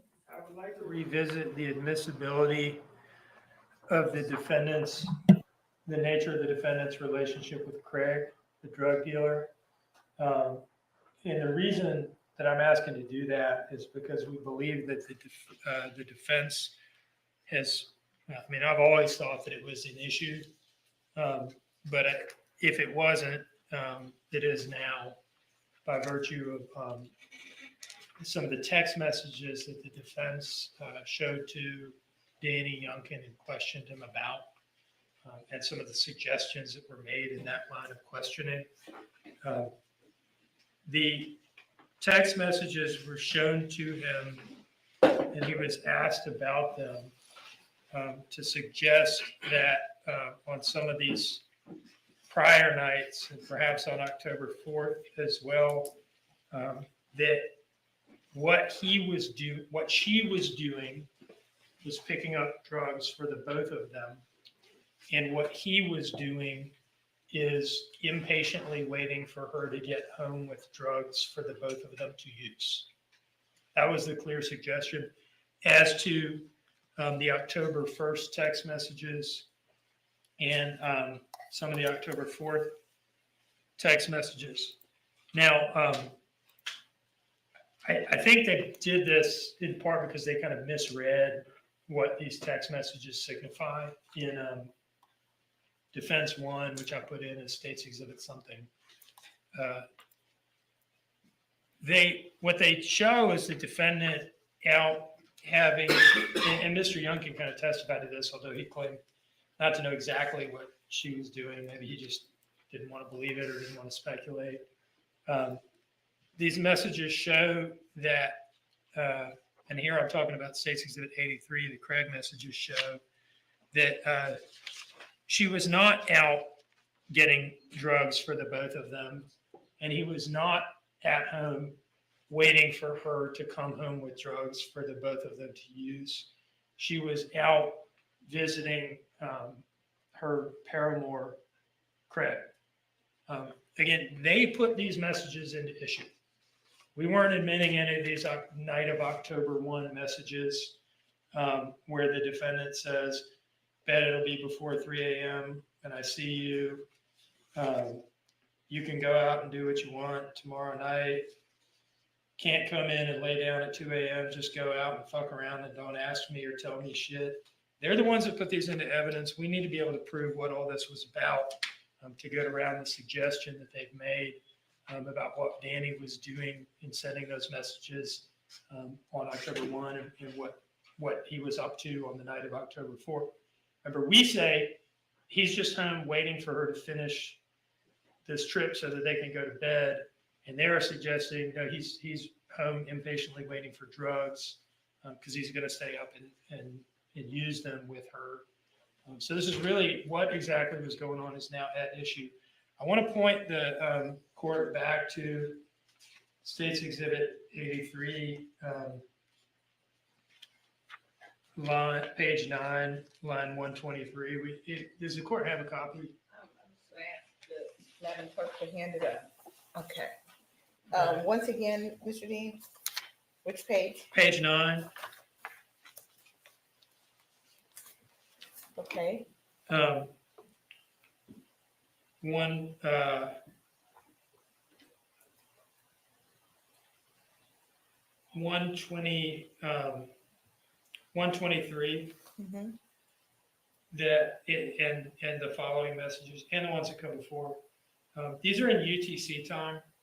So to get to Eastern Standard Time for these messages, you subtract 4 hours at this time of year. So line 123, it says it's at 7:23 a.m. on October 1st. You would back off 4 hours. It's at 4:23 a.m. on October 1st, in which she's referring to this sexual encounter that just happened between them. So that is what was going on between them in the early morning hours of October 1st, 2022, when Danny was sending these messages to her, urging her to come home so that they could go to sleep. as he testified to. We think it's very likely that she wasn't just getting drugs from Craig on the night of the 4th at this point. Beyond that, and she's there for the GPS evidence will show that she's there for 10 minutes. Doesn't take 10 minutes to buy some drugs from Mr. Craig.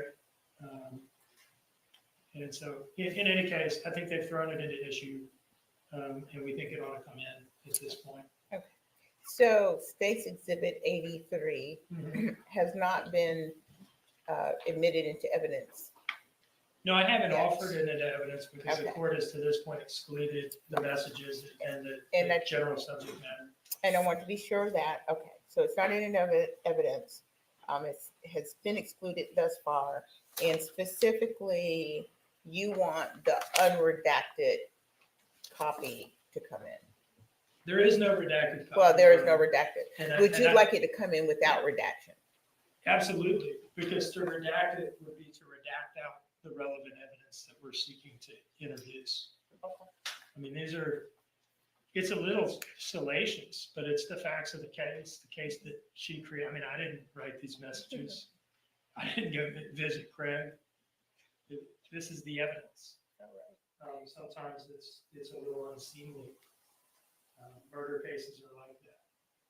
Thank you, Mr. Dean. Mr. Hilliard? Your Honor, absolutely everything Mr. Dean just said has already been litigated. Number one. Number two, we didn't open the door to anything having to do with Craig. He doesn't like the fact, he's right. He's absolutely right. He could have asked Mr. Youngkin about these text messages, but he didn't. Okay, I did, and he didn't like that. Two different animals. But finally, the Supreme Court of the state of Georgia agrees with me on this one. Harris versus State decided June 22nd, 2022. Supreme Court case number S22A0092. It's about a 155-page opinion, Judge. And it has to do with basically the salacious sexual text that Mr. Dean's talking about. And it directly on point says these do not come in. It's not relevant. It doesn't help prove anything. It's just to get into the salacious aspects of the case and to try and ask the jury to judge this case on character or character defects rather than the evidence in the case. So the court's ruling was right the first time. Nothing's changed. I'm sorry Mr. Dean believes that, but the facts haven't changed in the case. So the court was right the first time, and the Supreme Court of Georgia agrees with me on this one. Okay, Mr. Dean, May I address the Harris case, Your Honor? you can. It is a long opinion, and I've read all of it. I don't know about my counterpart. The holding in Harris was about a broad swath of 404B type evidence about the defendant, who was alleged to have intentionally left his child in a hot car, having a motive to do so, because as evinced by all these text messages and things like that between him and women, and in some cases underage girls online, and his having visited prostitutes and things like that, I think, over a period of a couple of months. Now, the holding in which the Georgia Supreme Court said it was an abuse of discretion to allow some of that evidence in, it was as to some of it. As to the older evidence further in time away from the crime, and the opinion, I think the opinion actually supports us, because where they start from is, look, a lot of this stuff was admissible. Some of the more recent things closer in time to the crime, but the state went overboard here, and the trial court allowed them to do it. If you read that opinion and you kind of compare the timing, nature, and volume of the evidence that we're seeking to get in here to what the state did in Harris, the court will see very clearly that we are well on the right side of the line here. And there is, especially there never was any chance that this would happen, especially now. There is no reviewing court, certainly not the Georgia Supreme Court, that would find an abuse of discretion for allowing this evidence in at this point, when the defendant has introduced text messages from Daniel Youngkin to her, in which he's urging her to come home. What he was urging her to come home from, whether he understands it or not, is from the relationship, the infidelity that was keeping her out and awake all night and affecting his ability to sleep. And they put these in, and they've suggested, and even point blank asked him and insinuated that he's impatiently waiting for her to bring drugs home because he wants to use the drugs. We need to be able to prove that no, she was out banging the drug dealer, and he just wanted her to come home so they could go to sleep together. That is where we were at right now. Right. And this evidence should come in at this point. I feel very strongly about that. Mr. Hilliard, I'm going to step away from the bench and take a look at what we have, but I'm going to allow you to go ahead. I was going to say, Judge, I don't see the drug dealer on the witness list. I don't know what Mr. Dean's talking about.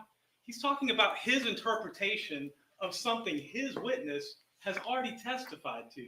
He can make that argument in closing, unless he wants to bring in Mr. Weston or whoever they are and put them on the witness stand. So what he's actually talking about is his interpretation of something, which is for argument's sake. I understand. And I'm going to step away because I have a feeling we can go on for a while. And I'm going to take a look at the case and take it under advisement for a few minutes. Let's figure 15, 20 minutes at this point, and then I'll come back out. All right, we're in recess. Unbelievable. Unbelievable.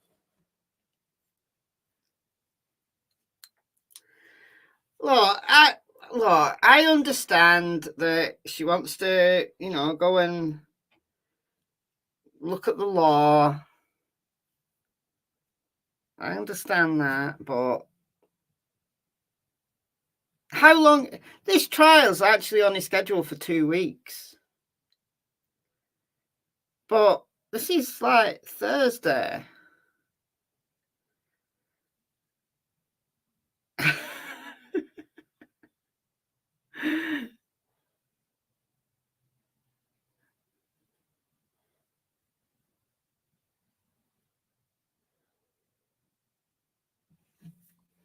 Yeah, that's probably true, yeah.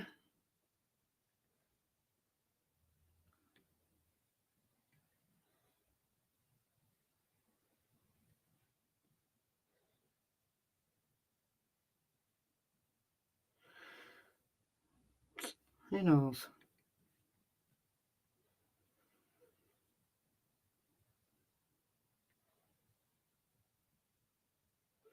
Didn't they just get back? Yes. Yes. The jury's not even come out yet. Not even brought the jury out. I understand the prosecutors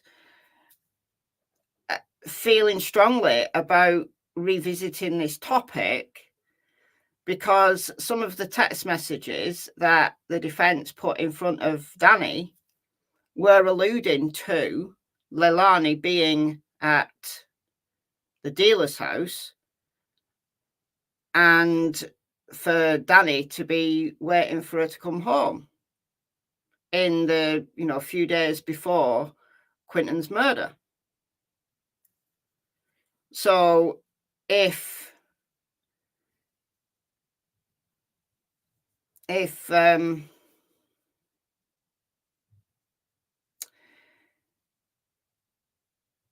the prosecution had been allowed to bring in the stuff about the affair, they would have addressed that with Daniel, wouldn't they? Now, at the time, I thought, yeah, good call. That if Leilani was having an affair, so what? At the end of the day, so what? It's not relevant to Quinton's murder. But if the defense opens the door and wants to cross-examine a witness who was actually there when Quinton was murdered, with the attempt to make him look bad, with the attempt to put in the jury's mind that Danny could have done something, or Quinton could have got hold of Danny's drugs, and rubbishing Danny's character. Whatever you think about Danny, that's what the defense was doing. That's what Mr. Annoying was doing. So I think the prosecutor is right to revisit this topic, because the defense now has opened the door. And whatever he says, he has opened the door. He has. With the line of questioning and the exhibits that he showed Danny. So he should have been a little bit more careful. And we'd have been none the wiser, and this wouldn't have been an issue. And I don't have an issue with the judge going away and having a look at the case law. But her 15 minutes isn't the same as anyone else's 15 minutes. She must be some kind of chain smoker or something. Probably a chambers is full of like cigarette smoke.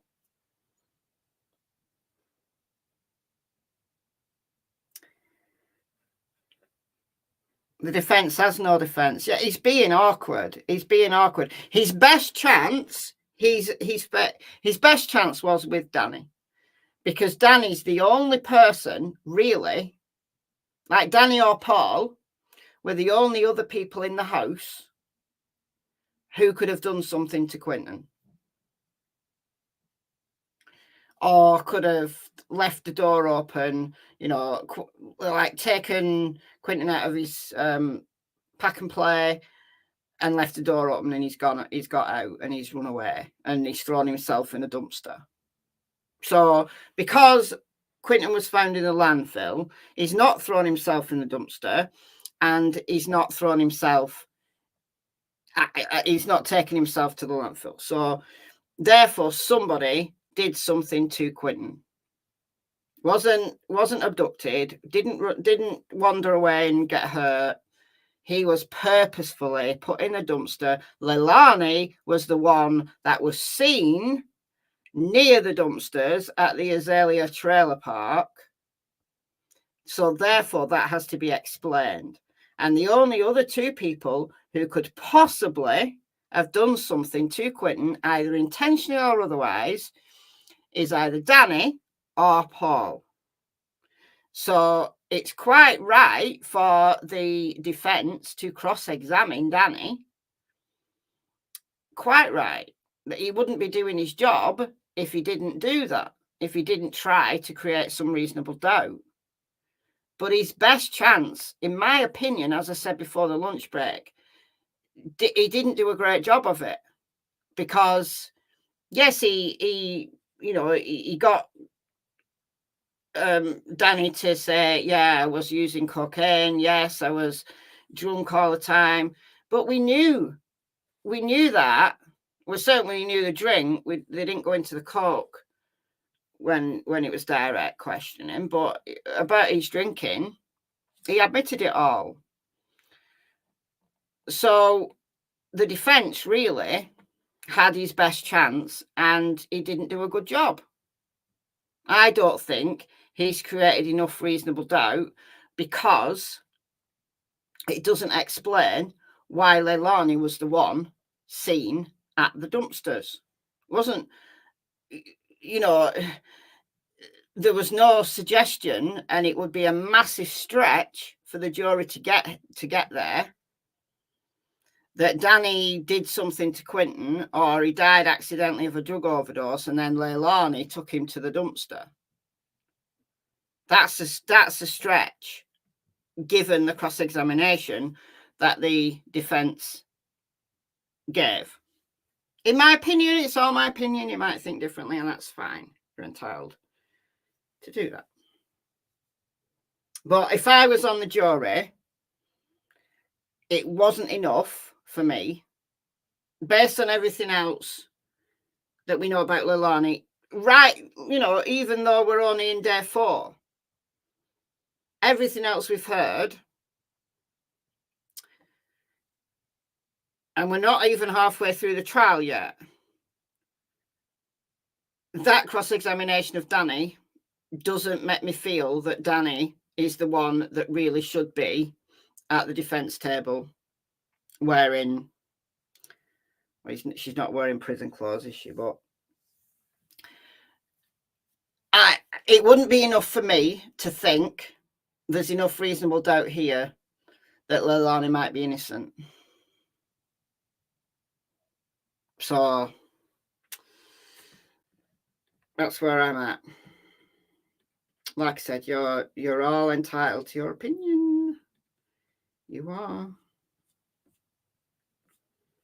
You are.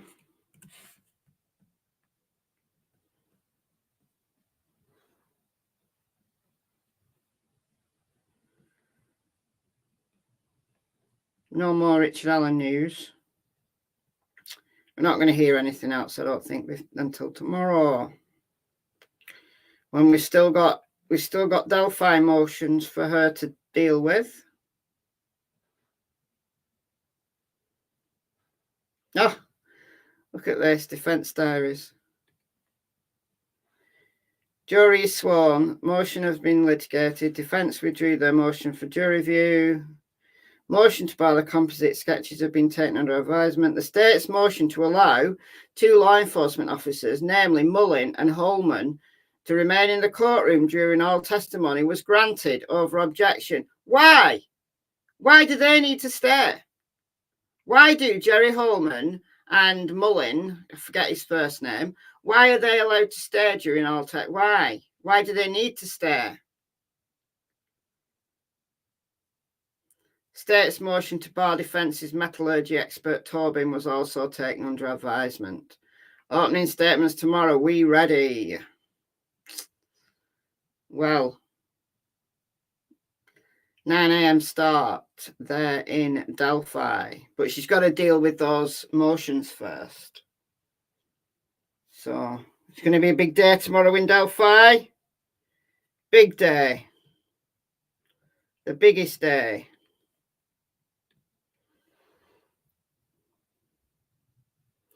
To report back to the road, and well, if you meant that in jest, then I don't think you're wrong. I really don't think you're wrong. At this point, no. I did a video about it. Metallurgy, it's the working of metal. It's the understanding the characteristics of metal. It's basically the study of metal. So William Tobin worked for the FBI as one of his roles was as a metal expert. Go and check out my video on it. Don't know what it's called. Hold on. It's pretty recent. Hold on, let me see if I can find it. When I say it's pretty recent, I think it's that one. Yeah, it's that one. Delphi prosecutor wants to deny expert in unspent round testing. It's that one. So 16 minutes, 2 weeks ago. So all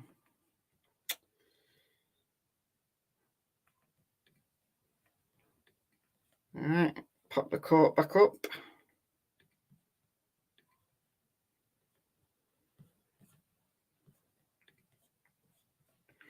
I almost don't want to go back to Sarah Boone, but I will.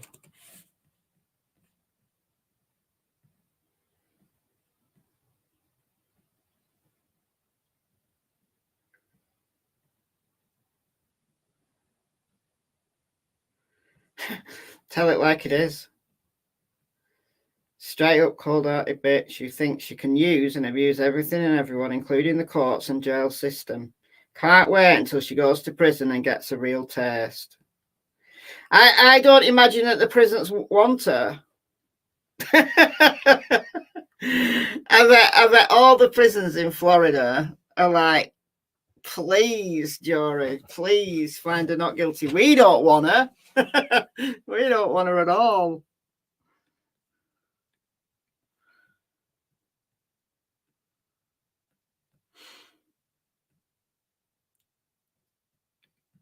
Todd Mullen, no. It's Todd Click. It's Todd Click. I want to say his name's Stephen. I think his name's Stephen Mullen. I always want to say Charlie Mullen, but that's someone I used to work with. But I always want to say, when I see Mullen, I always want to think Charlie Mullen, but no. I think it's Stephen Mullen.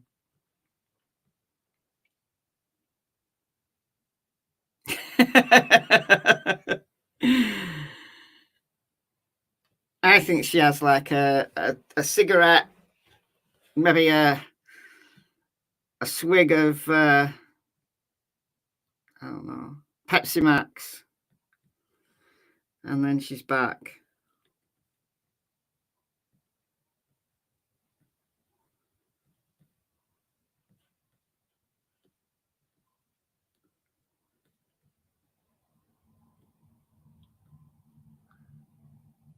Yeah, snacks were denied. Yeah, we found that out this morning. Her snacks were denied. The judge ruled denied. Can you imagine what Judge Gull would do if Richard Allen had demanded Pop-Tarts and Oreos? And can you imagine a juice box? Can you imagine? She'd have had she would have hit the roof and never come down again. She'd have been furious. Like she'd have been calling the attorneys. She'd have been calling them all the names under the sun. She would be calling them incompetent if that's all they had to think about. She'd have pasted them. She would. She really would.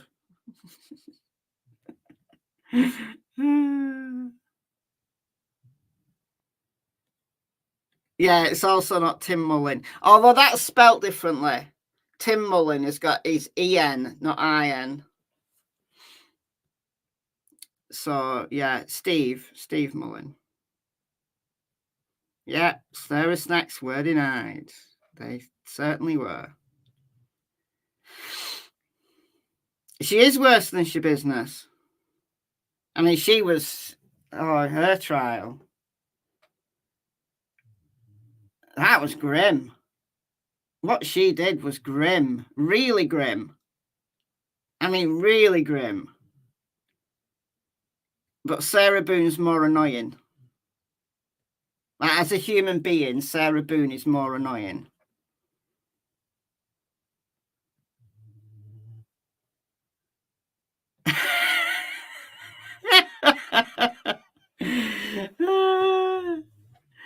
Yeah, but then your mad old auntie probably isn't gonna play hide and seek, not understand the rules, then decide to zip someone up into a suitcase and then hit them with a baseball bat when they try to get out. I mean, I don't know. I don't know what your mad old aunties are like, but mad old aunties, stupid dancing and being drunk at family gatherings, that's all fine. But she's got a very cold streak. I mean, she's not sorry at all, is she? She wasn't sorry at all. In that police interrogation, she wasn't sorry at all. Even when the cops were there, the body cam, it's all there. You can go watch it on YouTube. Just type in Sarah Boone body cam and listen to it. She was more concerned about getting inside for her cigarettes and her Dr. Pepper. She really was. That's what she was concerned about. And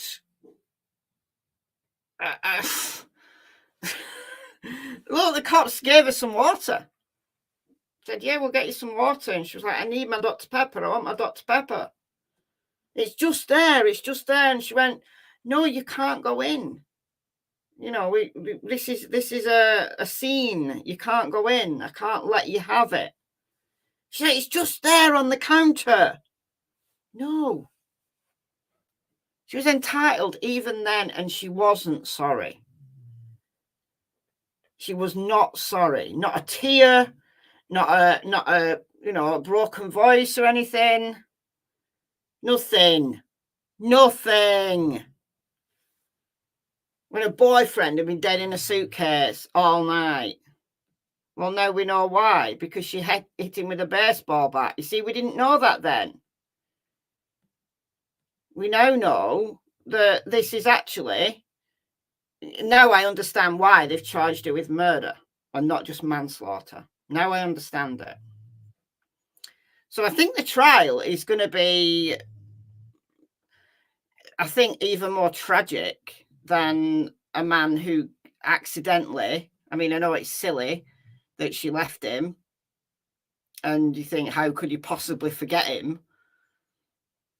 It's tragic. And I was very prepared to think it's tragic. She didn't mean to kill him. She didn't mean to hurt him. She didn't mean to kill him. But now I've changed my view.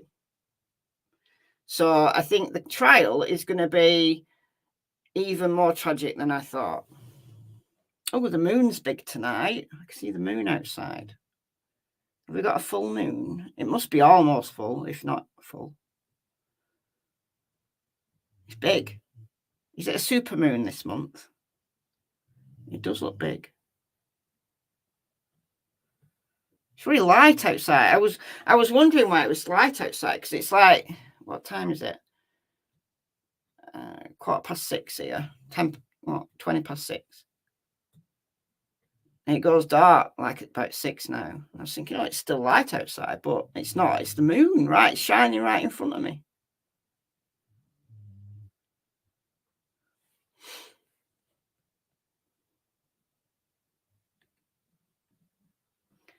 Yeah, Leilani's been eating the whole trial. Yeah, I don't see there's a problem with them eating at council table, like if it's, a sweet, candies.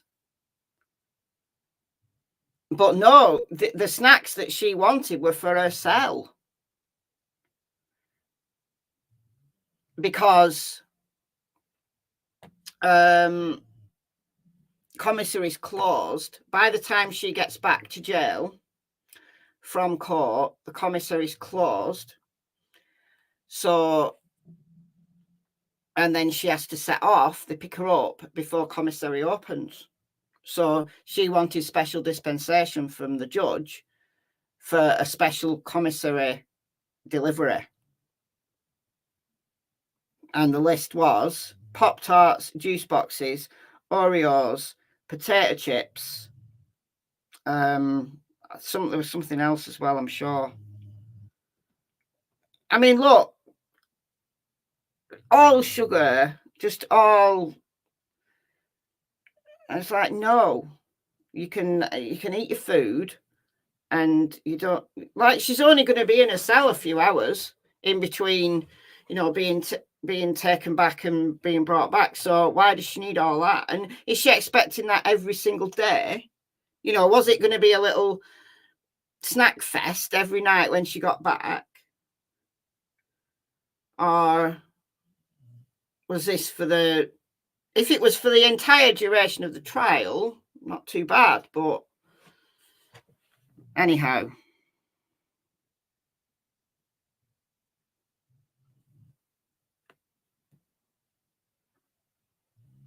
But no, they very often eat at the council table.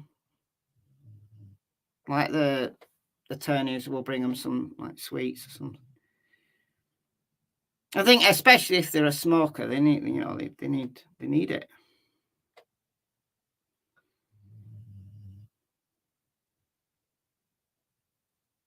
I have to go and look at that moon. It's big. It's a big one.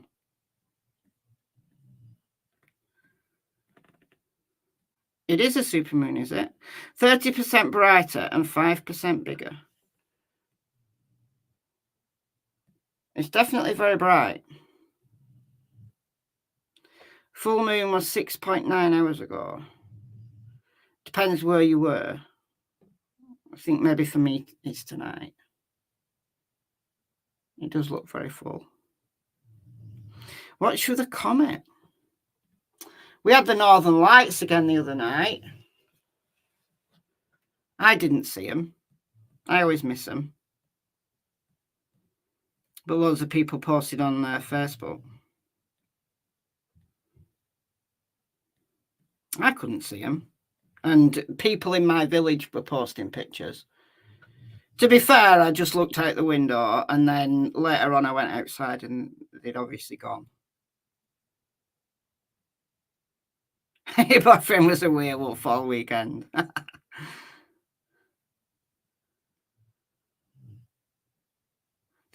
See, I'm telling you, this is a long 15 minutes.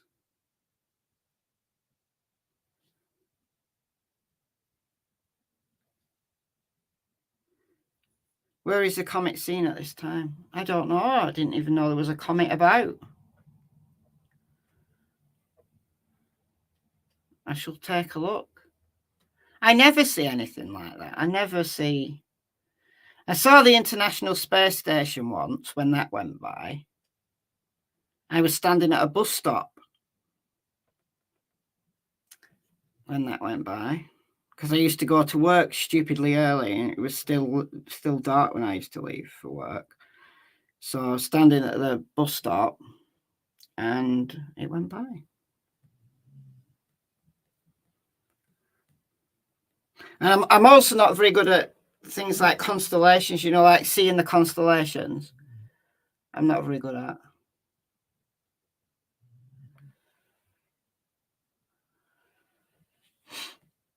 I think I know Orion and that's it.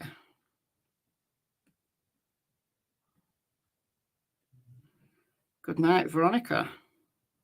Oops.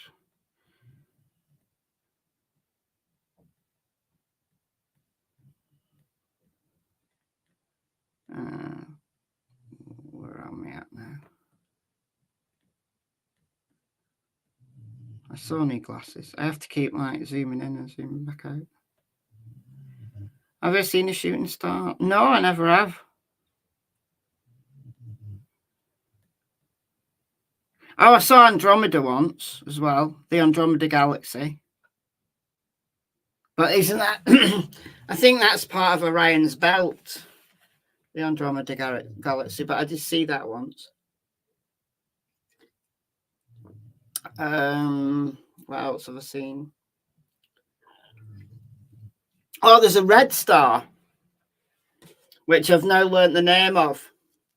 So when I go out my front door, because Cassie likes to go out late at night, she's obsessed with hedgehogs at the minute.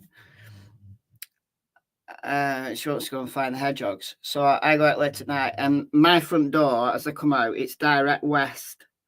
So there's always a star directly west, and it flickers like red. Like if you watch it, like you can see like it's red. And I found out what it was called. It's called like Arcturus or something. Because that's directly west at this time of year from this location. I was bothered to go and find out what that was called because I thought it was interesting. It looked red. I was thinking that's going to blow up anytime soon.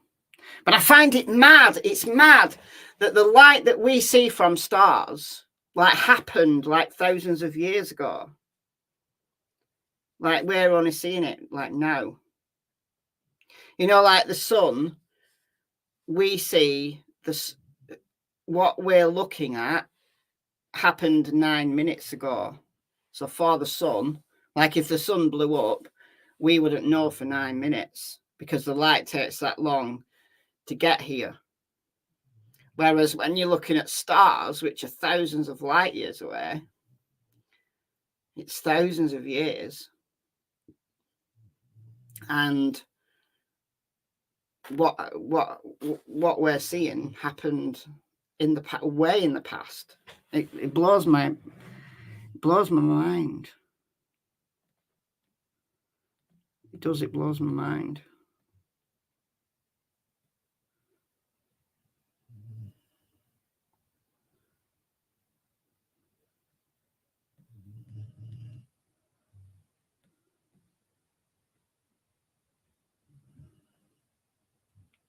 Did I see Elon's rocket came back in part the other day? No, I did not see that.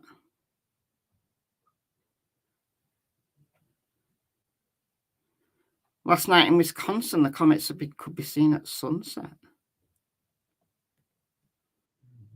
Sarah Boone was very foolish not to take that deal. Very foolish. Ooh, you have a big telescope. See lots.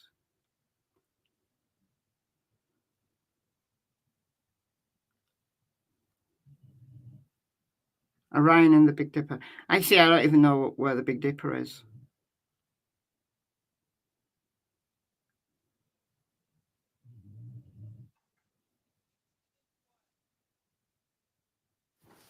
Oh, here we go.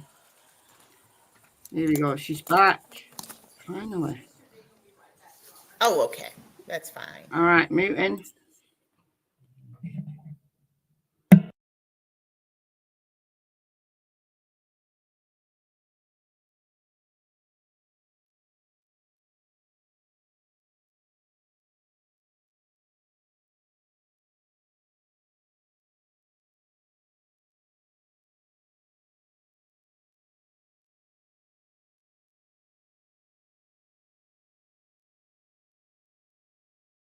Wait, has she gone again?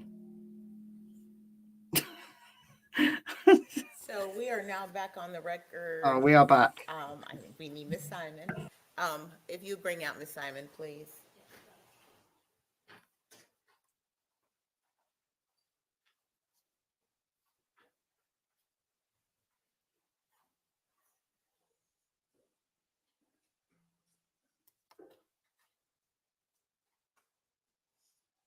Mr. Hilliard, it's funny how the smallest hand signal you start seeing out of the corner of your eye, and it helps.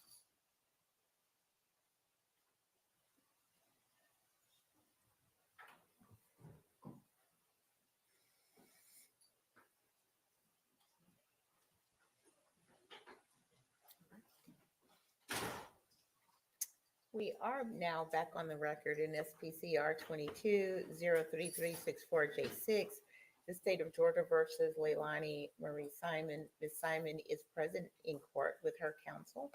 The state is present as well. So the issue came up on the text messages presented in State's Exhibit 83. The court had reviewed the issue on admissibility back pre-trial. However, I've had an opportunity to consider the positions of both parties, as well as I've reviewed the case presented by the defense.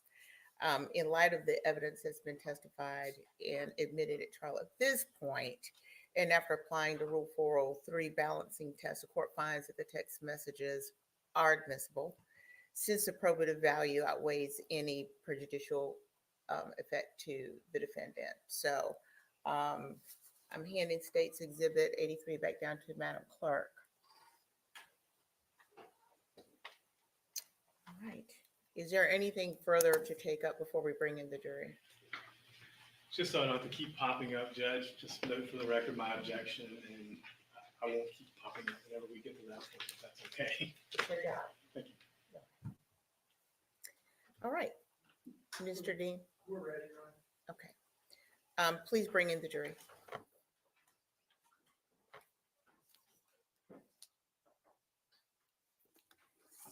Yay, good old Hector. Hector the projector. All rise, jury You've been on my contemplation log. Yeah, she needs to go and sit there. It's a good place to sit.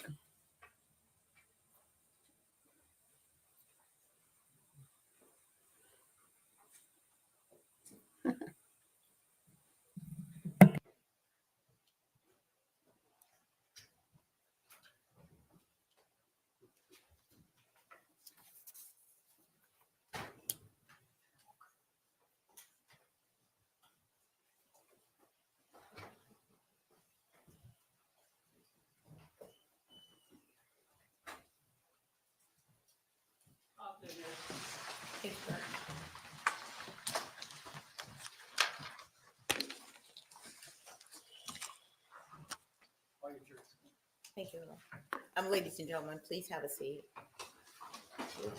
And welcome back. Thank you. I hope you had a good lunch break. We planned to start back a little bit earlier. We had to take up some issues out of your presence. We are going to resume now. Were you able to comply with the court's instructions not to discuss the case? Yes, Your Honor. Has anyone done any research? No, Your Honor. All right. Well, let's get ready to begin. The state may call its next witness. Dr. Amanda Pentes.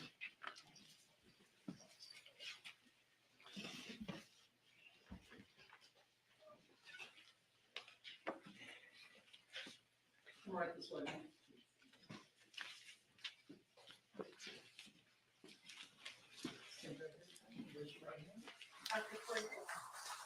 The evidence you shall give the court and the jury of the trial. This issue shall give the truth, the whole truth, and nothing but the truth, so help you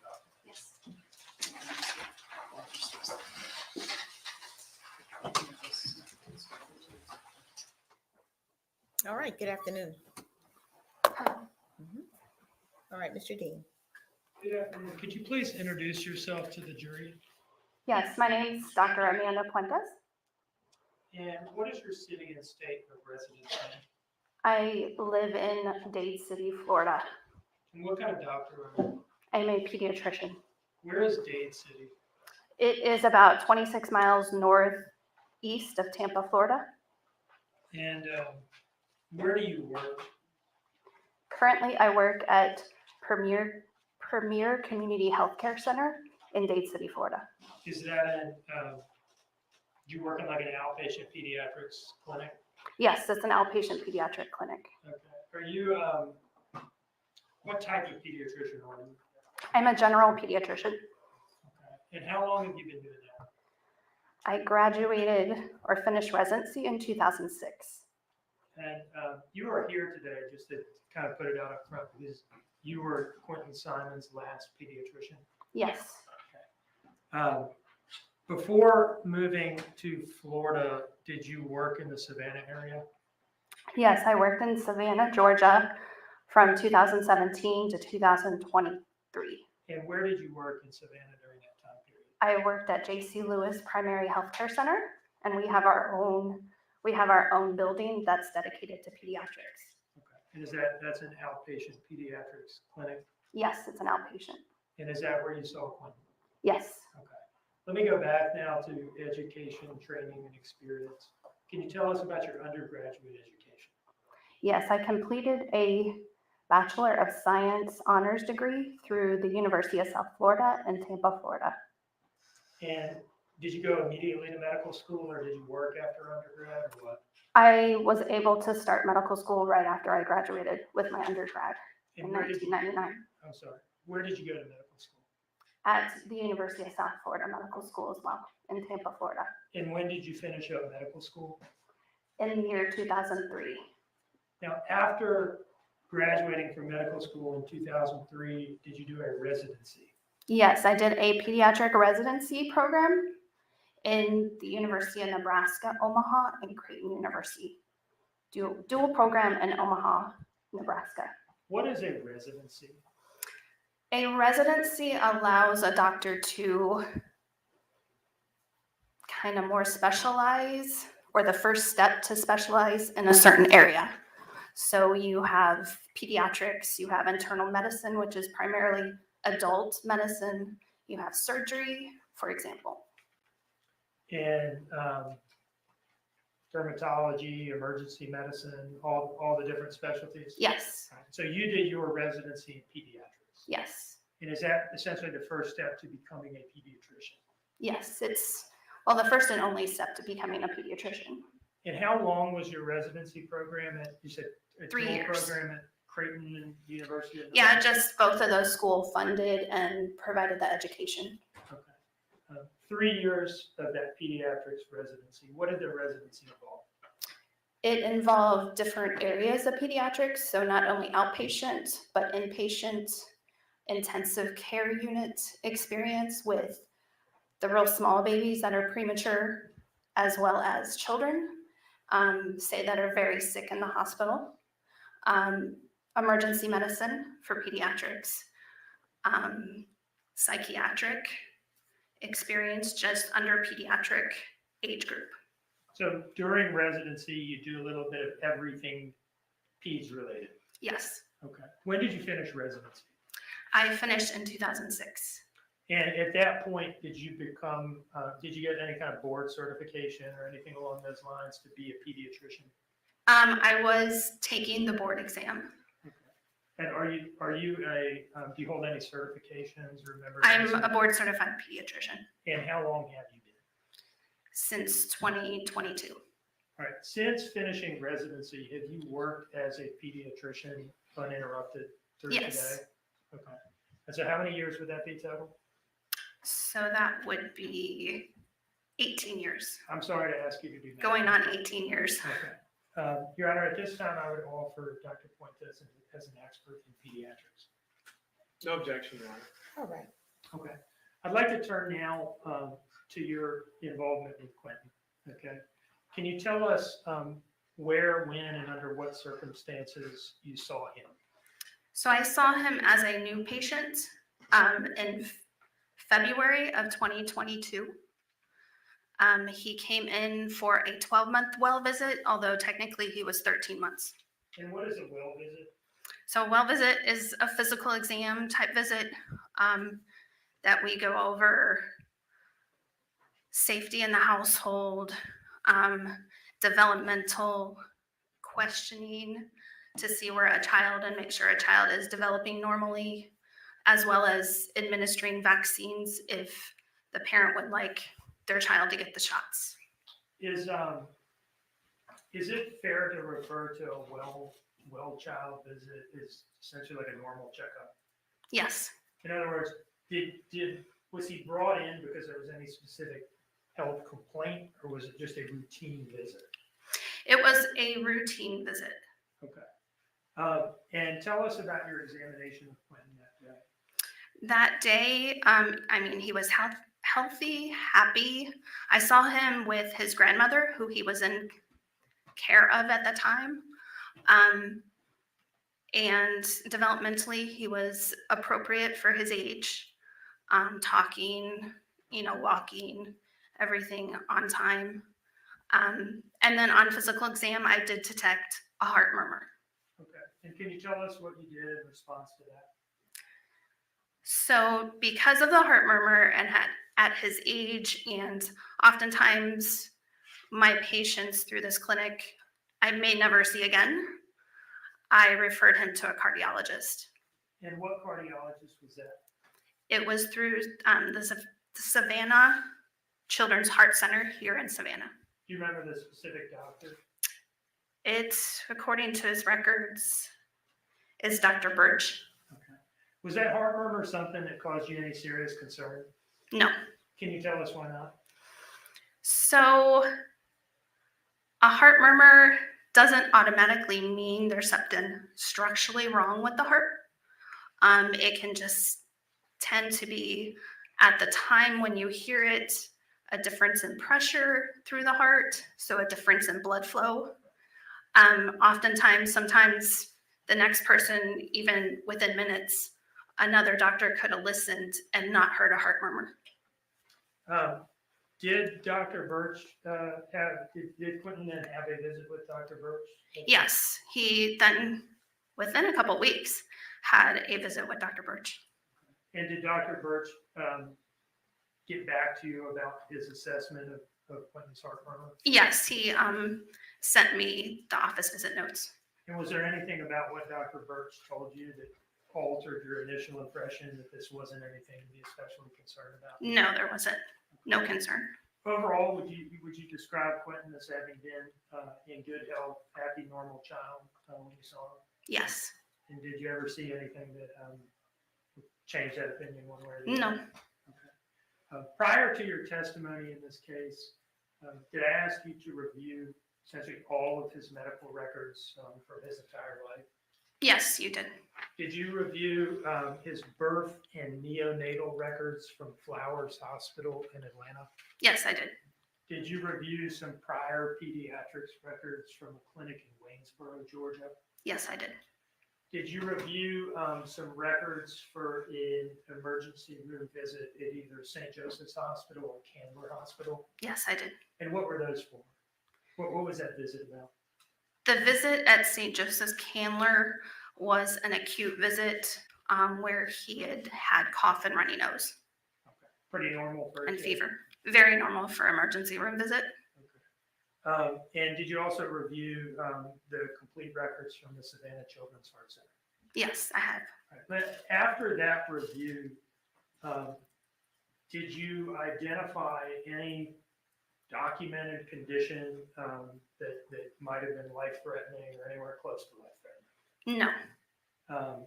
Any reasonable medical possibility that Quinton just died in his sleep on the night of October 4th? Objection, Your Honor, calls for speculation. She's been tendered and admitted as an expert, Your Honor. She can testify in the form of an opinion. It's the ultimate issue in the case, Judge. That's not the ultimate issue. I'm going to allow the question. Any reasonable medical possibility that Quinton would have just died in his sleep for no reason on October 4th, 2022? No. Thank you.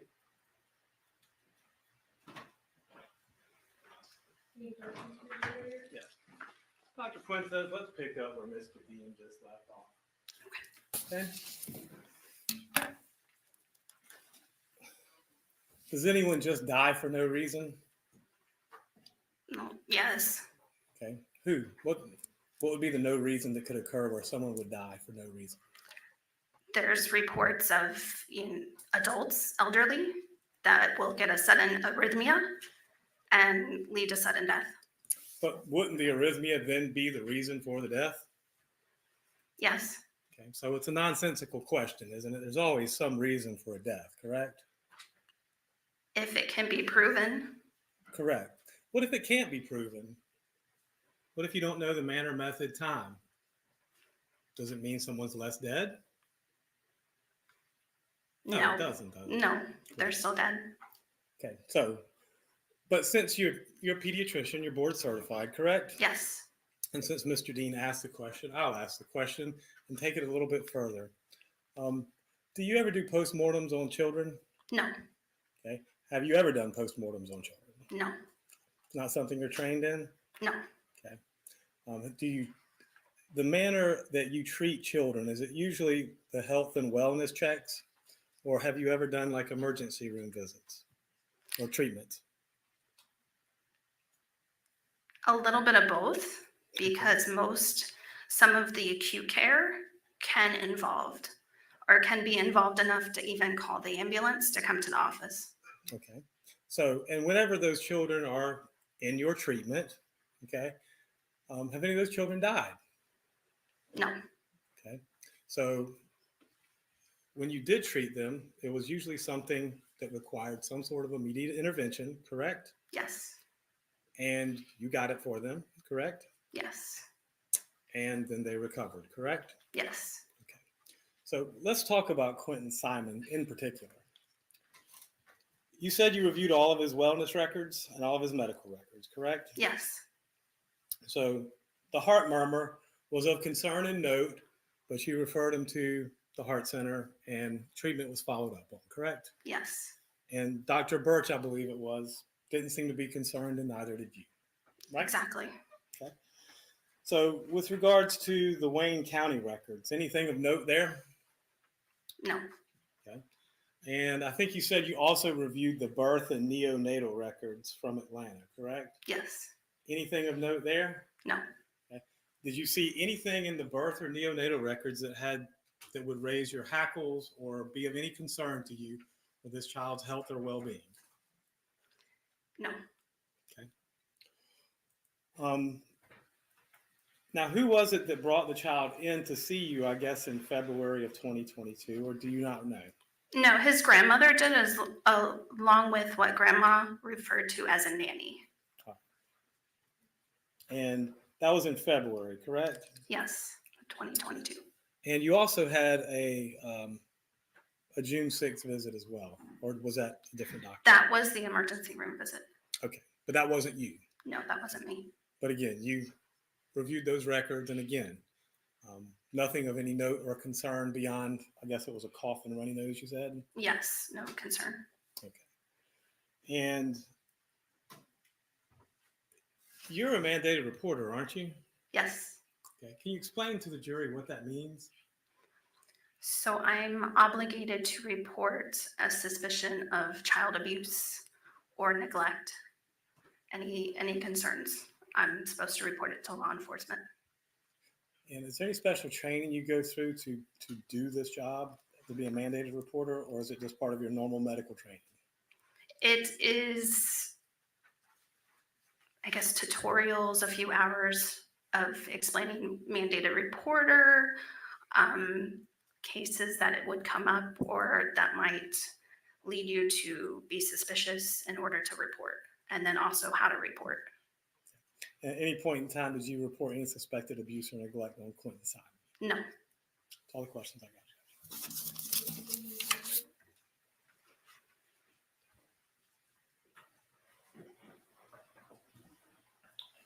You mentioned that it was his grandmother who brought him in when you saw him. Yes. You didn't report any abuse or neglect, right? Yes. But at the time you saw him, it seems that he wasn't even in his mother's custody. Is that right? Correct. He was. Speculation. The objection. The objection is a cause of speculation of a legal matter, not a medical matter for which is qualified. Mr. Dean, do you want to respond to that? I'll withdraw the question. Thank you. No further questions. All right. Anything further, Mr. Hilliard? Okay, doctor. Thank you. Your excuse.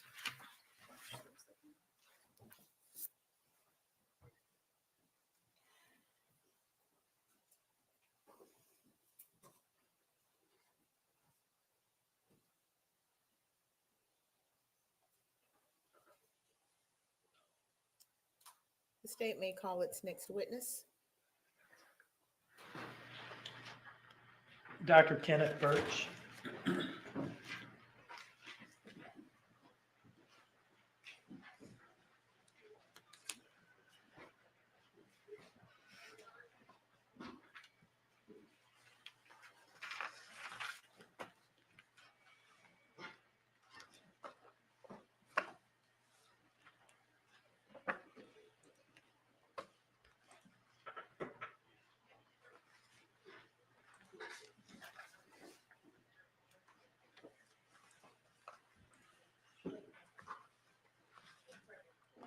Dr. Burch, if you would just come forward. You come right this way, sir.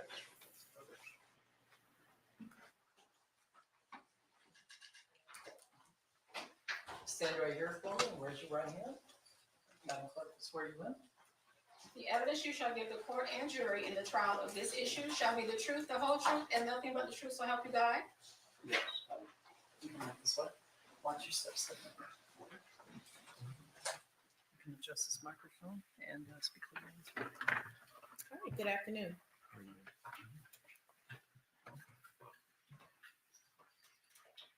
Good afternoon, sir. Could you please introduce yourself to the jury? Yes, Kenneth Burch, pediatric cardiologist And where do you work, sir?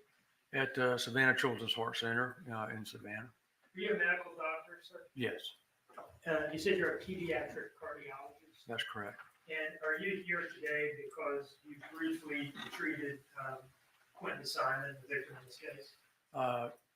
Yes. Now, let me ask you a little bit about your education, training, and experience. Mhm. Can you tell us about your undergraduate education? Undergraduate, I went to Augusta College in Augusta, Georgia. And For 4 did you go- years. I'm sorry to interrupt you. Mhm. Did For you just go- went 4 years, yeah. 4 years, okay. Did you go immediately to medical school? No, didn't, had a year before I was accepted. And then I went to 4 years of medical school. Then I did 3 years of pediatric residency and then 3 years of pediatric cardiology fellowship. Where did you go to medical school? Medical College of Georgia, And when did you graduate? 1982. You mentioned that you did was it a pediatric residency or a Mhm. cardiology residency? Well, a residency was general pediatrics. Okay. So I did 3 years of that at the medical college there. And then I was fortunate that they thought enough of me to go ahead and offer me a fellowship in pediatric cardiology there before I was halfway through my second year of residency. So I stayed and did 3 years there Our last in witness, fellowship. Mhm. I'm sorry. Our last witness, Dr. Pentes, explained to us what a medical residency is, Mhm. but I don't think we've heard what a fellowship is after residency. Can you tell us what a fellowship is? Well, a residency, you sort of do a lot of different things, but when you do a fellowship, you're specifically focused on one particular subspecialty. In my case, it was pediatric cardiology. Is it fair to say that in your residency you gain your specialty, but in your fellowship you get a subspecialty? That's correct. When did you finish your pediatric cardiology fellowship? 1988.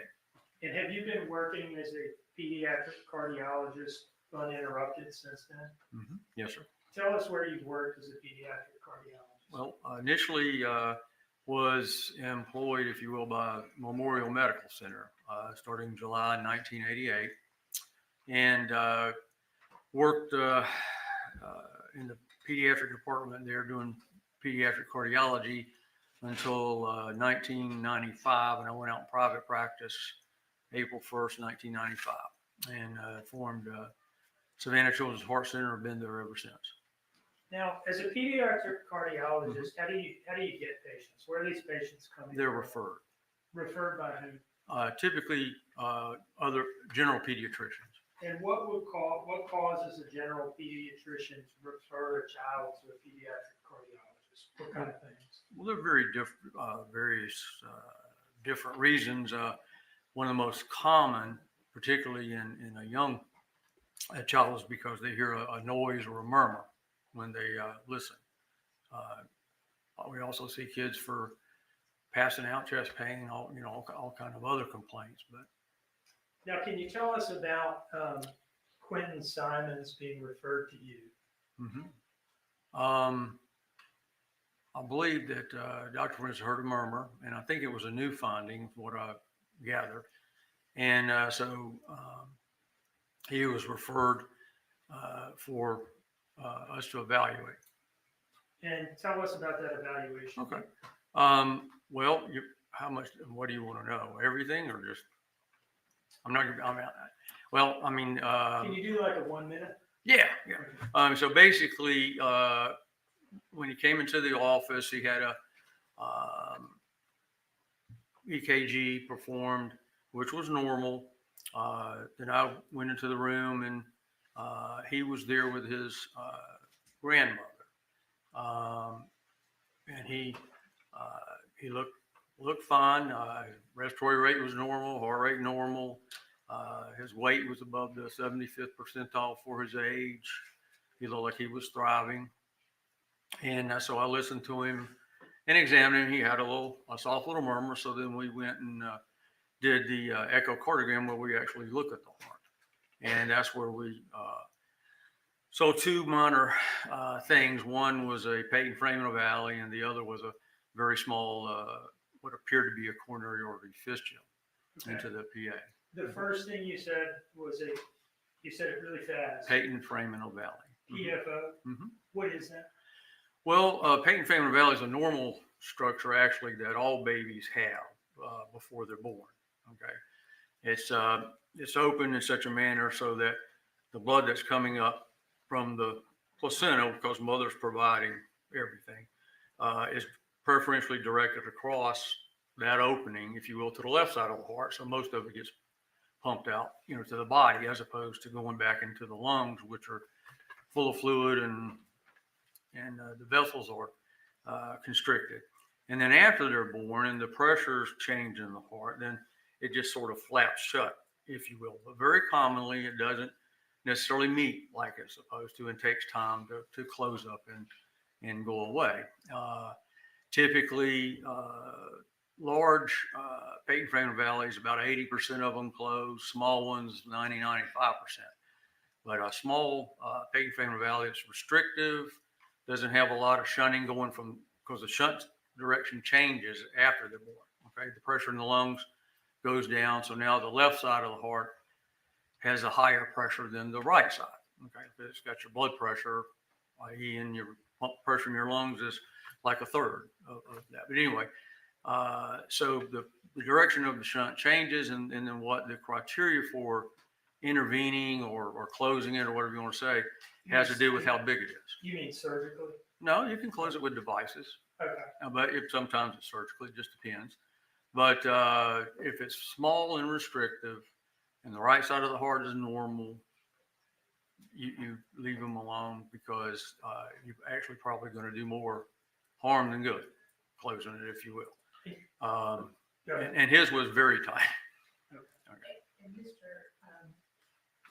Before you go further, was that PFOFPL? PF, foramen, FO, yeah. Okay. And now for I can help that. yes, please. Is that spelled Patent? Peyton. New word FORAMEN.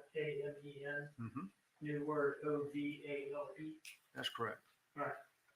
We got it. Thank you, Mr. Okay. You're welcome.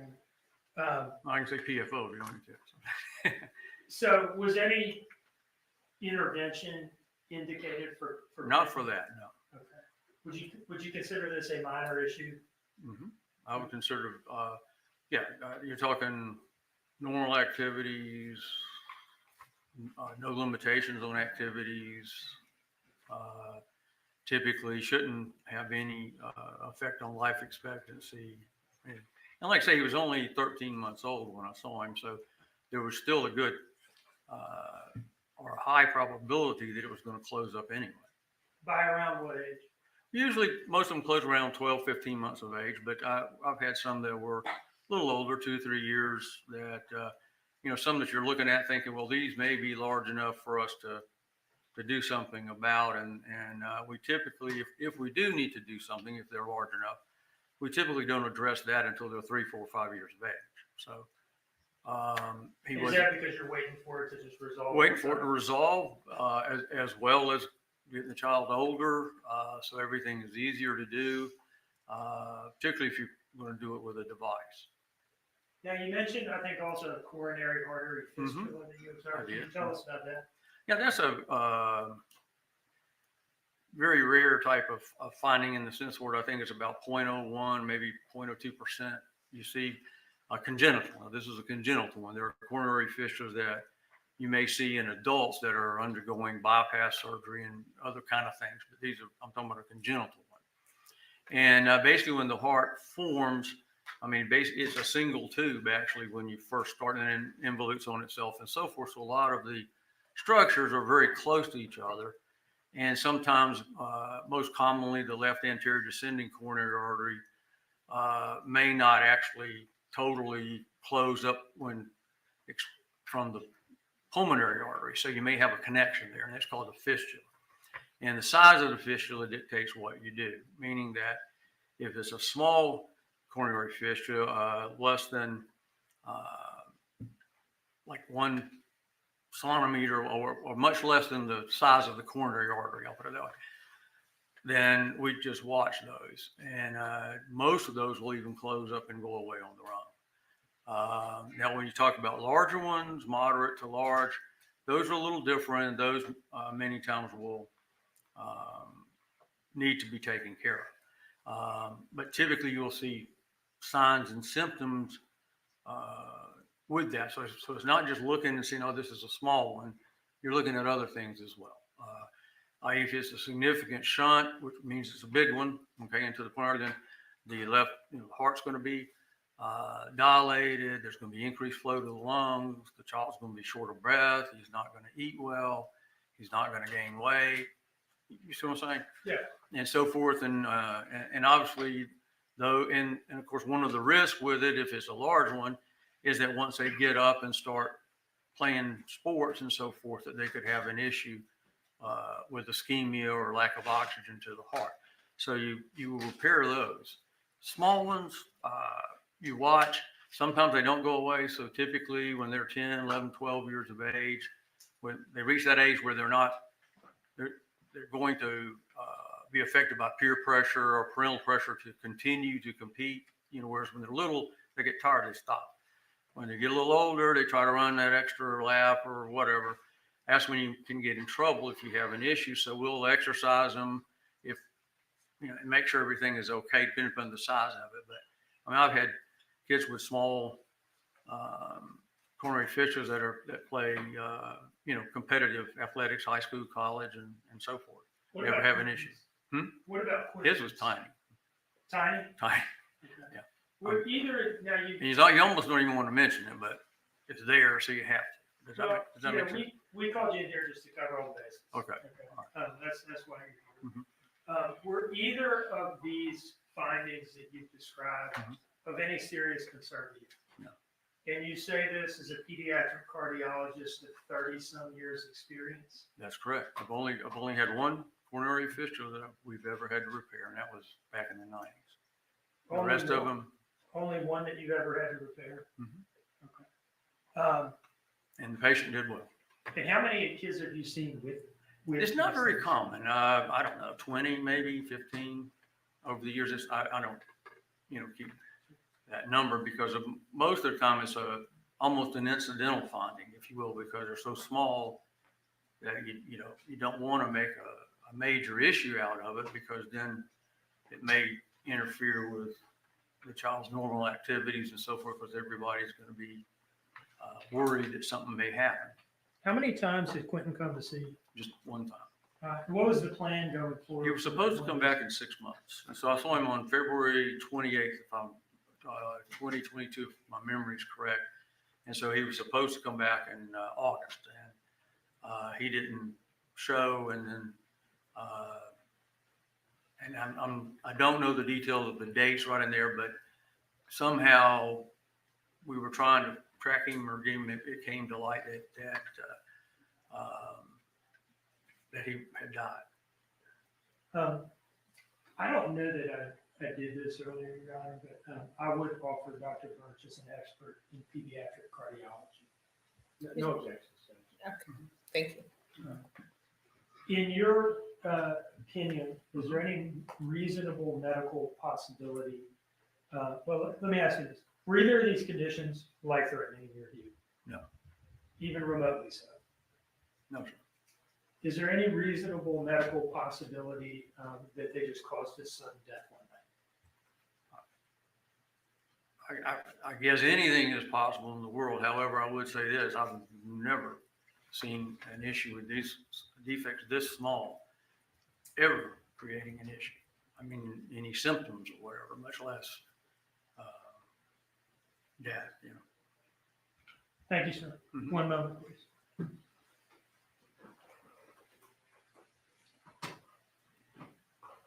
No further questions.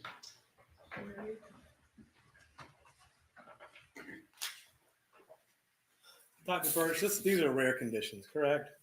No, patent family valley is very common. The coronary fistula is a rare condition.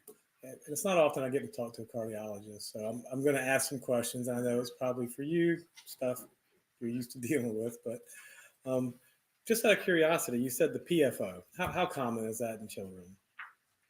Well, actually, it's a normal structure that all babies have.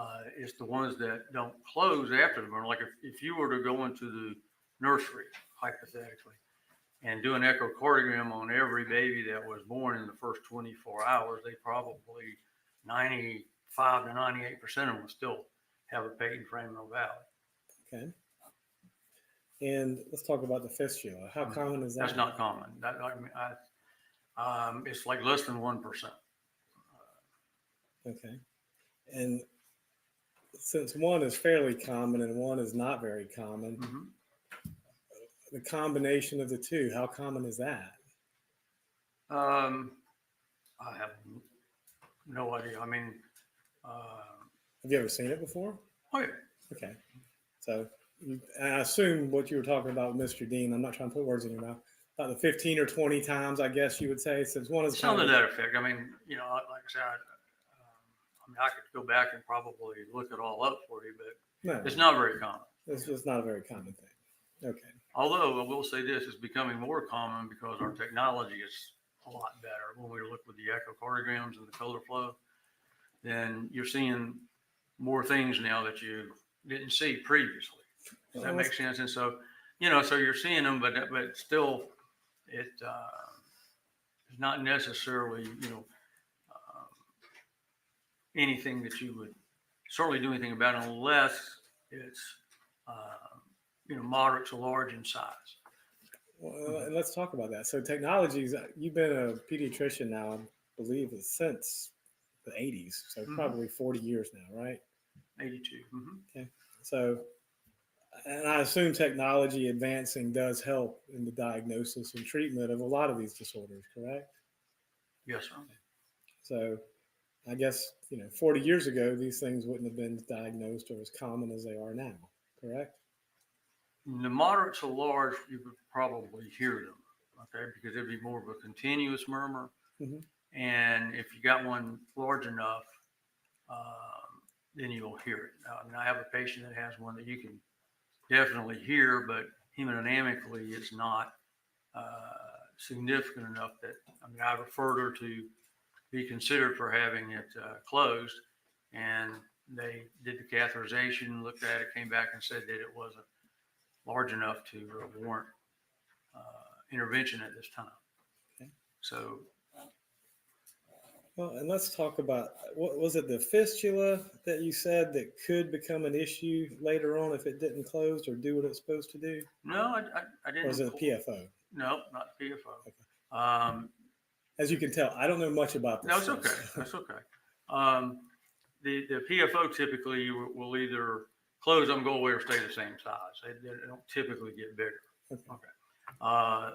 The coronary fistula, the real small ones, like Quinton had, typically close up and go away, or mainly stay the same size.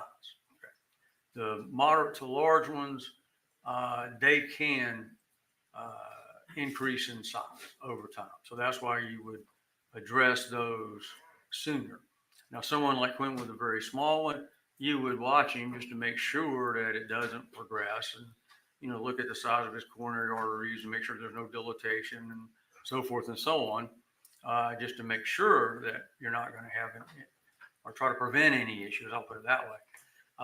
But unless you're seeing some significant shunning and so forth, these are typically, patients are typically asymptomatic. And let's talk about the opposite of that. I mean, most of them are asymptomatic, but if something was going wrong or there was shunning, and what would be the signs and symptoms? How would you know? As I mentioned earlier, particularly in the small child, like Quinton, he would actually be in what's called congestive heart failure. Okay, and that's a bit of a misnomer when you talk about congestive heart failure, like in someone like me, because the heart is still functioning fine. The problem with it is a lot of the blood is, when it goes in the coronary artery, it goes out the fistula to the artery to the lungs, and then it comes back to the left side of the heart. Does that make sense? It does. Okay, and so the left side of the heart will begin to dilate, and but also you have what's called pulmonary overcirculation, and that's where the symptoms come from. And you can get edema, so they're short of breath, they're easy fatigability, in youngsters that are nursing or bottle feeding or whatever, they're usually tachypnic or breathing fast.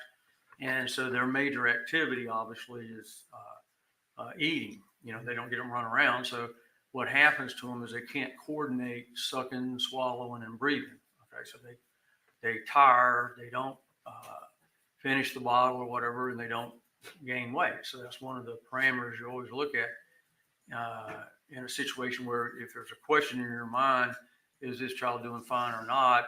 Because I think the heart was a little big or whatever, you look at their weight and so forth. And if they're, you know, above 50th percentile or so, and like Quinton was above the 75th percentile, so he wasn't having any issues eating or any of those types of things. So, Doctor, thank you so much. You've been very informative. well, thank you very much. Thank you. Just a moment, Mr. Dean. No redirect. Thank you. Doctor, thank you. You're excused.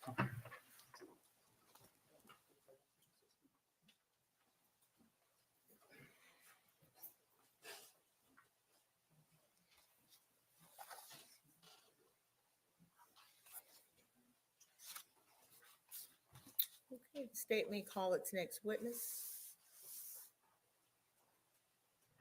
Paul Simon.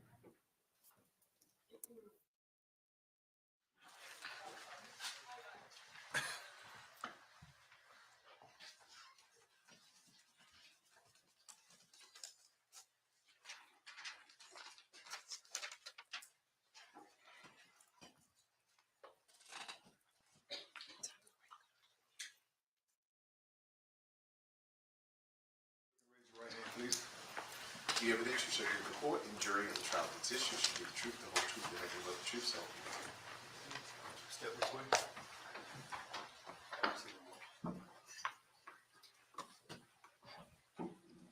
Good afternoon. Good afternoon. How you doing today?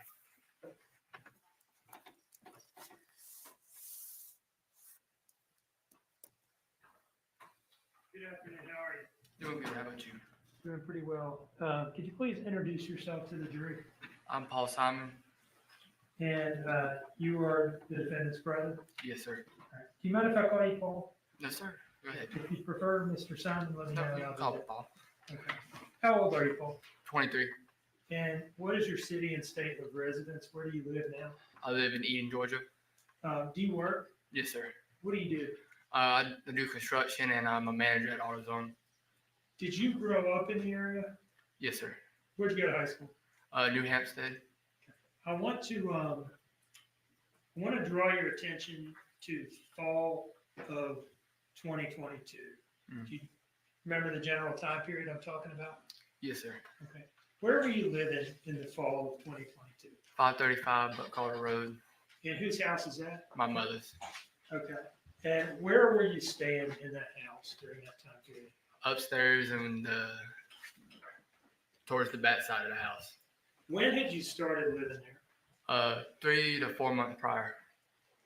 Prior to what? Prior to the incident. Okay.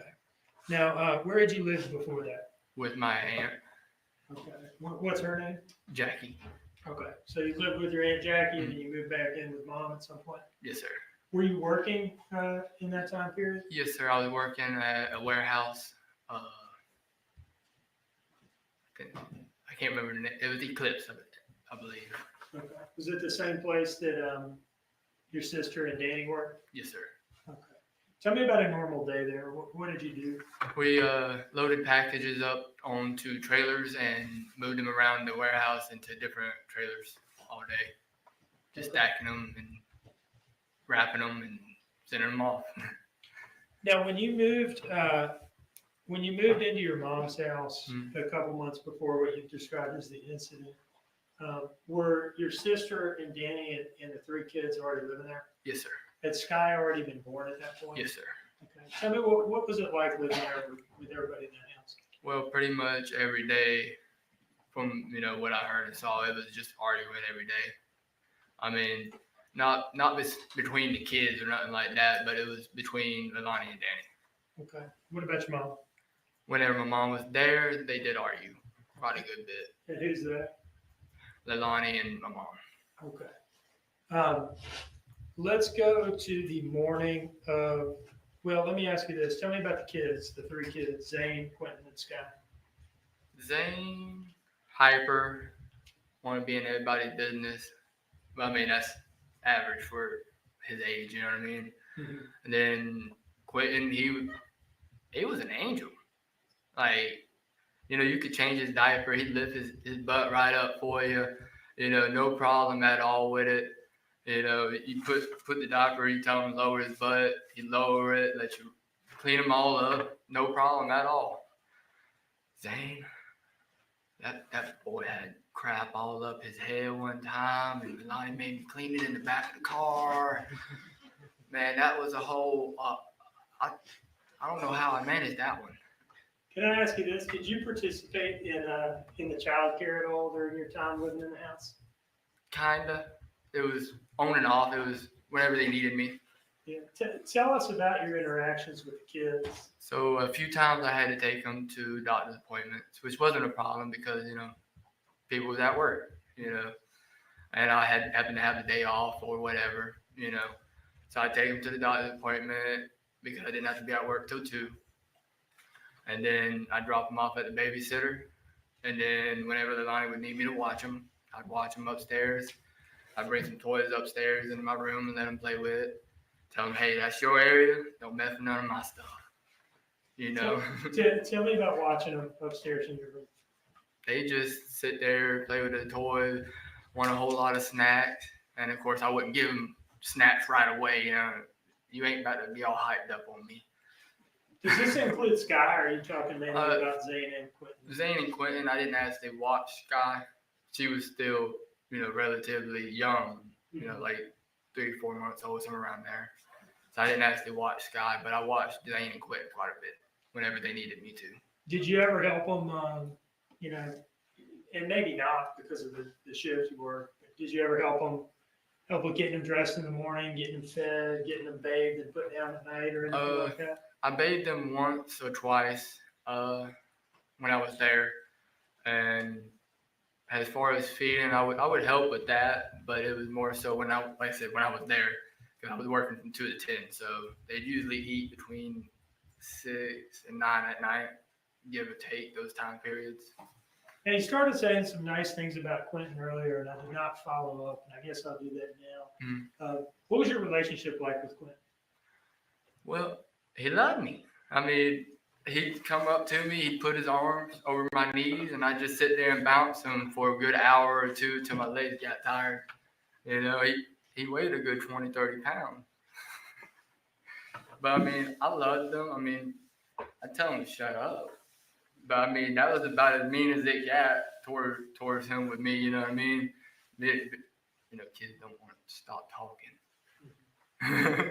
What did your, during the time period that you're working at Eclipse and working the 2 p.m. shift that you've mentioned, what did a normal day look like for you? Not talking about any particular day, but just kind of give us an example. I'd get up in the morning between 9, 10 o'clock-ish, usually, and then watch some TV, get up, take my dog out, let him use the bathroom, bring him back in the room, continue watching some TV, and then get ready and go to work. I mean, it was just, you know, either TV or playing a video game. What about after work? After work, I'd get off. Just like I said at the police station, I'd get off, roll me a blunt, and go on about my day. Tell me about the blunt rolling and the going on about your day. I'd sit there in the parking lot because I wasn't going to try to drive and roll at the same time, you know what I mean? So I'd sit there in the parking lot, roll. Then as I was driving down the road, I would light it up and smoke on the way home because my mom had a strict rule of no smoking in her car. So you'd have to roll it out in the windows to be able to smoke in the car. What car were you driving around the time of the incident? The 2012 Silverado. Okay. What color is that? White. Okay. And is that the truck that was parked next to the Dodge Journey when the police arrived? Yes, sir. Okay. Tell me what you would do when you get home. I'd get home, I'd go upstairs, let the dog out, then probably smoke again, and then go to bed. Watch a little bit of TV if I had enough time, and then go to bed. Tell us about the dog. When did you get the dog? I got the dog when I was still working at FedEx in 2019. He passed away January 1st this year from advanced heartworm disease. Oh, I'm sorry to hear that. Yeah, and but he was my pride and joy. Love that little fool. You said what now? He was a little fool. He was a little retard. That's what he was. What pardon me. What was the dog's name? Rimshot. Rimshot? Mm. Are you a drummer? I'm not, but you know that's a name from Ernest. Have you ever seen any of the Ernest movies? Like Ernest Saves Christmas? Ernest Saves Christmas, Ernest Goes to Jail, Ernest Saves Halloween. And there's a character named Rimshot in this movie? It's his dog. And that's, okay, so that's your dog's namesake. Okay. I know you had told me before the dog was named Rimshot, but I don't know why. Okay. Where did the dog stay when you were at work? He would stay, Leilani would watch him whenever she was home, or he would go outside and stay on lead. Okay. On the lead, can you tell me what you're talking about? Long 25, 30-foot leash. And what was that attached to? A ground hook. Okay. And where would he stay when you were home? He would stay upstairs with me. Is that where he slept? Mm-hmm. Okay. Let's talk about so we've talked about kind of your general typical day, right? Mm-hmm. Let's talk about the day before the police came to your house, okay? Talk about that day, October 4th, 20. Did you sign the house for mine? Respond with yes or no? Yes, sir. The court reporter is trying to take it all down. I'm sorry. It's okay. It's all right. All right. The day before the police came to your house, did you work that day? I did. As far as you remember it, was it pretty much a normal day for you? Yes, sir. And is it not until the next morning that it became abnormal? Yes, sir. Okay. Let's talk about going to work. What time were you scheduled to work that day? I was scheduled to go in at 2 p.m. I had went in early that day. I don't remember exactly what time I went in. And do you remember why it was that you went in early? Because Leilani wasn't able to go in that day. And so Danny had texted her and asked if I could come in early, is what I believe is what happened. Okay.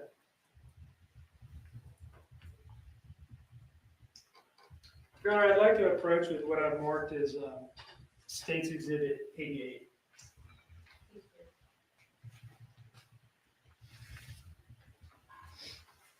Can you take a look at this? Just read it carefully, taking a look at the phone numbers, and I want to ask you about it, okay?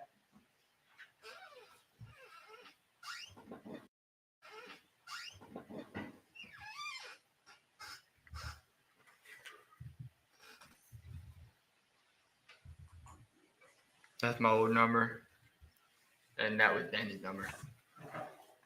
The document that I just handed you, is that the text message exchange between Danny Youngkin and you Yes, sir. from October 4th of 2022? Yes, sir. Does it fairly and accurately depict the text messages that you exchanged? Mm-hmm. Your Honor, I would offer this as State's Exhibit 88. No objection. Now, the first message on there is from who to whom? The first message is from Danny to me. And what's the time of that message? 10 in the morning, Okay. 10:15. And what did Danny say to you? He said, yo, Dave wanted to know if you go in at 12. I'm at the dentist with Leilani. She just got her tooth pulled. Young Dave wanted to know if you would go in at 12. Mm-hmm. Is that Dave Mullens? Or Yes, sir. Mullen? It was the GM that was running Eclipse. Okay. Was he your boss, or at least one of your bosses? He was one of them. He was the morning shift boss. Okay. And did you respond to that message from Danny? Yes, sir. I said I'd be in. And what time did you send that message? 20 minutes after I received it.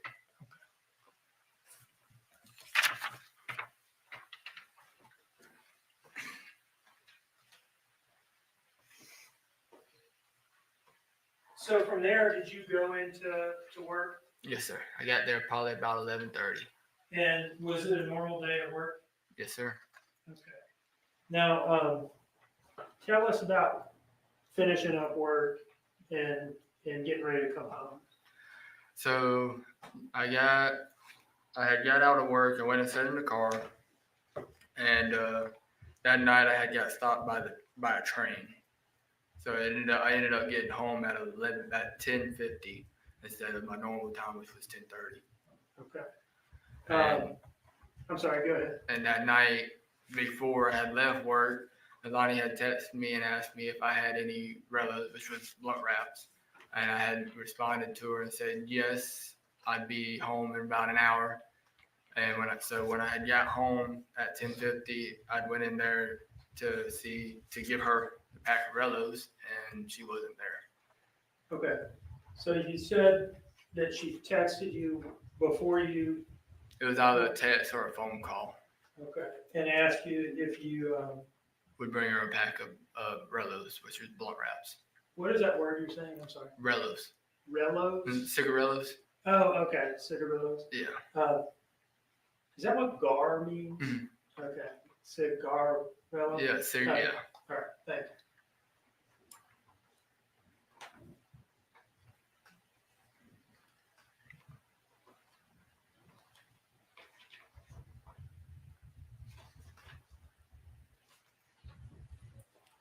Your Honor, I'd like to approach with what I've marked as State's Exhibit 89.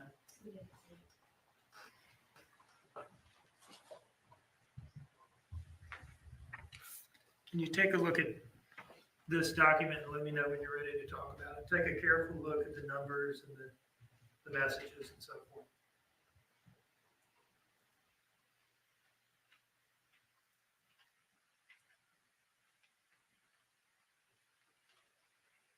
Yes, sir. Flip to the second page here, if you would. My bad.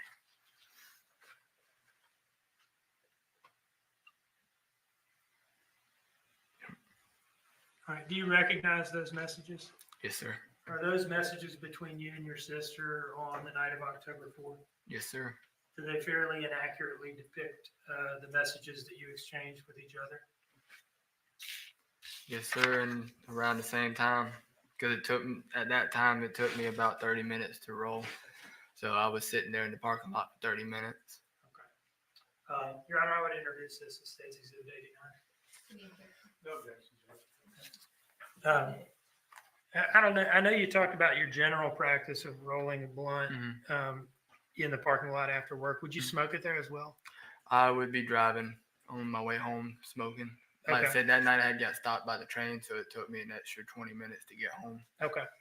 So let me ask you, do you see this message here, this 9:46 p.m. message? All right. And that is that one from your sister? Yes, sir. And what does she say to you? Can you grab me a GAR on your way home, please? All right. So are you still at work at that point? I was. Okay. Had you clocked out yet? No. I had my phone on me, but I wasn't supposed to, so. Okay, I see. The next message is from who to whom? From Leilani to me. She was sending a question mark afterwards because she always forgets to send her question marks. Okay, so we got, can you grab me a GAR on your way home, please, at 9:46 with no question mark, and then she adds the question mark a few minutes later? Yes, sir. Okay. And then I saw it right as I was clocking out. All right, and you responded to that at what time? Right before 10 o'clock. Okay, and what did you say? I got some minis in the car. I got minis, but. All right, so we'll read the message just as it appears on the page, and then I'm going to ask you what you mean. I got minis. I got some minis. I got some minis. And what does that refer to? Mini cigarillos. Okay.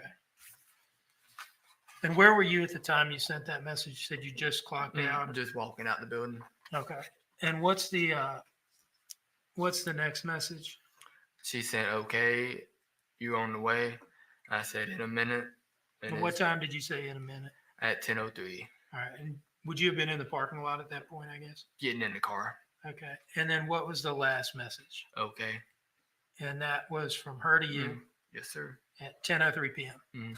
All right. So no more text messages between the two of you that night? No, sir. My bad. So that brings us to your getting home and her not being there, you said, right? Tell us about your arrival at the house. So I got home and I noticed that the Dodge Journey wasn't there. Okay. And so I had went inside, I had the minis in my hand, and I had asked Danny, I said, where's Leilani at? Where was it that you encountered Danny? He was sitting on the bed right in front of the door going into the bedroom. Okay. He's sitting on the bed in his bedroom, his and your sister's bedroom? Yeah. Okay. Yes, sir. And you've got the minis in your hand? Yes, sir. And because you're coming to bring them to your sister? And she is not there? Yes, sir. Okay. Now, did you see the children at this point? I did. I don't remember exactly what they were doing, but I know that Quinton was awake. He was in his playpen, and Zane was laid down on his race car bed. Did you have any how do you know Quinton was awake? Tell me what you saw. He was saying Danny. He was laying there, but he was saying Danny, just like that. Is that something that he would do? Yes. Can you describe, like, was it just like normal kind of babbling from a child? Or? He would say Danny's name repeatedly. I don't know if it was because it was easy for him to say, because it's only 2 syllables, Danny. You know what I mean? But that was one of the key words he said 95% of the time. From your perspective, did Quinton seem to like Danny?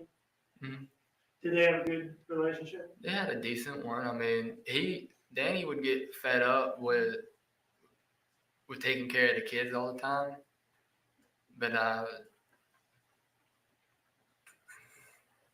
you signed up for it, brother. I mean, there's nothing else I can say to you. I can't sit here and say, don't be upset. You signed up for it. So anyway, Quinton's you said he's laying down in his packing play? He was laying down more or less. He was still getting so he does a lot of talking before he would go to sleep. So he'd just sit there and say Danny or throw a little tantrum and then pass out, or it was one of the two. He didn't like being in a dark room. Did anything seem to be out of the ordinary in that room at that time? Not that I saw. I walked in there, told Quinton to shut up and go to bed, and went upstairs. And did Danny seem to be acting abnormally? He seemed a little agitated that he was having to watch the kids again. Okay. Yeah, anything beyond that? I mean, no more than his normal whining about having to do something he didn't want to do. Now, how long did y'all interact with each other? About 10 minutes in the bedroom before Leilani got home. What was the nature of this? Just talking. He was complaining about Leilani, which I was already used to, and kind of getting a little bit annoyed of him whining. You don't like it, leave. I mean, it's not that hard. Now, did you have anything to eat when you got home that night? No, I didn't.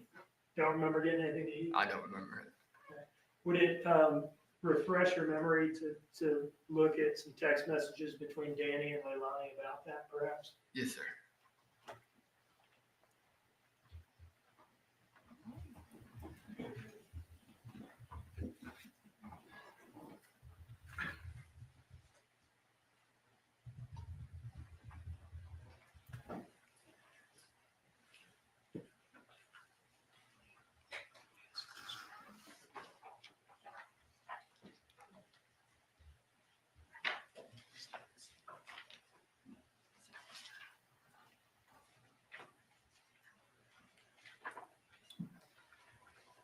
Madam Clerk, do you have State's Exhibit 86 somewhere? I can see if you're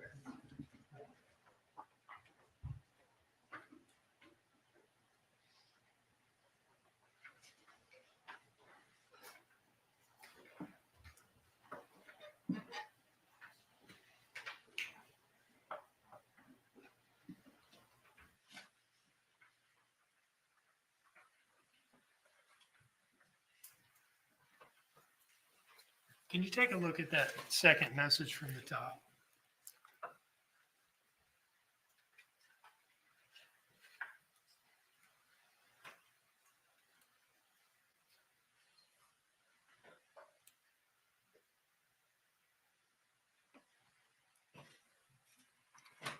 You good? Yeah. Okay. And if it doesn't, it doesn't. But does that refresh your memory as to whether you had anything to eat or drink that night? I probably grabbed some Hawaiian punch. Leilani was a little stingy about the kids' drinks and food now.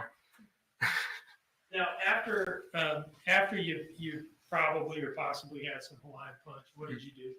Went upstairs. I watched the episode of One Piece. What is that? One Piece is an anime. Okay, it's an animation. It was 23 minutes and 42 seconds exactly. And what did you do after that? Went to bed. Did you come downstairs anymore that night? No, sir. Did you have to let the dog out or anything at any point? No, sir. Not till he woke me up in the morning, needed to use the bathroom, which was about 8:30ish. I got up at 9 and took him out. Okay. What do you remember about that morning? Just hearing yelling, and I thought it was the normal yelling. Then I come downstairs, and next thing I know, the house is surrounded by police. Was that before or after you took the dog out? After. Okay. But it was kind of like during, in the motion of me taking the dog out, all the police was pulling up. All right. What do you remember hearing? Just a whole lot of yelling. I couldn't make out exactly what it was. I was still half asleep. And I just kind of laid there until I heard it kind of die down or move away from where I could hear it. And then I got up and took the dog out. Did you have any interaction with your sister that morning? Not before she told me that Quinton was missing. And where were you when she told you that, as far as you Downstairs in the parking area. out in the driveway? Yeah, next to the drive, next to the garage. Okay. And what she look like at that point? Complete mess, complete wreck. Trying to figure out where her baby was. And what happened from there? She had called the babysitter over to see if she saw anything, if she knew anything. And then the police was showing up at the same time as the babysitter had just showed up. And then the next thing I know, Danny's showing up. Did you help look for Quinton? Didn't get a chance to. What do you mean? By the time that everything was going on, we all got told we had to go down to police annex, and we was interrogated for over 17 hours by the FBI. Did you 17 hours? Yes, I kept track of it because they were supposed to get me pizza. I'm still mad about my pizza 2 years later. I think we saw you on some video bringing your sister some food at some point. Yeah, then they bought the pizza afterward. Okay. So you got some food that day in any case? Yeah, because I bought it. Okay. Because you bought it? Yeah. Did you? I DoorDashed it. You're saying you DoorDashed the pizza to the police station? So after 12 hours of sitting there being interrogated, people get hungry. Okay. So, regardless of whether you had a good time there that day, did you cooperate with the police questioning? Yes, the sir. FBI questioning? Anything they asked me, I told them whatever I knew. Okay. And did that continue to be the case over the coming days and weeks? Yes, sir. Even while they hooked me up to the lie detector test and everything. One moment, please, John.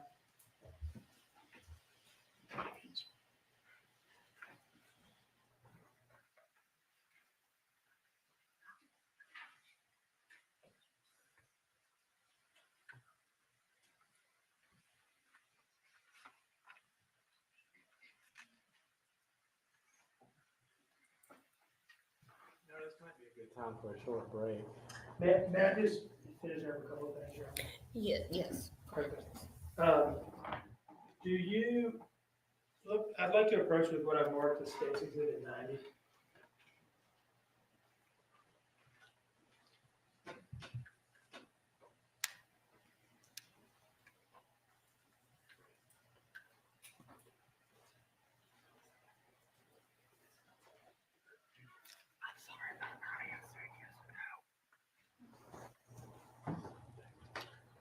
All right, I'm showing you what I've marked as States Exhibit 90.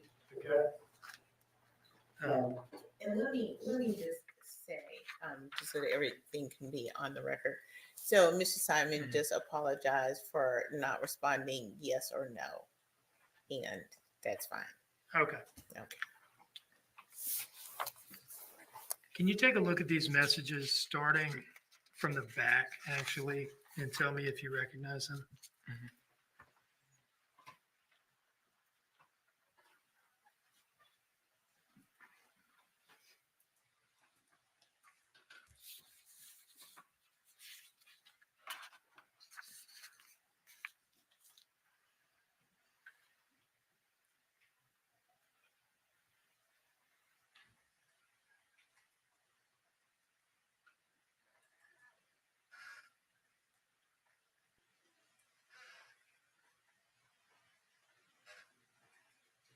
Okay, so these are not text messages between me and Leilani. These are text messages between me and a coworker, and about a girl that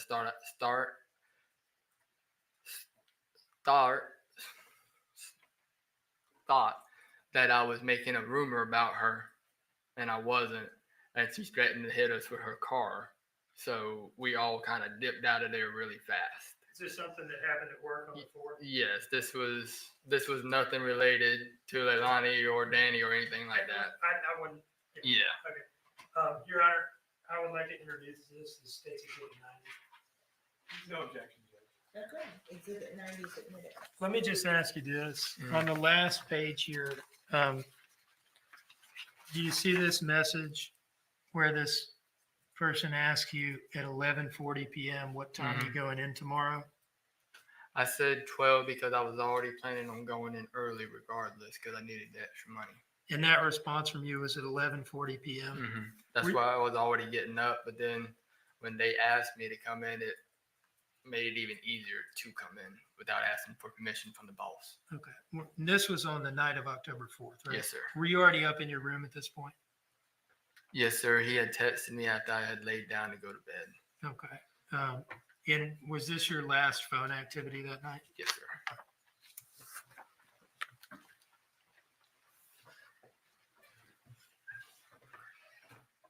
And Your Honor, if I have not already formally offered 88, I would do so at this time. Those were the Paul Simon, Daniel Youngkin text messages. I believe it may already be in. Madam Clerk? That's correct.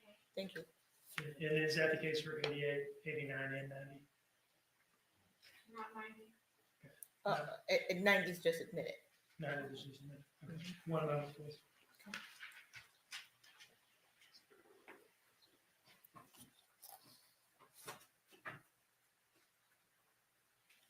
No further questions, Your Honor.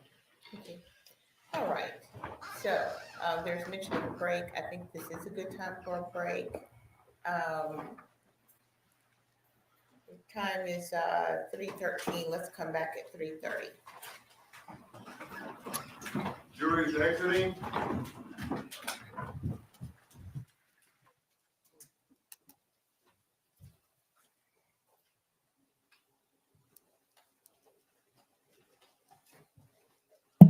Every time is a good time for a break for this judge.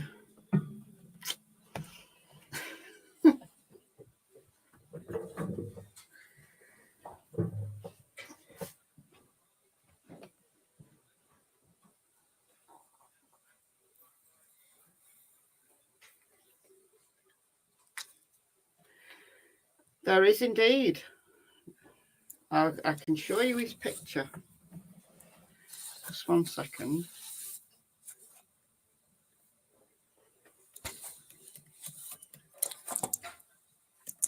Okay. Thank you, Burch. We're in recess until 3:30. Yes. Oh, I'm sorry. Step down, please. We touched on it briefly, but weren't supposed to get into the polygraph. Right. I don't think it was anything Mr. Dean meant to elicit or Mr. Simon, but just make a motion in limine if we could just kind of make sure that the witness doesn't mention that. I'm not going to ask any questions about it, but I just don't want to circle back around. So, Good. Mr. Did I Simon? let Mr. Simon go? Did he leave? It's okay. We'll have him back on the stand. That's fine. I just want to go ahead and address it. Like I said, I don't think it was anything intentional. Didn't want to make a big deal about it in the middle of it, but it's something we probably should deal with before we get started. I'll address that with the witness when we return. All right, thank you. Okay, thank you very much. What thing weren't they went to talk about?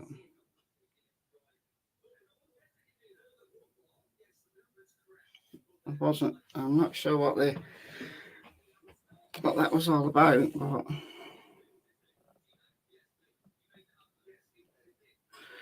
all right, this is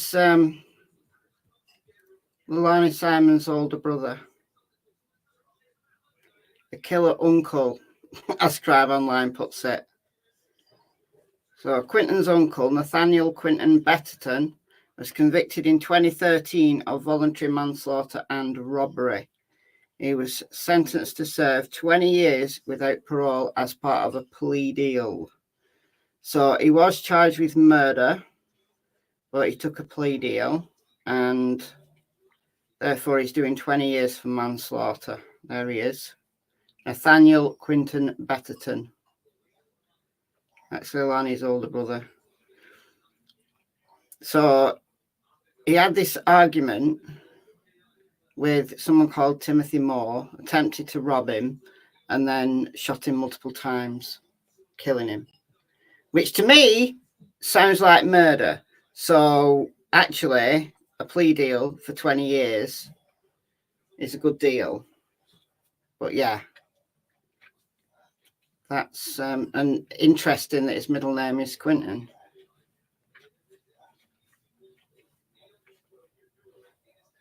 Are there 12 jurors? Yes.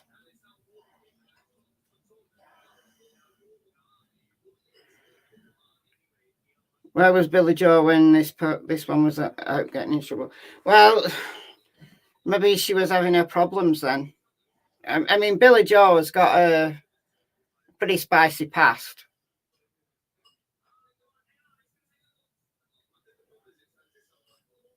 So, I mean, I give Billy Joe credit for turning her life around and, you know, getting a decent job and, you know, trying. But unfortunately, her kids have perhaps suffered from what happened earlier on in their lives. I don't think they had a great childhood. Maybe there are worse childhoods, but I don't think they had a great childhood. But I do think Paul has got a good soul. I hope he stays out of trouble. I really do. Because I don't think he'd do well in the prison system. He seems to be someone who, I don't think he could tell a lie, honestly. I think if he tried to tell a lie, I think you could see straight through him. And I think he's coming across really well to the jury, even if everything he says isn't quite appropriate. I think the jury will see his honesty.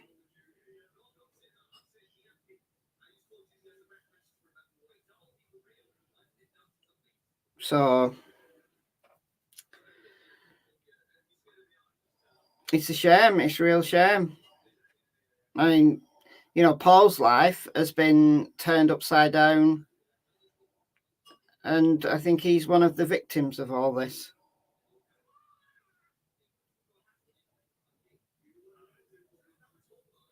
Yeah, give her credit for staying clean, yeah.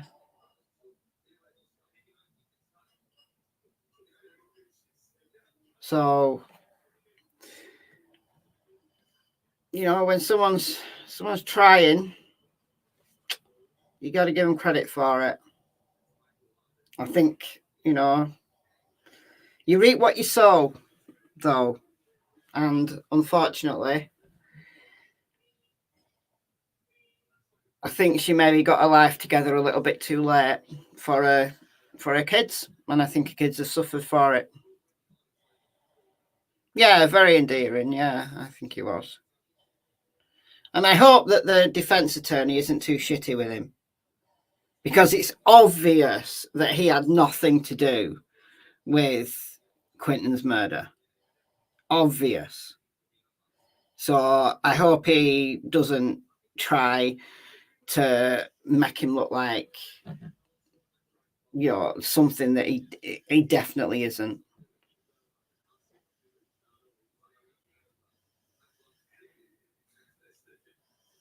I think Billy Joe might be giving evidence.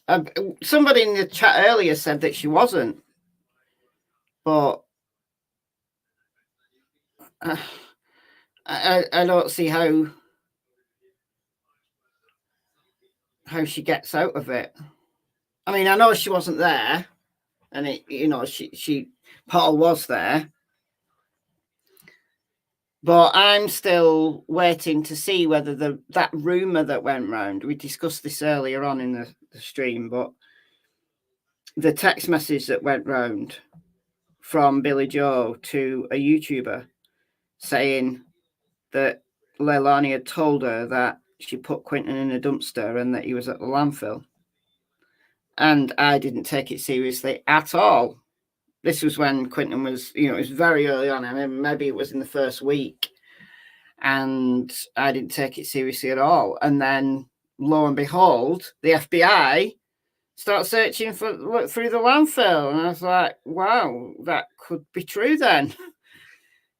And there he was, sadly. So you would think that the prosecution would want to call her. If there's any truth to that, the prosecution have to call her, surely. But then again, if she doesn't want to, they can subpoena her and she's got to come. But if she's going to be a hostile witness, maybe they don't think it's worth it. Maybe they think they've got enough. So I don't know.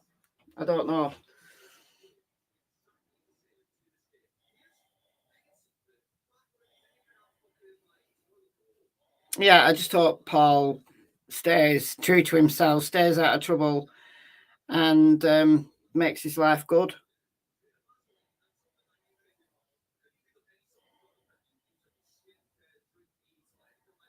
And isn't, permanently scarred by this. I mean, it's a horrific thing to happen to any family.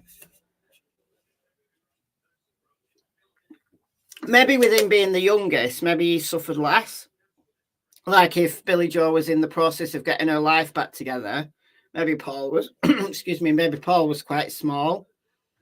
So maybe suffered less.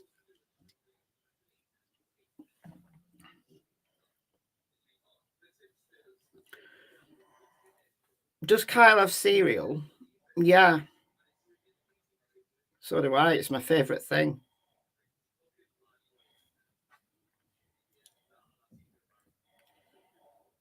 I could live on cereal. How old is Paul? I'm not sure, but he's. I don't think he's as old. I think he's younger than Leilani, so he's only in his early 20s.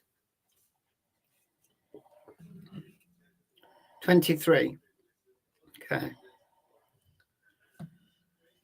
So 23. I think he said 23. All right. My mind is like a sieve, so he's only a year younger than Leilani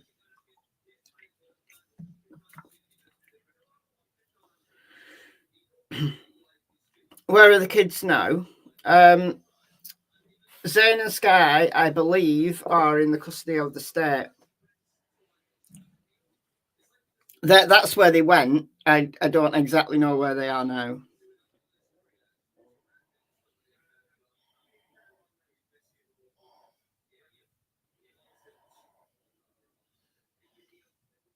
Somebody mentioned that the baby girl had her feeding at 3 a.m. So who fed her the night that something happened to Quinton? Well, if she did, then Leilani. Possibly. Or Danny.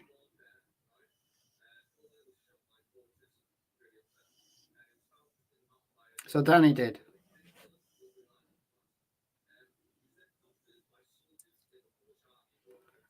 Danny said he did. Okay.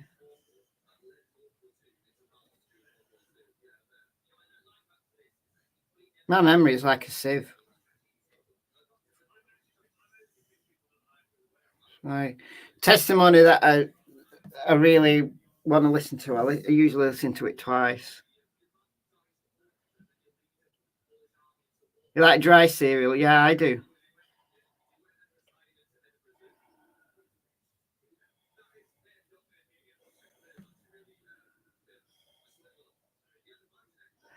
I mean, probably Leilani never got up to feed the kids, to be honest. That's the impression I'm getting. That anything that needed doing, Danny did it, or Paul did it.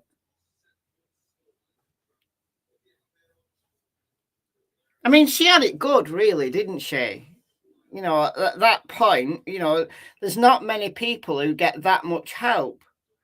You know, a young mother with, you know, I'm not making any judgments, but 3 different dads and, you know, 3 kids under the age of 4, 3 different dads, and look at all the help she had.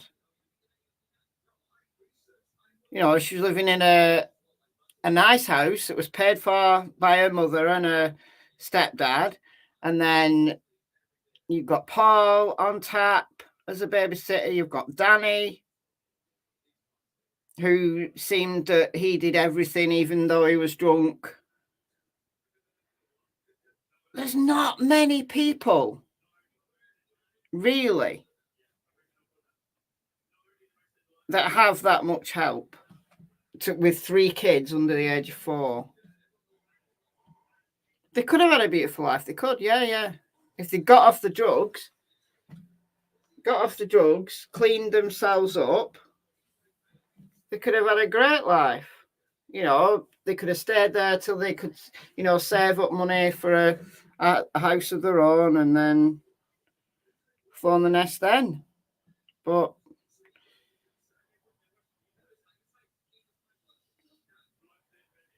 what can you do? I mean, whatever was in her head that night, I can't imagine.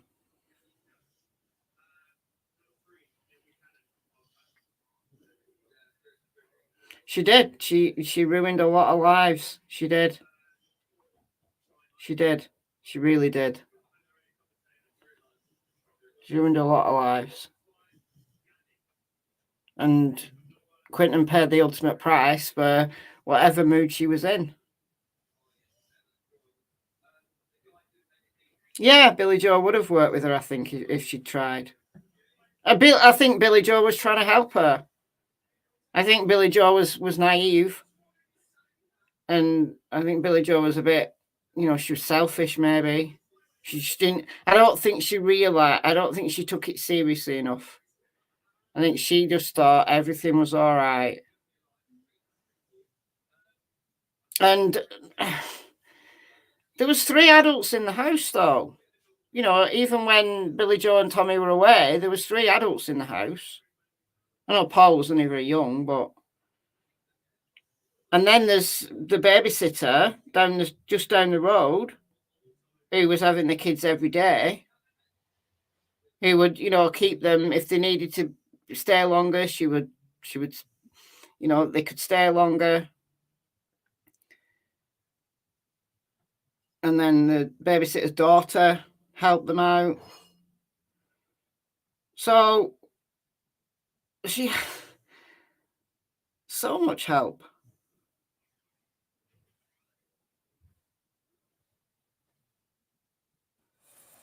Oh, here we go. Back on the record.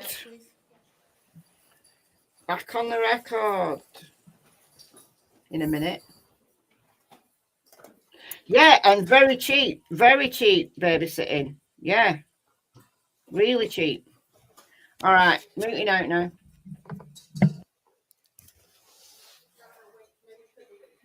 Yes. Thank you, Ms. Parker.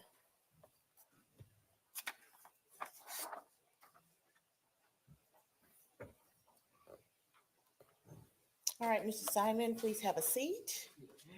And you are still under oath. Mr. Simon, I'm sorry. Go ahead and have a seat, Ms. Simon. So we're back on the record now in SPCR 22-03364J6, the state of Georgia versus Leilani Marie Simon. Mr. Simon, has taken his place once again on the stand. He understands he's still under oath. And Mr. Simon, you mentioned earlier about polygraph. There's been a motion in limine which the court is granting. Do not mention polygraph. I don't expect you'll be asked any questions, but don't volunteer any answers, any responses about a polygraph. Do you understand? Have any questions? All right. Is the state ready to proceed? The state is ready, Your Honor. Is the defense ready to proceed? The defense is ready, Judge. That was a no-no. You're fine, Mr. Simon. Thank you very much, though. Mr. Hilliard, I believe you have Mr. Simon on cross.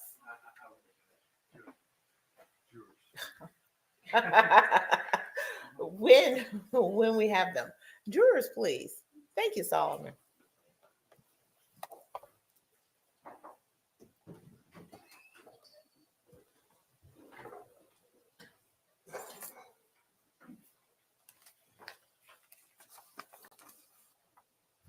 Jury's not entering.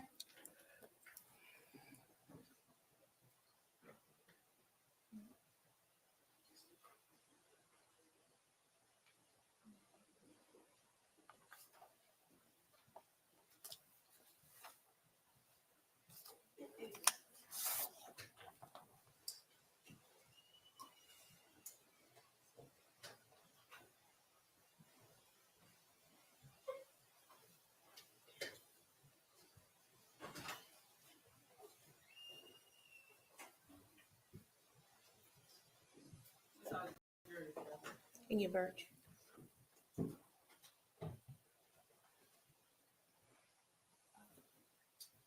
Good afternoon. Please have a seat. Thank you. Welcome back after that short break. Did anyone have any discussions about the case? Did anyone do any research? Okay. And with that, we will proceed. Mr. Hilliard. Mr. Simon, my name is Martin Hilliard. How are you, sir? I'm doing good. How about you? I'm pretty good. No complaints. I've got some questions for you, and I'm probably going to start on October 5th and work back a little bit. You were already at home on the morning of October 5th? Yes, sir. Okay. So you said you woke up, you went outside, took your dog outside. Yes, sir. I'm just going to kind of approach the witness and show him State's Exhibit real quick. I'll show you what's been marked as State's Exhibit 9. If you would, the upstairs bedroom that you stay in, which bedroom is that? Does it overlook the pool? Does it overlook the front yard, the side yard?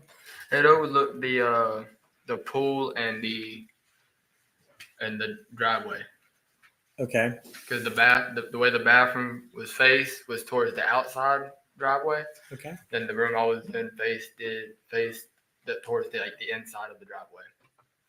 All right. So based upon what you're looking at right there, would it be above the dining room or the living room or somewhere in that area? By the living room.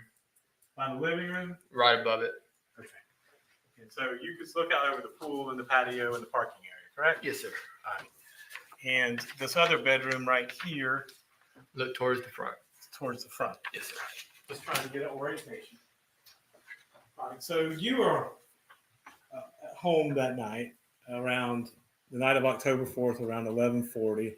Was a text message between you and your coworkers that Mr. Dean was just talking about, correct? Yes, sir. You remember sending that? Yes, sir. Were you awake? I was trying to go to sleep, so I was trying to end the conversation pretty fast. Okay. You know what I mean? Because I was already laid down at 11 to go to sleep, and so when a text message came through, it kind of woke me up a little bit. Okay. And so I was just trying to get it done and over with, but yeah, I was a little bit awake.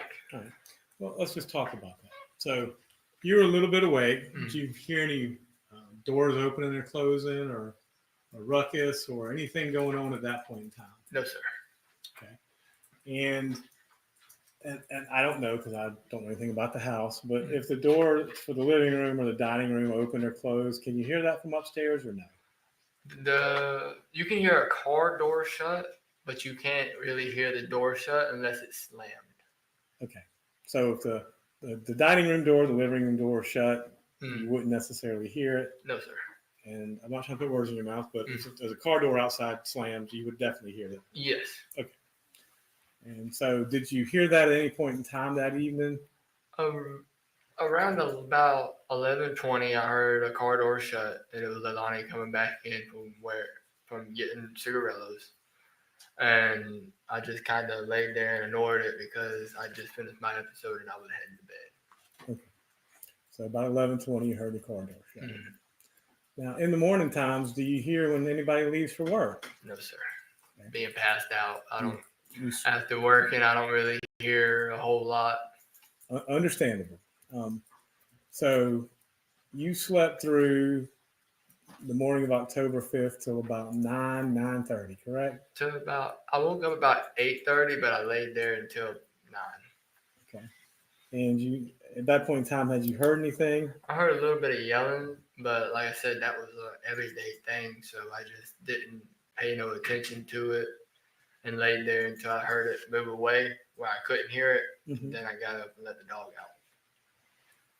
And that was about 9 o'clock was when I got up.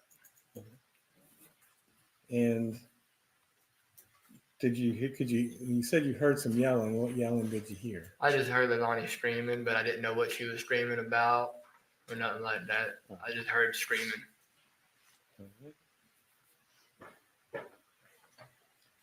And you were taking the dog out when that happened? Yes, sir. Okay. And you said the police showed up and Daniel showed up, correct? And you said that you heard the yelling and the police showed up, and you said that Leilani was a complete mess, correct? Yes, sir. How about Daniel? He wasn't really phased. He didn't look phased. He left work in a hurry, but other than that, the whole time he was more worried about what was going to happen to him throughout the whole thing, from what I saw. Okay. I mean, 3 days after it happened, he's up in North Carolina just that quick. Boom, gone. I mean, that just strikes me as not good, not right behavior when you're supposed to be. When they make an objection, you have to stay. Yeah. Just a moment, I'm sorry. Was there an objection? There was an objection, Judge. So. Mr. Dean? Non-responsive. Suspend. Mr. Simon, Just a moment. you have to let me ask the questions and you have to answer them, okay? So you were there that day and you were there all day, correct? On October 5th. Yes, sir. Until the police took us. Right. So you said when Danny got there, he seemed unfazed. Okay. You said Leilani was a mess, correct? Yes, sir. Now, did you answer all the questions that were put to you that day? Yes, sir. Okay. And I'm curious, how at this point in time, how long had you known Daniel Youngkin? About 4 months. All I really knew about him before that was that he was one of Leilani's baby daddies. That's all I knew about him before that. So, and when did you move into the house on Buckalter Road? In about April, right after my birthday. So, April of 2022? Yes, sir. Okay. And this was in October of 2022, right? Yes, sir. So, and I guess when you moved in, Danny and Leilani and the kids were already there. Yes, sir, they were. Okay. Now, did you ever notice Danny and Leilani either using drugs or drinking? Danny drunk every day. Right. He'd be riding down the road drinking a Fireball, a little shot, consistently every day. All right. And you know, not being judgmental, but and Leilani smoked. Yep, smoked weed. And you did too. Did you ever see him do anything else? No, sir. Okay. And if anything else was done, I would have told my mom. okay, so that was not something you knew about. No, sir.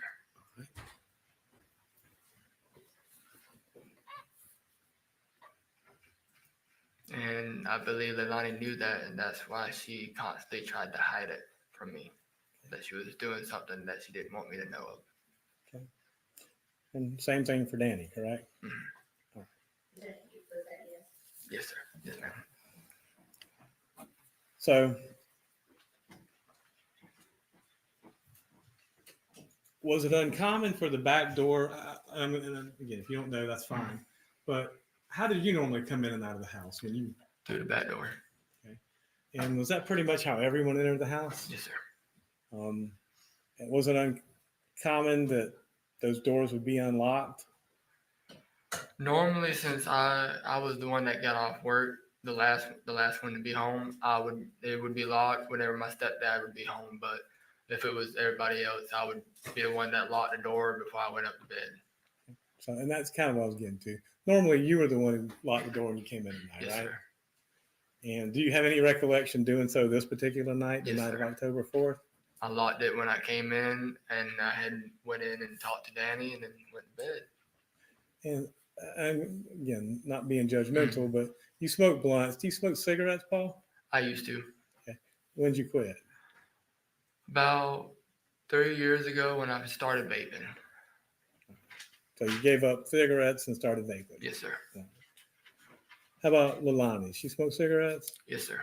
And how about Danny? Yep. Okay. And whenever they were smoking at the house, where would they normally go to smoke? Either the front or the back. Okay. Were there ashtrays out there?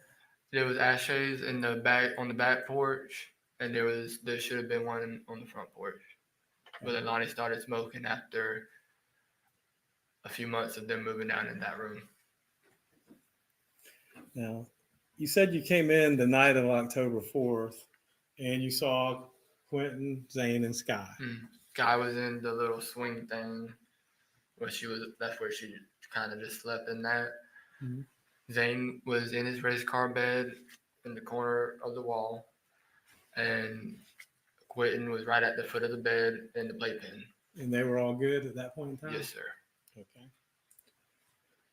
And had you ever seen, you said Danny seemed agitated when you got home. Anything abnormal, or was it just his normal? It was just his normal whining and complaining, but he just, like I said, he just seemed a little bit more agitated. But I was like, don't worry, man. She's going to be back here in a while. Just rode up the road. Did you ever see Leilani that evening? I did not. I had already went to bed before I had saw her. All right. And did you ever hear them two arguing or bickering at any point in time that evening? No, sir.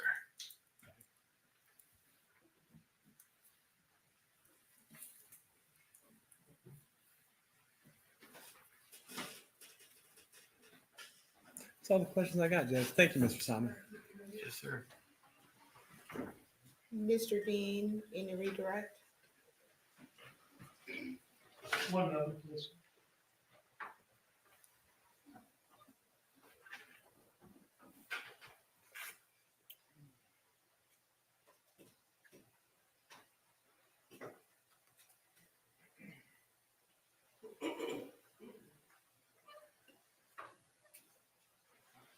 No questions, Your Honor. Mr. Simon, is there any reason not to excuse Mr. Simon? Not on behalf of Ms. Simon, no. No, Your Honor. Mr. Simon, you are excused, sir.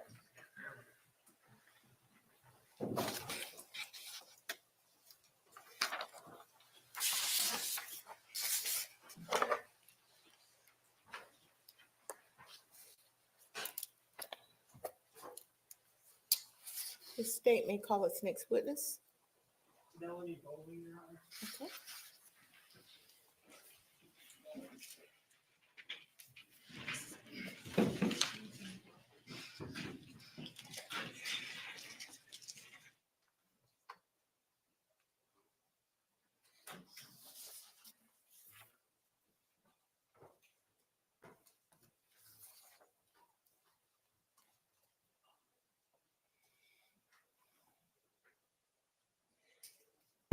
Thought we were going to have another break then.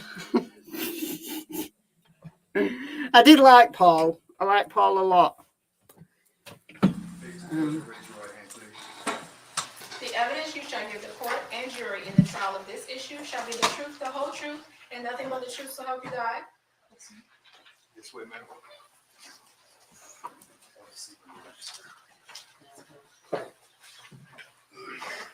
Introduce yourself to the jury. My name is Melanie Bowling. I am 28 years old and I'm a mama. What is your city and state of residence? What town do you live in? Glenville, Georgia. And how long have you lived in Glenville? Going on 8, almost 9 years now. Okay. Are you a little nervous this afternoon? I am, I'm sorry. I'm always a little nervous in court too. It's all right. If you need a break at any point, just let me know. Yes, sir. Do you know the defendant? I do. How do you know her? She used to live in the same neighborhood as me. In Glenville, I presume? Yes. When you met her, how many children, if any, did she have at that point? When I first met her, she had no kids. And how did you meet her? I met her through her ex-boyfriend, Cody Warden, which is her first child's father. I met him first because he lived out there and they started dating, and that's how I met her. And I looked at her and him as like little siblings that I wanted to help guide in the right direction. But that's how I met her. And did you all live near one another for a period of time? We did. We were right next door for a period of time, and then there was a period of time where she lived like walking distance from where I lived. Okay. And then at some point, did she move away from Glenville? Yes. Okay. At the time that she moved away, did she have any children? Yes, she had Zane. So the time that she moved in near you would have been sometime shortly before Zane's birth? Yes, it was about maybe 6 months or so before she got pregnant with him. Before she got pregnant? Yes. And then was she living next to you, or next door to you during her pregnancy? Yes. And did she continue to live next door to you during the time that she actually had Zane? Well, down a little bit, down the dirt road a little bit, but yes, it was still in the same neighborhood. Okay, so you're saying by the time she had Zane, she had moved walking distance away? Yes. Was no longer right next door? Yes. Let's talk about this. Let's kind of take chunks of time. Tell me about the nature of your relationship with her before she ever had Zane. Well, I mean, you know, like I said, Cody, I met him first and he was going through a hard time. So like my husband and I took them in as, took him in as like a little brother to help guide in the right direction. She started dating him and, I got good vibes from her at first. I never suspected anything bad, and I kind of try to guide her in the right direction too. She ended up falling pregnant, and when she did, she was young, and I can relate to that because I was a teen mom myself. So I wanted to help her in any way possible to, with her child and be that support. Were you friends with her during her pregnancy with Zane? I was. And did you remain friends with her after she gave birth to Zane and had him as a newborn? I did, yes. And did you all spend time together during both of those time periods? Yes. Did you spend time with her around both her and Zane? Yes. Okay. Were you all still living in the same town at the time she gave birth to Quinton? No. Well, I was, but she wasn't. Okay. Can you tell me where she was and when she had left in relation to when she had Quinton? So I know her and Cody moved to Alabama. That happened. And then I guess they broke up. She came back to Georgia to, I think, Waycross or somewhere wherever Bubba Moss is from. Waynesboro, sound right? Waynesboro, yes, sir. I'm sorry, I get those mixed up. That's right. And she came back and she was staying with him in a camper, and she fell pregnant. They split up and she went back to Alabama, and Cody helped her. And you've talked about your contact with her during the time she lived near you. Yes. Right? In the same town. Yes. Did you all have daily or near daily contact at that point? When she was pregnant with Quinton, we had it was about almost every other day, if not weekly. Well, I want to ask specifically about when she lived in the same town as you. Yes, every day. Okay, Yes, every sir. day at that point. Yes. And then after she moved, and I understand it sounds like she bounced around a little bit. She did. What was the nature of your contact with her after she moved away from Glenville? Text message and phone call, FaceTime. And how frequently did you say that you would have contact with her? So when she got with Bubba, it kind of drifted off a little bit. And I don't know why. I can't tell you why, but we drifted off a little bit. And then she would, we contact out the blue. She called me, I text her, I call her, she texts me, vice versa, just to see how we are doing, I always checked in on her to see if she was doing okay, if the kids were okay, how they're doing, how big they are getting, stuff like that. Did you talk to her on the phone regularly during her pregnancy with Quinton? Yes. About how often? She updated me like with every appointment that she had. Did she talk to you during those phone calls about things that were going on in her life? Yes.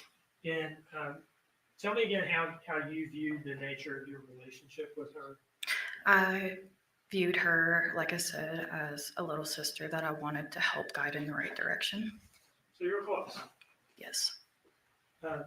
During her pregnancy with Quinton, well, you're having this regular telephone contact with her. Mm-hmm. Did it include calls? Yes. Did it include text messages? Yes. Did it include FaceTime? Yes, a couple of times so I could see Zane. Did you ever catch up over fairly long phone calls, or are we talking about like 1 or 2 minutes? No, these were like hour-plus long phone calls. And that's during her pregnancy with Quinton? Yes. During that type of contact that you described, did she talk to you about the state of her relationship with Quinton's father, Henry Bubba Moss Jr.? It was rocky. They were fighting a lot. Then was a time where they did break up, and she was depressed. He made some comments to me that were concerning, but they fought a lot. Like what kind of comments? The comments that, which I, at the time, wanted to think maybe she was like depressed and going through something. That was my thought process, but thinking of it now, I don't know. But she would say how she wished maybe if I didn't have Quinton, if I would have had the abortion like Bubba wanted me to, he would still be here. Now, is that something she said to you after Quinton had been born? She has mentioned it after and while she was pregnant, yes. Okay. And how did you react to those kind of comments? It shocked me. I mean, I was like, like what? Coming with, I have 3 kids myself. I'm not the one to judge, someone on abortions and stuff, but she didn't want to have one, and that's on her, okay? But I did not. It was really shocking. I didn't agree with it, in my opinion. That's my opinion. I want to ask you a couple more questions about those kind of remarks. Yes. You said that she made those remarks, but before Quinton was born and after Quinton had been born? Yes. Roughly how many times would you say you remember her saying things like that? Off the top of my head, but while she was pregnant with him and right after he was born, I'd say about 2 or 3 times. Okay. And you said that the nature of the comment was maybe if I had had the abortion, Bubba would still be with me. And that was a remark she made both before Quinton was born and after he was born. Yes. Can I conclude from that then that Bubba had already left her before Quinton was born? Yes.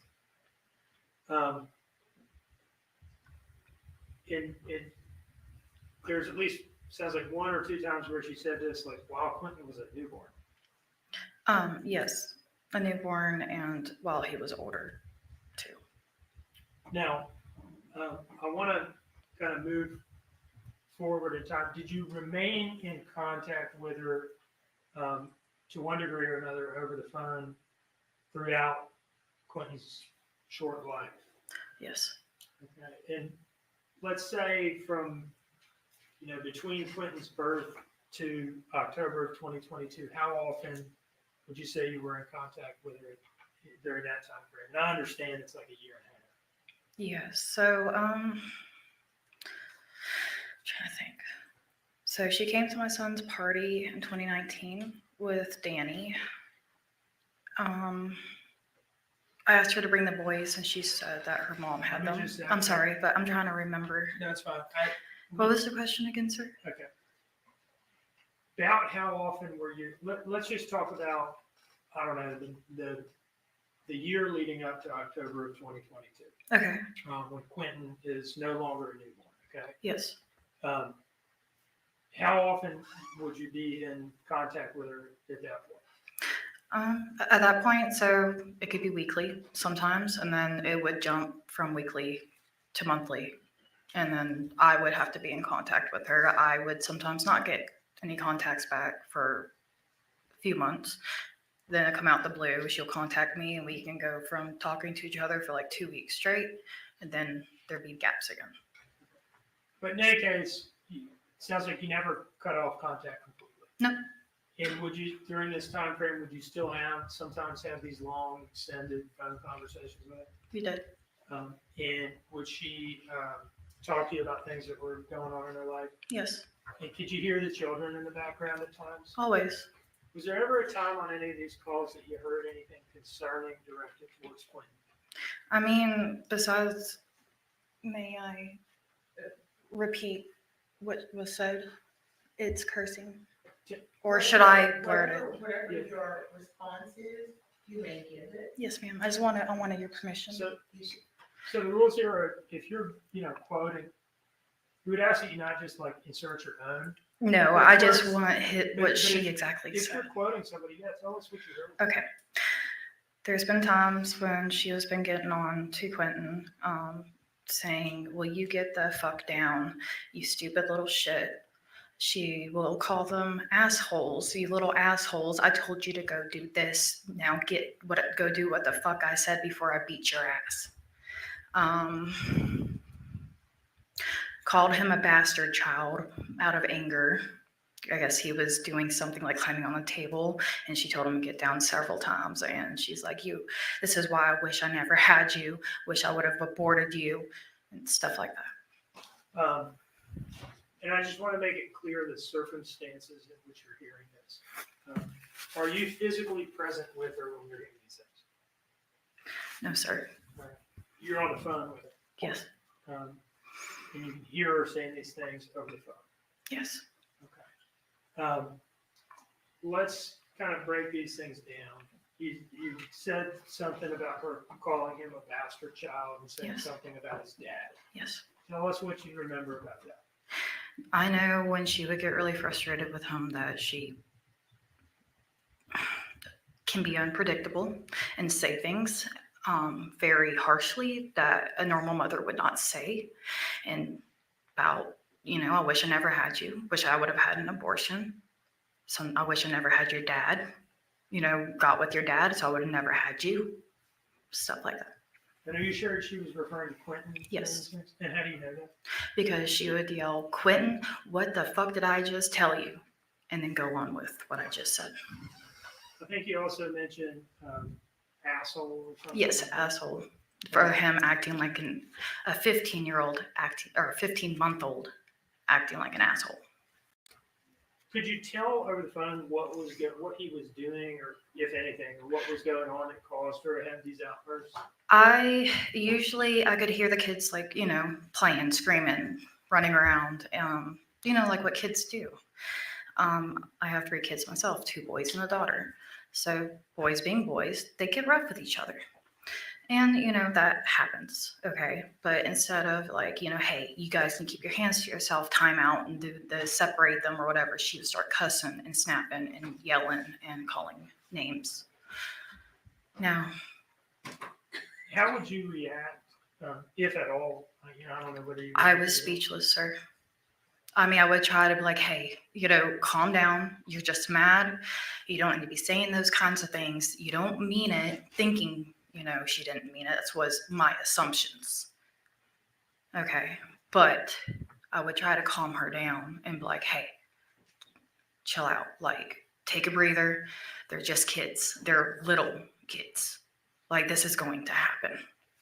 Did you ever hear anything that sounded, you've talked about what you've talked about to this point. Would you characterize it as verbal abuse?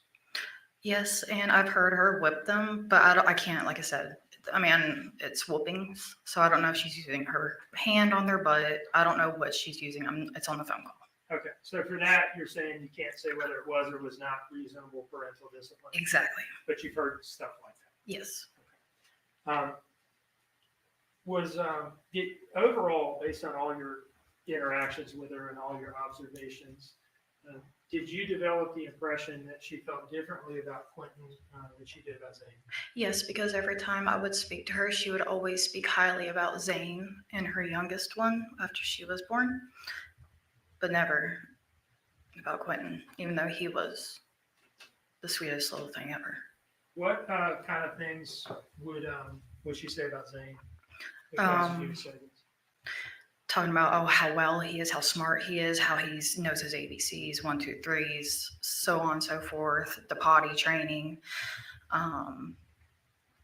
stuff about Cody and her, just talking highly about him and how good he's doing from when I last seen him as a little baby. And do you remember hearing anything like that about Quinton? No. Just to be clear, did you ever yourself physically meet Quinton? I have never physically met Quinton, no. And is that because you all didn't? You all had already she had moved away right at the time before she had. But yes, I have FaceTimed him after he was born and seen him. I FaceTimed him and Zane and Sky when she was a little baby too.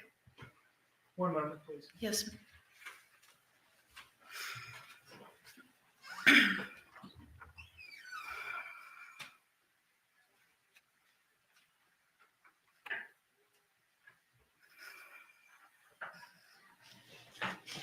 No further questions.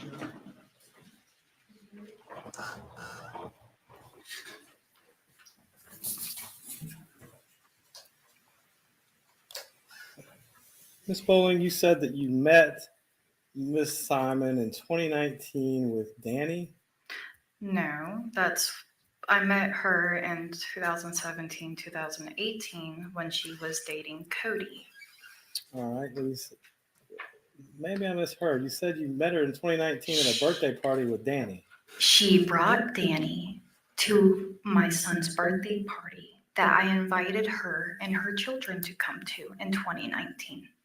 Okay, so you're saying that Danny Youngkin attended a birthday party with you in 2019 with Miss Simon, correct? Correct. Okay, and that's the hill you're going to die on. I believe that was Danny, yeah. That's who it looked like. All right. Are you aware that she didn't meet Mr. Youngkin until 2020? So that's not what I'm not aware of. I said, because she brought that man to my birthday party. Well, you just sat here under oath and said it was Danny Youngkin. That's what she told me, that was his name, Danny, that she was bringing through messages on Facebook Messenger, sir. Ms. Bowling, when was the last time you actually physically, let me ask you this. When did you ever physically meet Quinton Simon? I never physically met him. Okay. So in 20 months of his life, you never once saw him in person, correct? Correct. Right. And when was the last time prior to that that you had met and hung out with Miss Simon?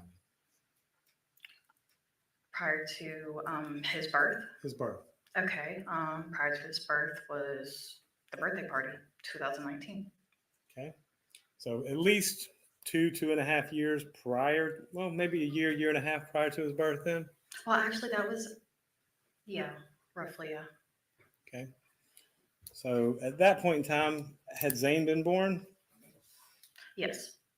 Okay. So now you said that originally y'all would talk every day. Mm-hmm. Then it was weekly, then it was every other week, then it was monthly, then it was every few months, correct? Correct. Okay. Not really a strong friendship there, is it? Well, sir, we did have a very strong friendship, but again, like I've said before, you can lead a horse to water, but you can't make him drink. And the path she was going down was a path that I clearly could not help her out of. Miss Bowling, you and Miss Simon started smoking weed together in 2017. So let's not pretend this is some sort of Sunday yeah, school you're thing. right, sir. Okay. But the thing is, I never done cocaine. I never did ecstasy, nor pills. Okay. That was in 2017, sir. That was. That was a long time ago. And I don't anymore. Okay. Well, congratulations to you. And that being said, was that the reason y'all hung out, was to smoke weed together? No. The reason well, maybe for her, because she likes to use people. But to me, it was, hanging out with Cody, helping him get back on his feet because of what he had to endure and go through at that time, which is a different matter from this court. You have some rather unique beliefs, don't you, Miss Bowling? Beliefs. Yes. Can you define that, please? Or elaborate it for me, please? I can. Do you remember meeting with Mr. Dean on August 13th of this year? Yes. Okay. Do you remember telling him about some experiences you had on August 13th and conveying those to him? Yep. Okay. And so, correct me if I'm wrong, but did you not tell him that you had communed with Quinton Simon's ghost? Yes. And if you would like, I can actually do it here and show you guys. Oh, please, by all means. I would love to see this. Give me a Holy Bible and a candle. And yes, sir. So that being said, you told Mr. Dean this, correct? I sure did. And you said, and correct me if I'm wrong, your husband videotaped the seance, correct? He did. And anytime I'm making a misstatement as to what you said that Quinton Simon spoke to you through a candle. He spoke to me through images. Okay. Okay. When I was in my trance, I couldn't see anything except for what he was showing me and what he was telling me as a 15-month-old could do. Okay. And so he was a 15-month-old ghost speaking to you. Please tell me about this. I would love to hear it. Okay. So this is what I did. And I lit my candle, had my Bible out, and I prayed. I asked if I could reach out to Quinton Simon. And here he comes. Behold. Do I see him physically? No. But here he is. And he is Mama Mel. That's what I was always called by them. Mama Mel, help me. I said, with what? I said, help me help you. What happened? He said, Mommy hurt me. I asked him, how did he hurt you? Or how did she hurt you? Sorry. And he told me, she hit me in the head really hard. I said, okay. I was like, what else? And I said, did you, get any candy? Thinking maybe he got into drugs or something. And he said, no. I said, okay, where are you? And he threw me the star of the church that's next to the landfill on that dirt road right there next to Little Neck Road on the dump. He showed me exactly where he was in that pile with his arm hanging out, lifeless, gray, and there's blood in a bag that looked like it used to be like a bluish purple color. And he's throwing up blood. After I closed out the seance, I prayed and I said, I wish you peace and to pass on peacefully, you'll get the justice you need. Okay, I prayed, closed it out. That was that. Blew out the candle, turned on the lights, and my hoverboard that both my son had, that was completely destroyed because he took it through a mud puddle. When you take a hoverboard, electric hoverboard through a mud puddle, it's done.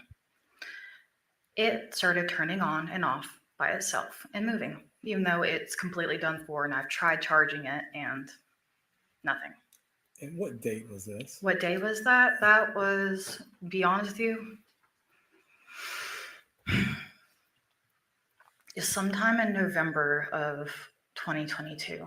I don't know the exact date. I do not.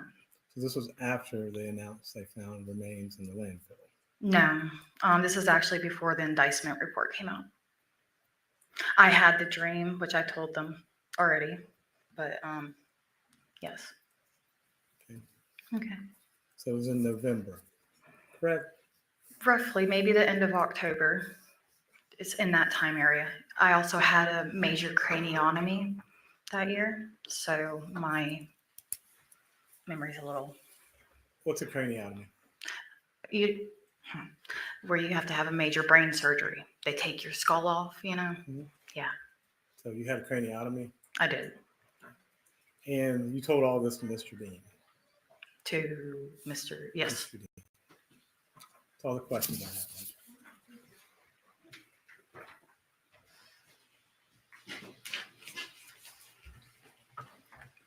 Melanie, is it fair to say that I brought you into my office to talk about concrete things that you heard the defendant say over the years about Quinton? Yes. Okay. And that you volunteered the information about the seance, right? I did. Because I don't know if you guys recognize that kind of stuff or not. And do you remember me telling you, well, I have to tell the defense about this because it's a thing you've said as a witness, but that it's seance information is not admissible in court? Exactly. Yes, sir. And do you remember acknowledging pretty even-handedly that you understand that not everybody believes in these things? I do, and that's why I didn't want to speak upon it like that. Yes, sir. Now, you've said that you had a Bible with you while you were doing this. Yes. And it was a Christian Bible. Yes, sir. I was baptized and raised as a Christian. Do you remain a practicing Christian? I sure do, sir. Do you consider this some sort of a prayer practice, what you're describing? Yes, sir. I mean, in a way. Do you consider it a private matter? A private matter? Yes. How does it feel to come into court and essentially get made fun of for it? You know, to be honest with you, it's kind of embarrassing because, like you said, not everybody believes in this kind of stuff. Unfortunately, I was born with a gift that I call a curse. Now, does any of this have anything to do with the things that you heard her say about her son, both before and after his birth? No, sir. Thank you. Yes, sir. Ms. Bowling, you're willing to hold yourself up to ridicule to get justice for Quinton, aren't you? Excuse me? Said you're willing to hold yourself up to public ridicule to get justice for Quinton, aren't you? I guess so. I'm here to get justice for him, so. What aren't you willing to do for Quinton's justice? Well, I've done everything I can possibly for his justice. Thank you so much. Anything further from the state? No, no. Ms. Bowling, you excuse me. Thank you, ma'am.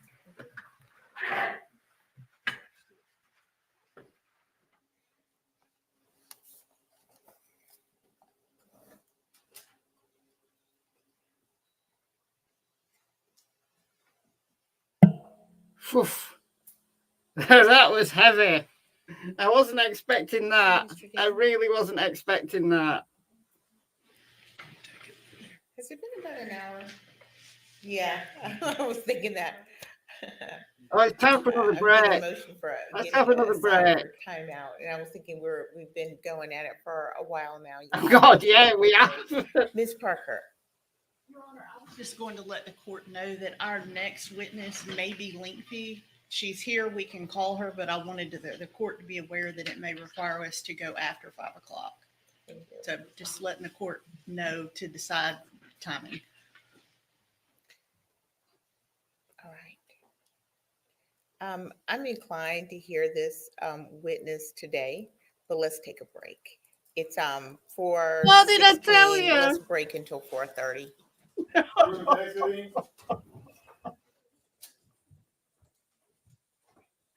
This is unbelievable.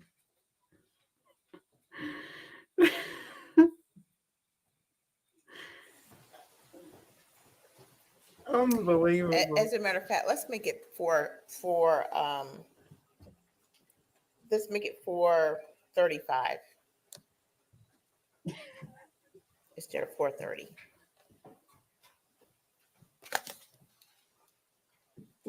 Yeah, they've not had any breaks today, so we need that extra 5 minutes. Come on. Look, getting them to stand up and shake it out, that's great. Once an hour, get them up, get the blood moving.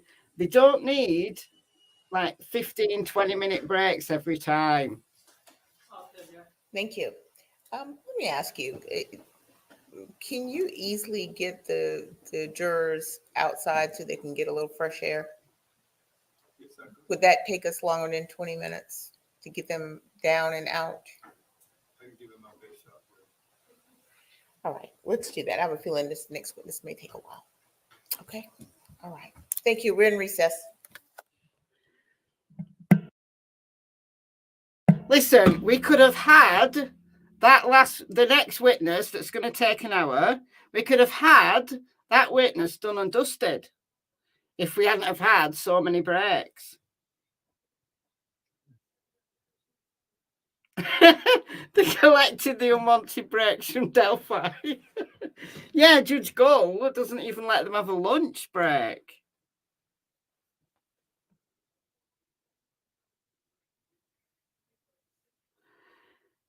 How long will this trial go on? Well, it could be halfway through by now if we hadn't have had all these breaks. It's as bad as Judge Bev in the Karen Reid trial. That went on, I would say, probably a week longer than it needed to because she finished at 4 every day. If she'd have gone the extra hour every single day, I think we could have finished a week early on that trial.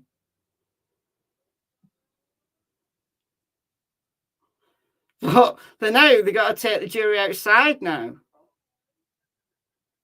So what they're going to do, walk them all outside and then walk them all the way back. Judge needs some cigarillos. Unbelievable. Here, I found this on Twitter, though. This will make you laugh.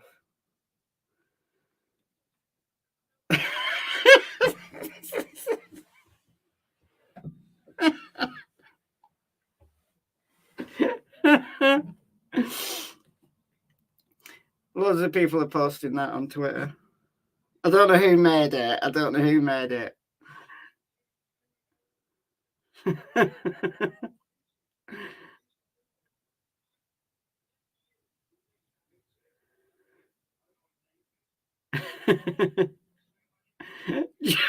Jury has to go walkies. Yeah, they do.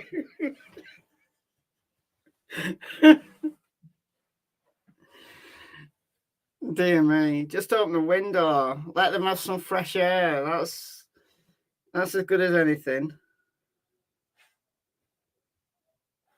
Yeah, this trial it's gonna drag on. We're late starts. She's never on time.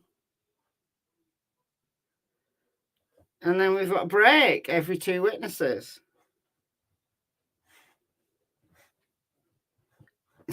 So she's probably going to Chambers for a shot of whiskey. I think she's a heavy smoker and she likes to go for a fag break.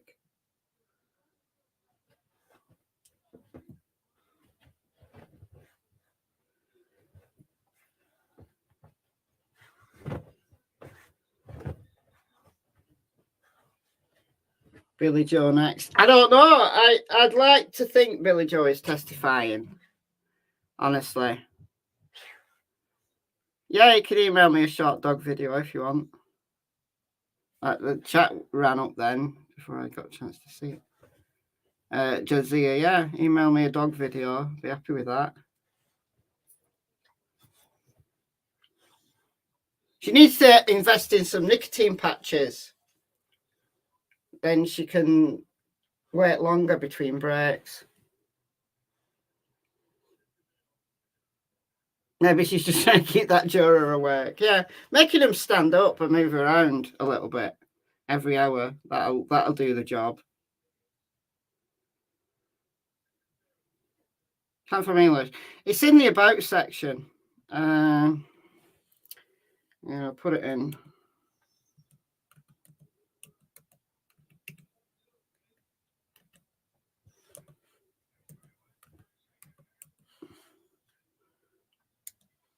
I'll have to remember to check my emails though, because I don't remember to check them very often.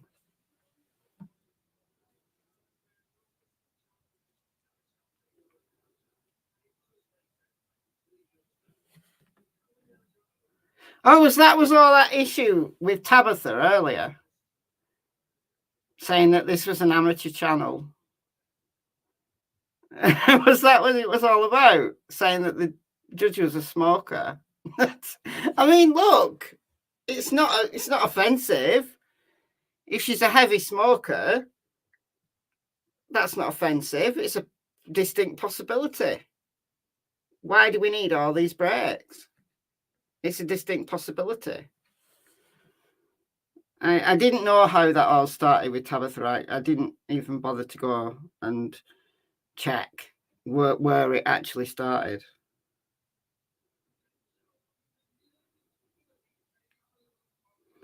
Smoking and reapplying makeup.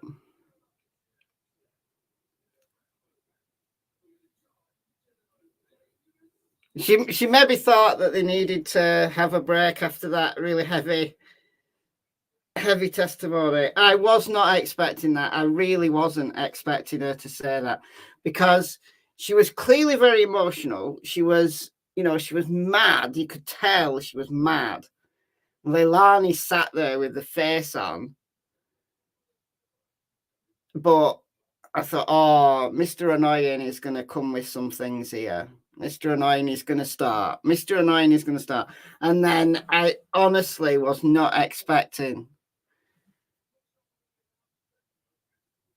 And she went for it. She was like, yeah, I can do it here. Do it here. Just give me a Bible and a candle. I can do it here. I half expected him to be ready and have a Bible and a candle.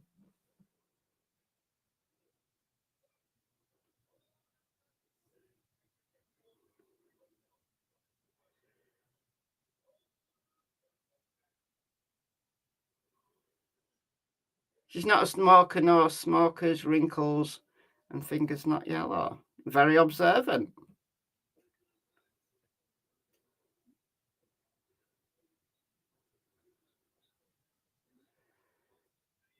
They could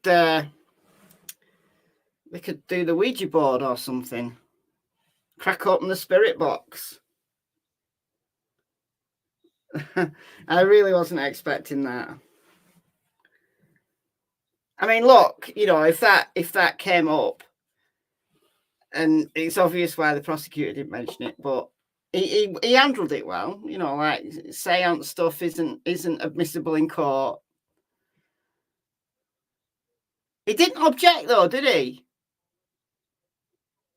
He didn't object, which I thought, I would have objected to that. Objection, relevance. Objection, seance stuff is not admissible. That would have been a good thing to say.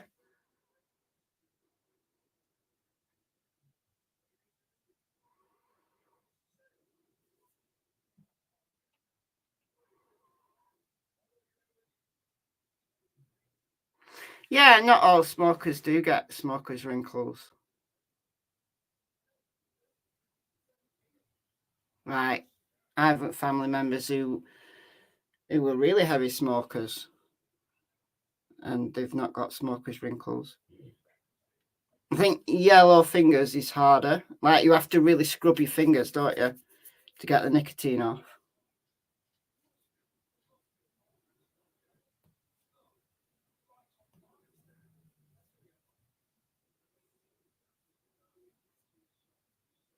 Yeah, I'm really surprised that he didn't object. You would have thought he'd have tried. But there's been so few objections that I don't know.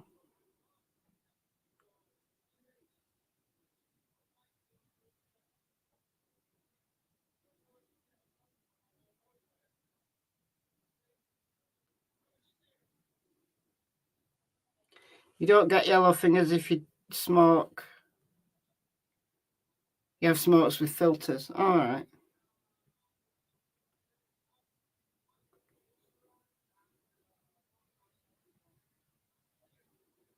Did you hear Kyle sneeze then? God, this microphone is really sensitive. Because he's in the other room with his door shut.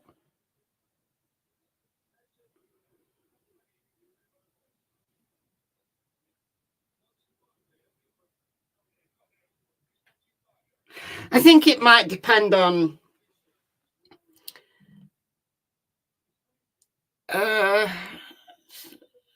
like some people like get wrinkles very young, don't they? It's like, I don't know, maybe it's different skin types.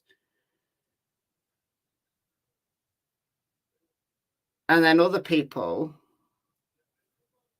just don't really get them till they're like mega old. Maybe it's something to do with that. She was honest. Yeah. But he did try.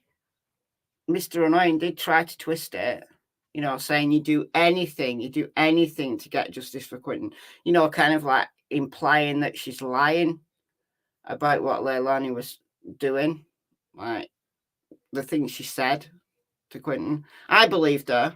I think she was honest, and I think she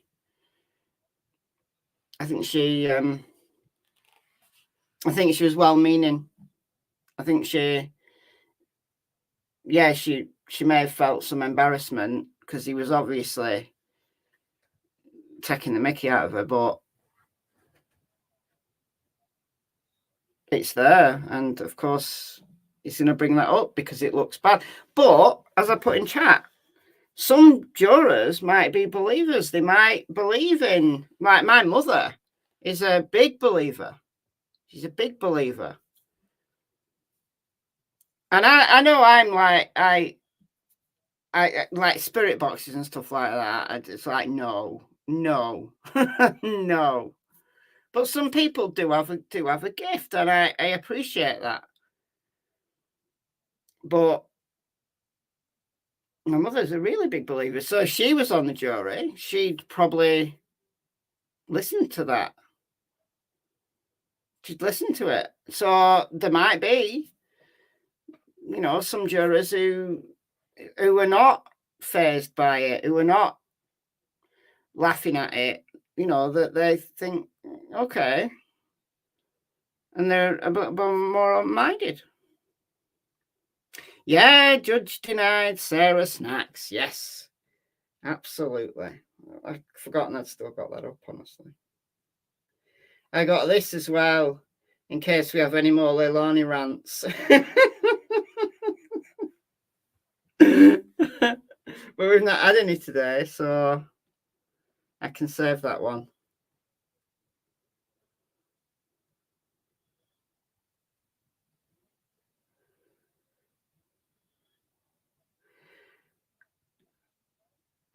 there was a little bit of Sarah Boone news. If I can find it now. I'll have to research for it.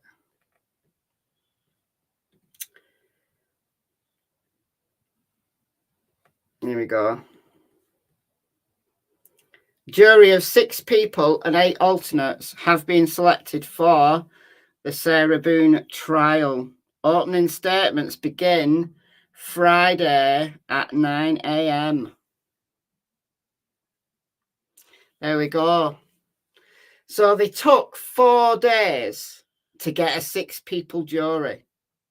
Because in Florida, for second-degree murder, they only need 6.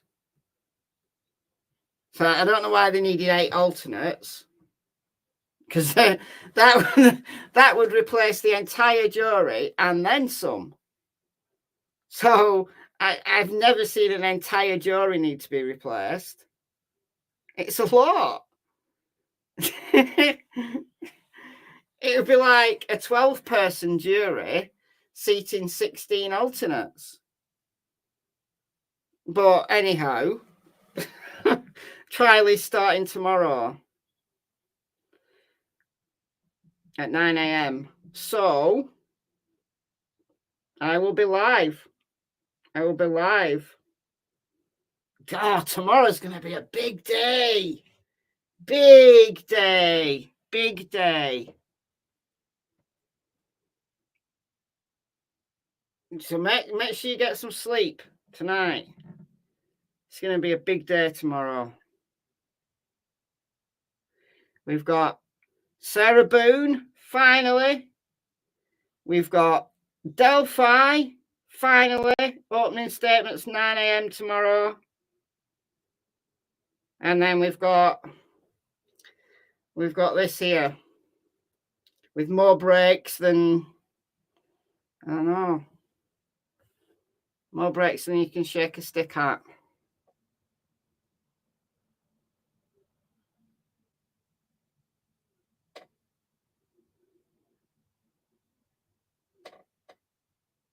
Can I do a split screen so you can watch both? I'm afraid not. I can't do that on StreamYard. So I will be streaming Sarah Boone over on Michelle Walks. And this trial stays on this channel. So you could do a split screen and watch both. You could have Michelle Walks and Michelle After Dark on at the same time. Do you need 3 tablets tomorrow? No, you don't need 3. You only need 2 because Delphi is not televised. No cameras allowed in Delphi. So no cameras, no phones, nothing.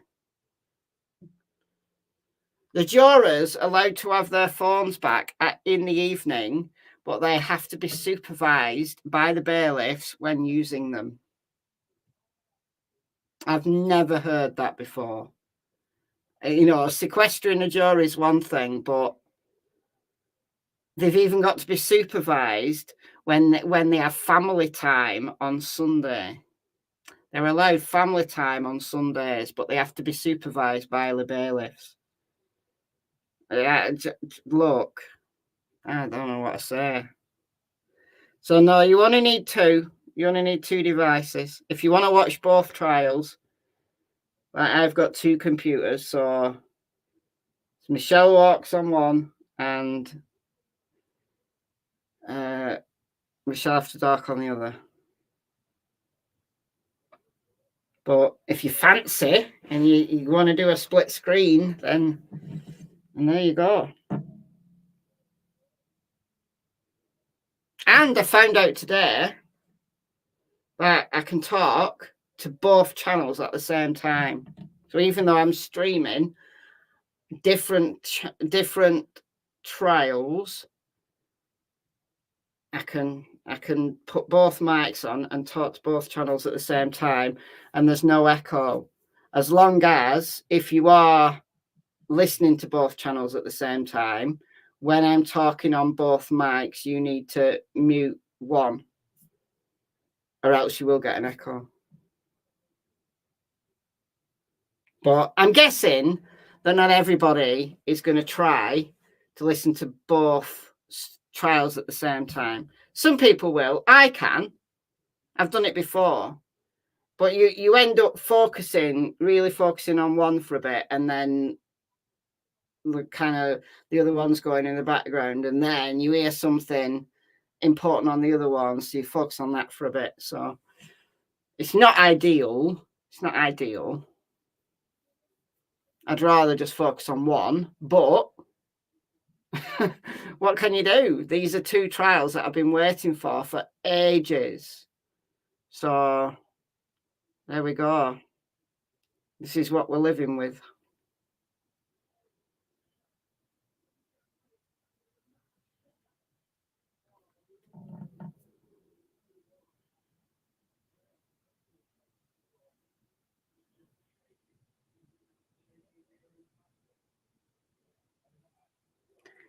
Well, I still walk those beautiful fields. The fields are, at the moment, absolutely waterlogged. It's rained so much here in the last couple of days. I haven't been in the fields for 3 days now because we've had so much rain that it's just an absolute mud bath. It's not my field. It's the farmer's field.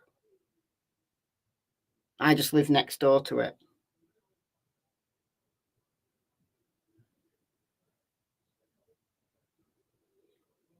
But he's not planted. The field that I normally walk on, he's not planted anything, so it's just like grass. I'm assuming he's just going to leave it for hay. And then the other fields he has planted, he's ploughed and planted. Actually, there's nothing growing, so I don't think he has planted, because the winter wheat would have grown a bit by now. But it's that field where he's just ploughed. It's an absolute mud bath. It's really bad. No, it's not been sold, no.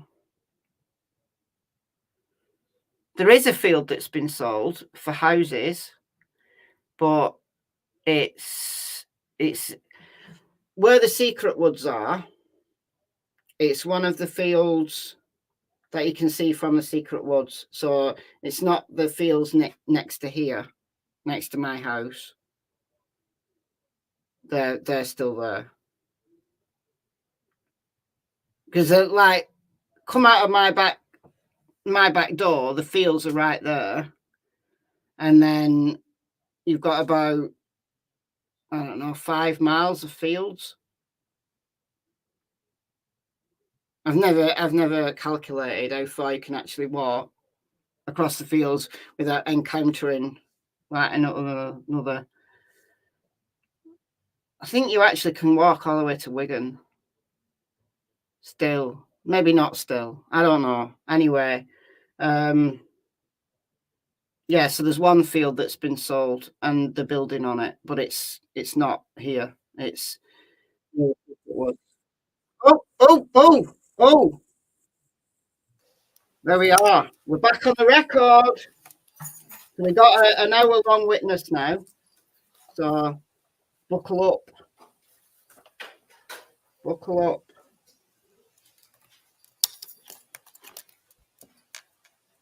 Yeah, the contemplation log's still there. So the secret woods have not been sold. They're still there. It's the field at the other side of the creek. So if you come out the secret woods, you see the creek on your right. The field across from that has been sold, the building on that. We're back on the record for SPCR 22-02364J6, the state of Georgia versus Leilani Marie Simon. Let the record reflect that Ms. Simon is present at council's table with her attorneys. The state attorneys are present as well as Detective Lemons. Is the state ready to proceed?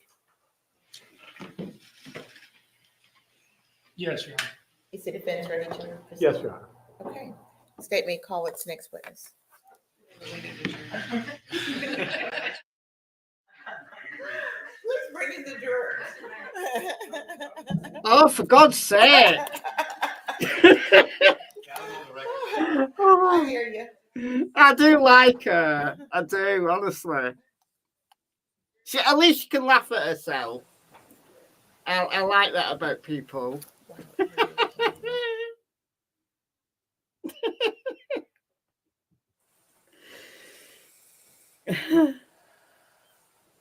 They're probably still outside. They've forgotten about them.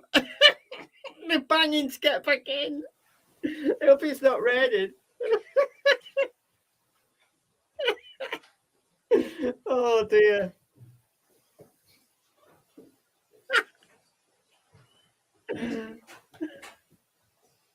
She did it again. She did. All right. Thank you, Burch. Everyone, please have a seat. She needs to make a note for herself. She needs to stick a note on the desk. And welcome back after your break. Right, Did you have any discussions with anyone about the case? Did anyone do any research? Okay. All right. Let's begin. The state may call its next witness. So Liam Mccarta.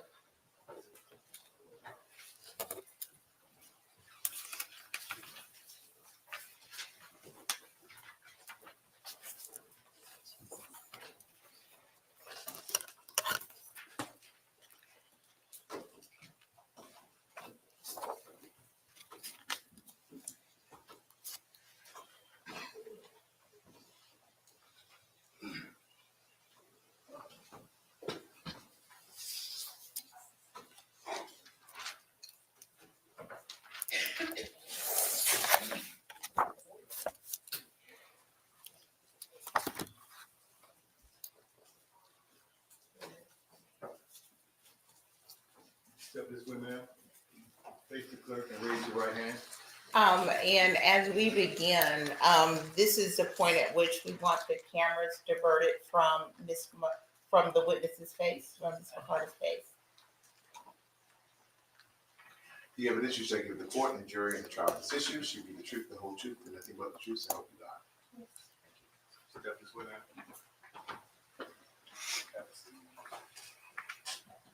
Good afternoon. And before we begin, are we good on camera, Engel? Yes. But we got her when she was being sworn in because we didn't know that that was the witness that was sensitive. So we'll have to tell everybody not to use it. All right. Thank you, Grace. All right. All right, Mr. Dean. Good afternoon. How are you? Good. How are you? I'm doing well. Thank you for asking. Could you please introduce yourself to the jury here? Hi, I'm Tahlia Mccarta. And how do you spell your first name? Talea And your last name? Mccarta. Where do you live? What city and state? Not the address. Savannah, Georgia. Do you live on Buckhalter Road? Yes, sir. And did your family used to provide babysitting services for the defendant's 3 children? Yes, sir. Have I asked you how old you are yet? I'm sorry, I'm tired. No, sir. How old are you? I'm 17. Are you in school? Yes, sir. Where are you in school? Homeschool. Okay. And what grade are you in? I'm in 10th. Sorry, I'm nervous. Okay. That's all right. If you need a break at any point, just let me know, okay? Sir. I understand you're starting a new job tomorrow. Yes, sir. Where are you going to be working? At Larry's Giant Subs. Is that your first big girl job, I guess? Yes, sir. Okay. Congratulations. Thank you. Did you know Quinton's son? Yes, sir. How did you come to know him? Through my mom and them and Miss Sandra. And tell us about, well, who's Miss Sandra, first of all? Miss Sandra is Tommy, Billy Joe's husband's sister. Okay. And how do you, when you say you know him through Miss Sandra, what do you mean by that? Miss Sandra went to church with us, and she just came up to my mom and sister and asked if my sister could babysit them. Okay. And is that how the babysitting stuff started? Yes, sir. Tell us about the beginning of that. How did it play out? Miss Sandra had came and knocked on the door and asked if my mom could babysit some kids. And my mom said, well, I'll be working, but I can ask my daughter. And my sister said yes. And what's your sister's name? Maritza Mccarta. Is she older or younger than you? She's older than me. How old is she now? 19 years old. Okay. So going forward from that, did you all start babysitting the kids? Yes, sir. Okay. And between the two of you, you and your other sister, did one or the other have responsibility for one or the other kids? It's kind of a confusing question. Do you understand what I mean? Yes, sir. My sister really had most of the responsibility, but I would be there to play with Quinton stuff and Zane. Were you and your sister, were you or her closer to Quinton than the other? It was both of us. Yes, sir. We really loved both of us. Tell us about spending time with Quinton. Where would you spend time with him? Throughout the whole house, Quinton, he would open the door, like when it was cracked, he would push it open with his hand. He'll come in there and he'll love on you. What door are we talking about here? The bedroom door. In your house? Yes, sir. And what do you mean by he'd come in and love on you? Like, he'll run to you, open his arms, and just throw himself on you and give you a kiss on the cheek. Did you like spending time with Quinton? Yes, sir. Now, was there ever a time where you spent time around Quinton and Leilani together? Yes, sir. And during those times, did you ever see her treat him in a way that upset you? Yes, sir. Can you tell us about any of those times? With the console, like the PlayStation remote control, when she said that Quinton had got a hold of it, and it was the night before, and I guess she still got mad talking about it, so she pushed him down. Okay, let's break that down a little bit. Where were you when this push happened? She was by the tiki bar, and I was by closer towards the pool where the little step is. Okay, so whose house were you at? Billy Joe's. Okay. You're out back between the tiki bar area and the pool. Yes, sir. And what was it that caused Leilani to push Quinton? She got mad because he had supposedly broken the controller to her PS4. And how did this come up? When I walked up, I asked her if I could get Quinton, and she said, yes, please take him. And then she just led off the conversation because he got a hold. I'm pretty sure she said it was her brother's controller, and he was going to be mad at her. And what time of day was this? I'm going to say around 2. In the afternoon, I presume? Yes, sir. Okay. You said you came up. Where were you coming from? I was coming from my mom's house. And where was Leilani?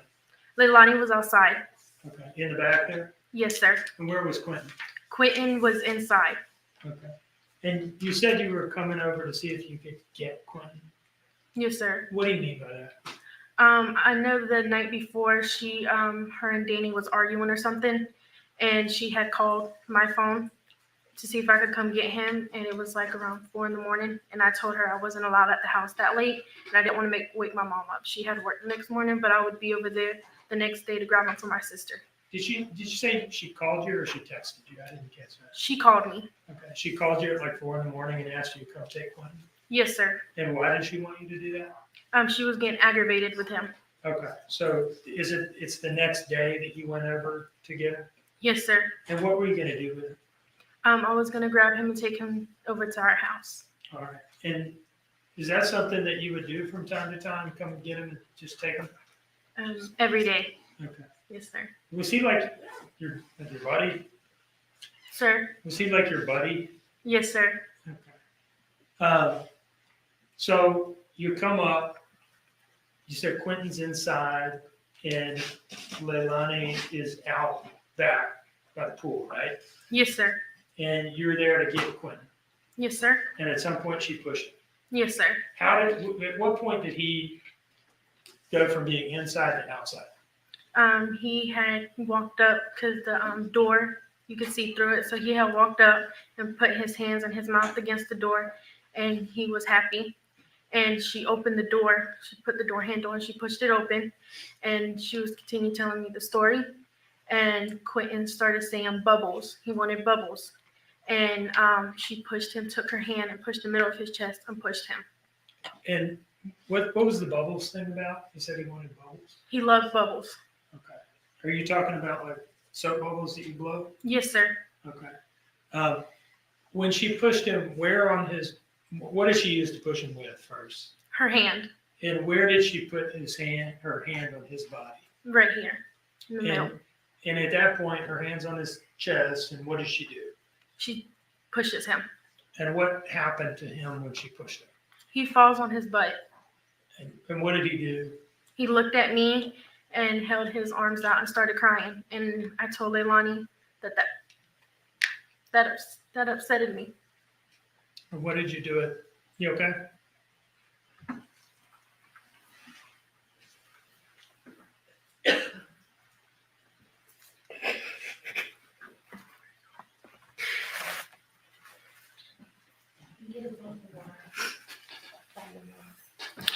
I'm good. I'm sorry.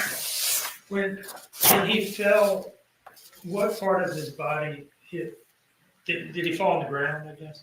Yes, sir. His tush hit the floor. Okay. And said he started crying and reached out his arms to you. Yes, sir. Did you pick him up? Yes, sir. And did you say anything to Leilani? I told her that wasn't necessary because it happened last night, but she should have talked to him first. And what happened from there? I took him. I walked him home with me. I don't know what she did after. So you've talked about that one push. Was there anything else that you remember that was like that? The pool incident. What's the pool incident?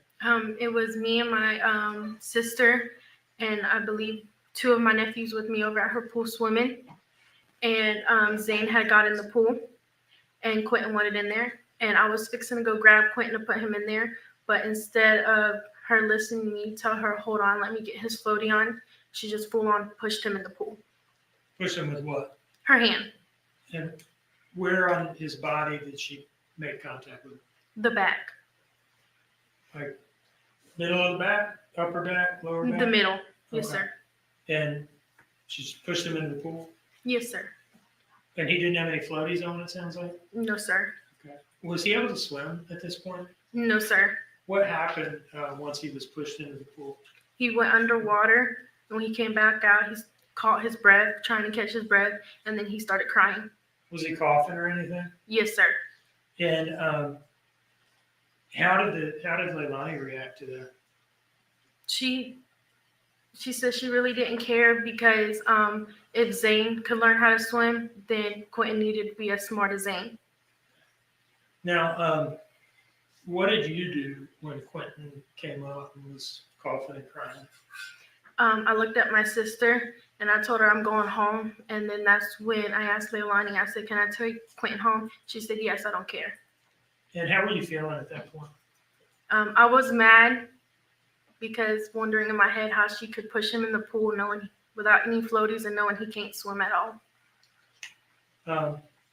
How was Quinton as you were walking home? Did you dry him off or anything first? Or? I did dry him off. I wrapped him in a towel and he laid his head on my shoulder. And what happened when you got home? When I got home, I had put a pull-up on him and he went and laid on the couch with his teddy bear. And did you lay on the couch with him or did you just leave him alone or what? I went to go fix him some juice and then I laid on the couch with him. How long did y'all lay there? About 2 hours because he had fell asleep. Okay. Yes, sir. Did you take a nap there with him? No, sir, because I was afraid I was going to squish him if I fell asleep with him. Anything else you remember that was like those two things? Other than her getting mad at him with the stairs and stuff.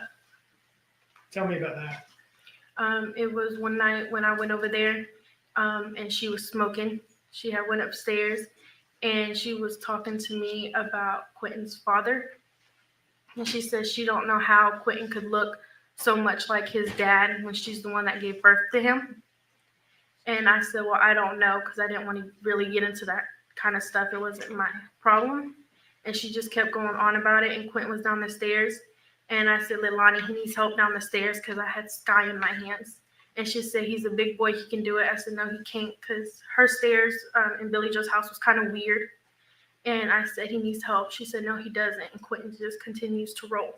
Are you talking about the stairs to the second floor? Yes, sir. You said Quinton continues to roll. What do you mean? When he tripped on the first one and he starts rolling down. And I hand her Sky and I grab Quinton. How was Quinton when you picked him up?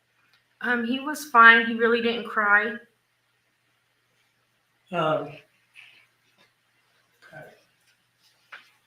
Anything else you remember that was like that? No, sir. You mentioned that incident started with her asking or wondering how he could look so much like his father. What was her tone of voice like when she was saying that? I mean, she sounded happy, angry, sad. She sounded angry. Do you remember if you seem like a pretty mild-mannered person?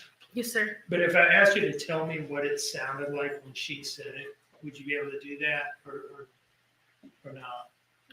Yes, sir. You want the whole, just how she said it? Yeah. When I walked in, she was like, hey, I got a question. I said, yes. And she said, how the F could Quinton look just like his daddy? I'm the one that gave birth to him. And I said, I don't know, Leilani. I really don't know. She said, Zane's been my number one since he was born, and Quinton's just sitting there and useless. Anything else? No, sir. Do you remember telling us last week about an incident where Leilani hit Quinton in the face? I think backhanded was the word you used. Yes, sir. Do you remember telling us about that? Yes, sir. Can you tell us about that now? From the beginning, correct? Yeah. Zane and Quinton was out in the street. I was walking to the shed because that's where our laundry room that is. Were you at your house at this point? Yes, sir. Okay. And you said you have a laundry room in the shed. Yes, sir. So what were you walking out to the shed to do? Do my chore, which was transfer the clothes from the washer into the dryer. And at what point did you see Zane and Quinton? When I was going towards the shed. And what were they doing? They were by the mailboxes on the other side of the road, going inside the ditch. Okay. Were they in the road or next to the road or what? They were in the road. Okay. And were there any adults with them? No, sir. What time of day was this? It was a little bit in the morning. I'm gonna say around 11 or 12. Okay. And when you saw them out there, what did you do? I ran. Ran where? To get Quinton and Zane. And what happened next? As I was going to get them, there was a white car passing with a lady inside of it. I'm sorry to stop you. I don't mean to interrupt you because you asked from the beginning and I did say yes, right? Yes, sir. But I don't want you to tell us anything about what anybody said to you other than things that the defendant said to you. Okay? Yes, sir. So let's skip the white car part, all right? So after the white car drove by, what happened next? I took the kids back to my mom's house. My mom told me to take them to Leilani's. So, don't testify about anything anybody else said. Yes, okay? All right, thank you. Okay, so you went back to your house and you said at some point, did you take them back to Leilani's house? Yes, sir. And why did you do that? My mom told me to. Okay. And where did you take them when you took them back?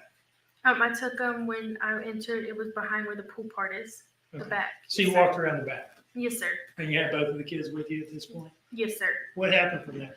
I kept knocking on the door. Leilani would not answer.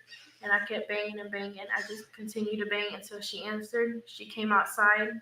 And I said, Leilani, Quinton and them was on the road. And she was asleep. And instead of her taking the knowledge of what she had done and wasn't awake with them, she just backhanded Quinton in the face. Can you describe that in a little more detail? What did it look like? She raised her hand all the way back, and she just backhanded him. When she did, his head hit the concrete. Where on his face did her hand hit him? Right here. And you're gesturing, I gotta say this for the court reporter and transcript and all that, you're gesturing towards like your cheekbone. Yes, sir. Okay. And you said that this knocked him down. Yes, sir. Did she hit him hard?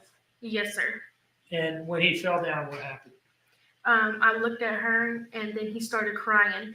He got up when I lifted him up. He got up and he ran to me and he started pointing to my mom's house. Did you say that his head hit the concrete out there? Yes, sir. Okay. And he ran to you and you said he started pointing? Yes, sir. Pointing directions to my mom's house. Were you holding him at that point or was he still on the ground or what? I think it was after a minute I did pick him up. Yes, sir. Okay. And his pointing towards your house, what did you take that to mean? I knew he wanted to go with me, but Leilani wanted them to stay. Did you take him home? I believe I took Quinton home because she didn't want me taking Zane home. Were there any other incidents you remember that involved the defendant, Leilani, pushing him, hitting him, or anything like that? No, sir. Okay. Was there anything that you heard, other than what you've already mentioned, and you've talked about some of this stuff, was there anything that you ever heard her say that caused you to believe that she didn't like Quinton or didn't feel the same way about him that she felt about Zane? Yes, sir. Can you tell us about those things, that if the ones that you haven't mentioned yet? Yes, sir. She would call me over there and ask if she could talk to me. And I would go over there and she would just complain about Quinton, how Quinton wasn't like Zane. He wasn't smart like Zane.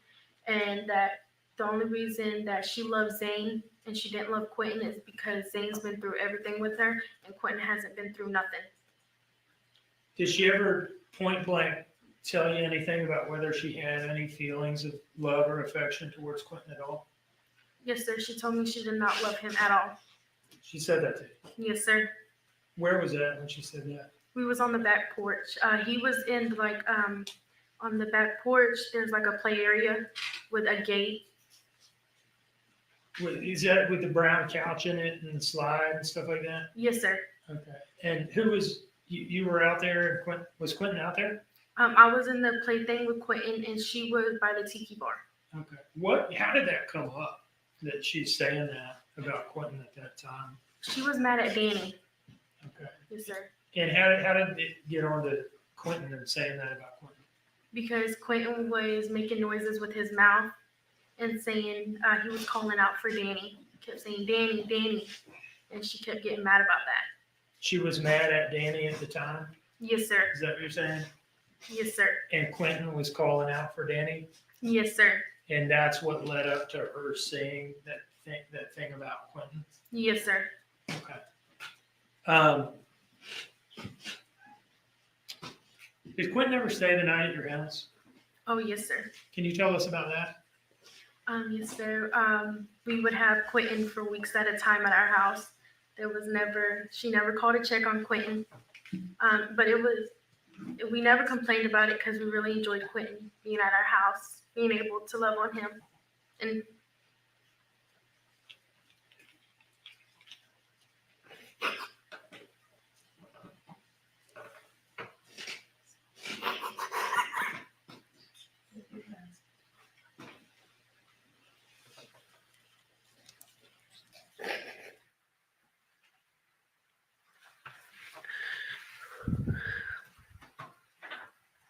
I'm sorry.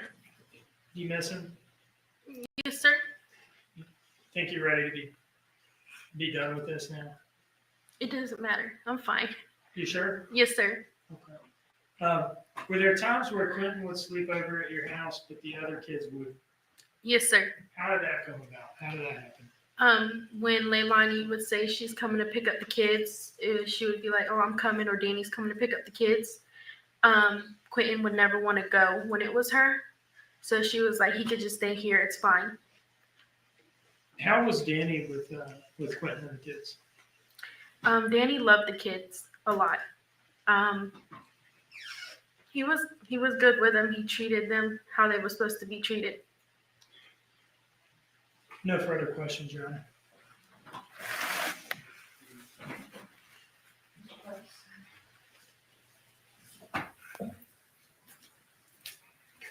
Em, the last time you were asked to talk about these incidents with us, you noted that these incidents happened in May, June, and July of 2022. Is that correct? I didn't say, I said I didn't know the exact months. Okay, well, the different incidents we've talked about. Yes, sir. All the incidents that you named, can you tell me when they happened? No, sir, I cannot. Okay. And when you saw them happen, the things that you've described here in court, did you call anybody like the police? No, sir, I did not. Did you call anybody like DFACS to report Leilani? No, sir, I did not. The PlayStation controller push you described, he fell back on his bottom. Yes, sir. Okay. Did you see any kind of a bruise or a mark or a cut or anything on Quinton as a result of the push you say you saw? Not at the time, no, sir. And the pool incident, obviously that was in the warmer months, but you can't say when that happened either, can you? I know it was in summer sometime, but I don't know the exact month. Okay. And in Savannah, summer can be a pretty long time. Yes, sir. Same question as before. Did you call the police about it or DFACS or any authority to report Leilani Simon? No, sir, I did not. The stairs incident, I think he went down the stairs and you got to him, but he didn't cry, did he? Not for long. He didn't really let out a long one. And you didn't see any marks or injuries or bruises? Yes, sir, I did. Okay. What kind? It was a bruise on right here by his head. Okay.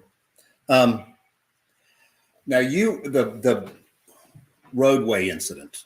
Yes, sir. Okay. As I understand it, you were at your house and you saw the boys out there near the road. Yes, sir. All right. And you went there. Actually, you ran to them, did you not? Yes, sir, I did. Because you recognized kids in a roadway with cars going by can be a very dangerous situation, can't it? Yes, sir. And it can be very upsetting. Yes, sir. And you knocked on the door, but couldn't get an answer right. Yes, sir. Do you have any idea how Zane and Quinton then got out of the house on their own? Zane knew how to open doors. Okay. Yes, sir.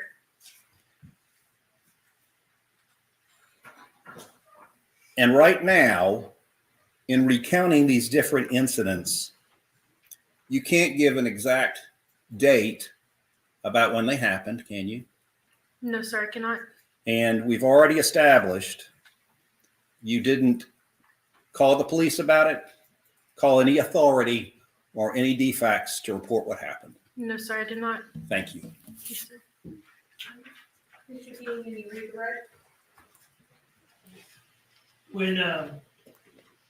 When these things would happen, was there anybody you tell? I would tell my mom. No further questions. Ms. Mccarta, you're excused. Thank you.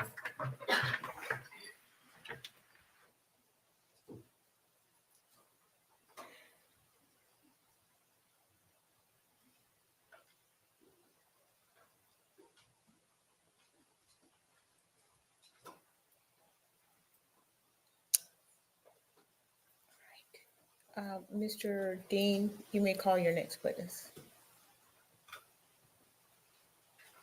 Is this the witness that's expected to take some time? Yes, ma'am. On second thought, maybe we'll take a stop. So, ladies and gentlemen, I am going to excuse you for the evening. We're going to reconvene tomorrow morning at 9:00 a.m. I think by now you know the routine. I will instruct you not to discuss the case, not to do any research, not to allow anyone to discuss the case around you. Please do not consume any media regarding this case. All right. And with that, you're excused. Jurors exiting.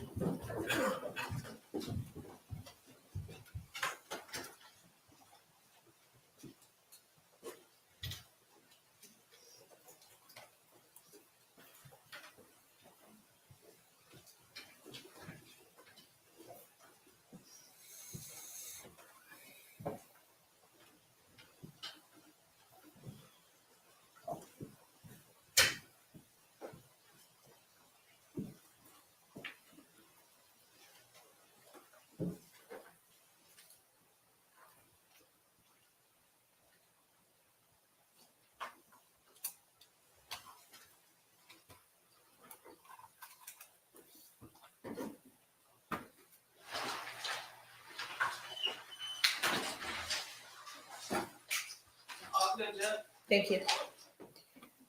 All right. Is there anything that everyone can have a seat? Is there anything that we need to take up before we stop for the evening? From the state? I don't think so, Your Honor. Nothing that comes to mind. Mr. Hilliard? Nothing from the defense, Judge. Okay. We'll start up again in the morning at 9:00 a.m. At this time, we are in recess. All right. Okay. So, what a brave girl. What a brave girl. So I don't know who the next witness is going to be, the one that's going to take the hour. Maybe the babysitter, I'm thinking, possibly.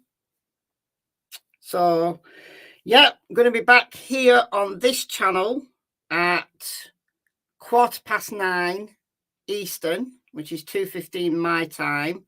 However, going to be a little bit earlier on the other channel. So it'll be 8:45 Eastern, which is 1:45 my time, on Michelle Walks for Sarah Boone. So we're streaming 2 trials for the entire day tomorrow. And ooh, that's very annoying. A very annoying tune that Court TV have put on. So 1:45 my time, 8:45 a.m. on Michelle Walks for Sarah Boone, if you're interested in that one. And then 2:15 or 9:15 Eastern for this channel for this trial. So then we've got to fit in Delphi updates. Big day, big day. So get a good night's sleep. We're all going to need it. So with that, thank you, mods. You've been troopers today. So I shall see you tomorrow. Bye, guys.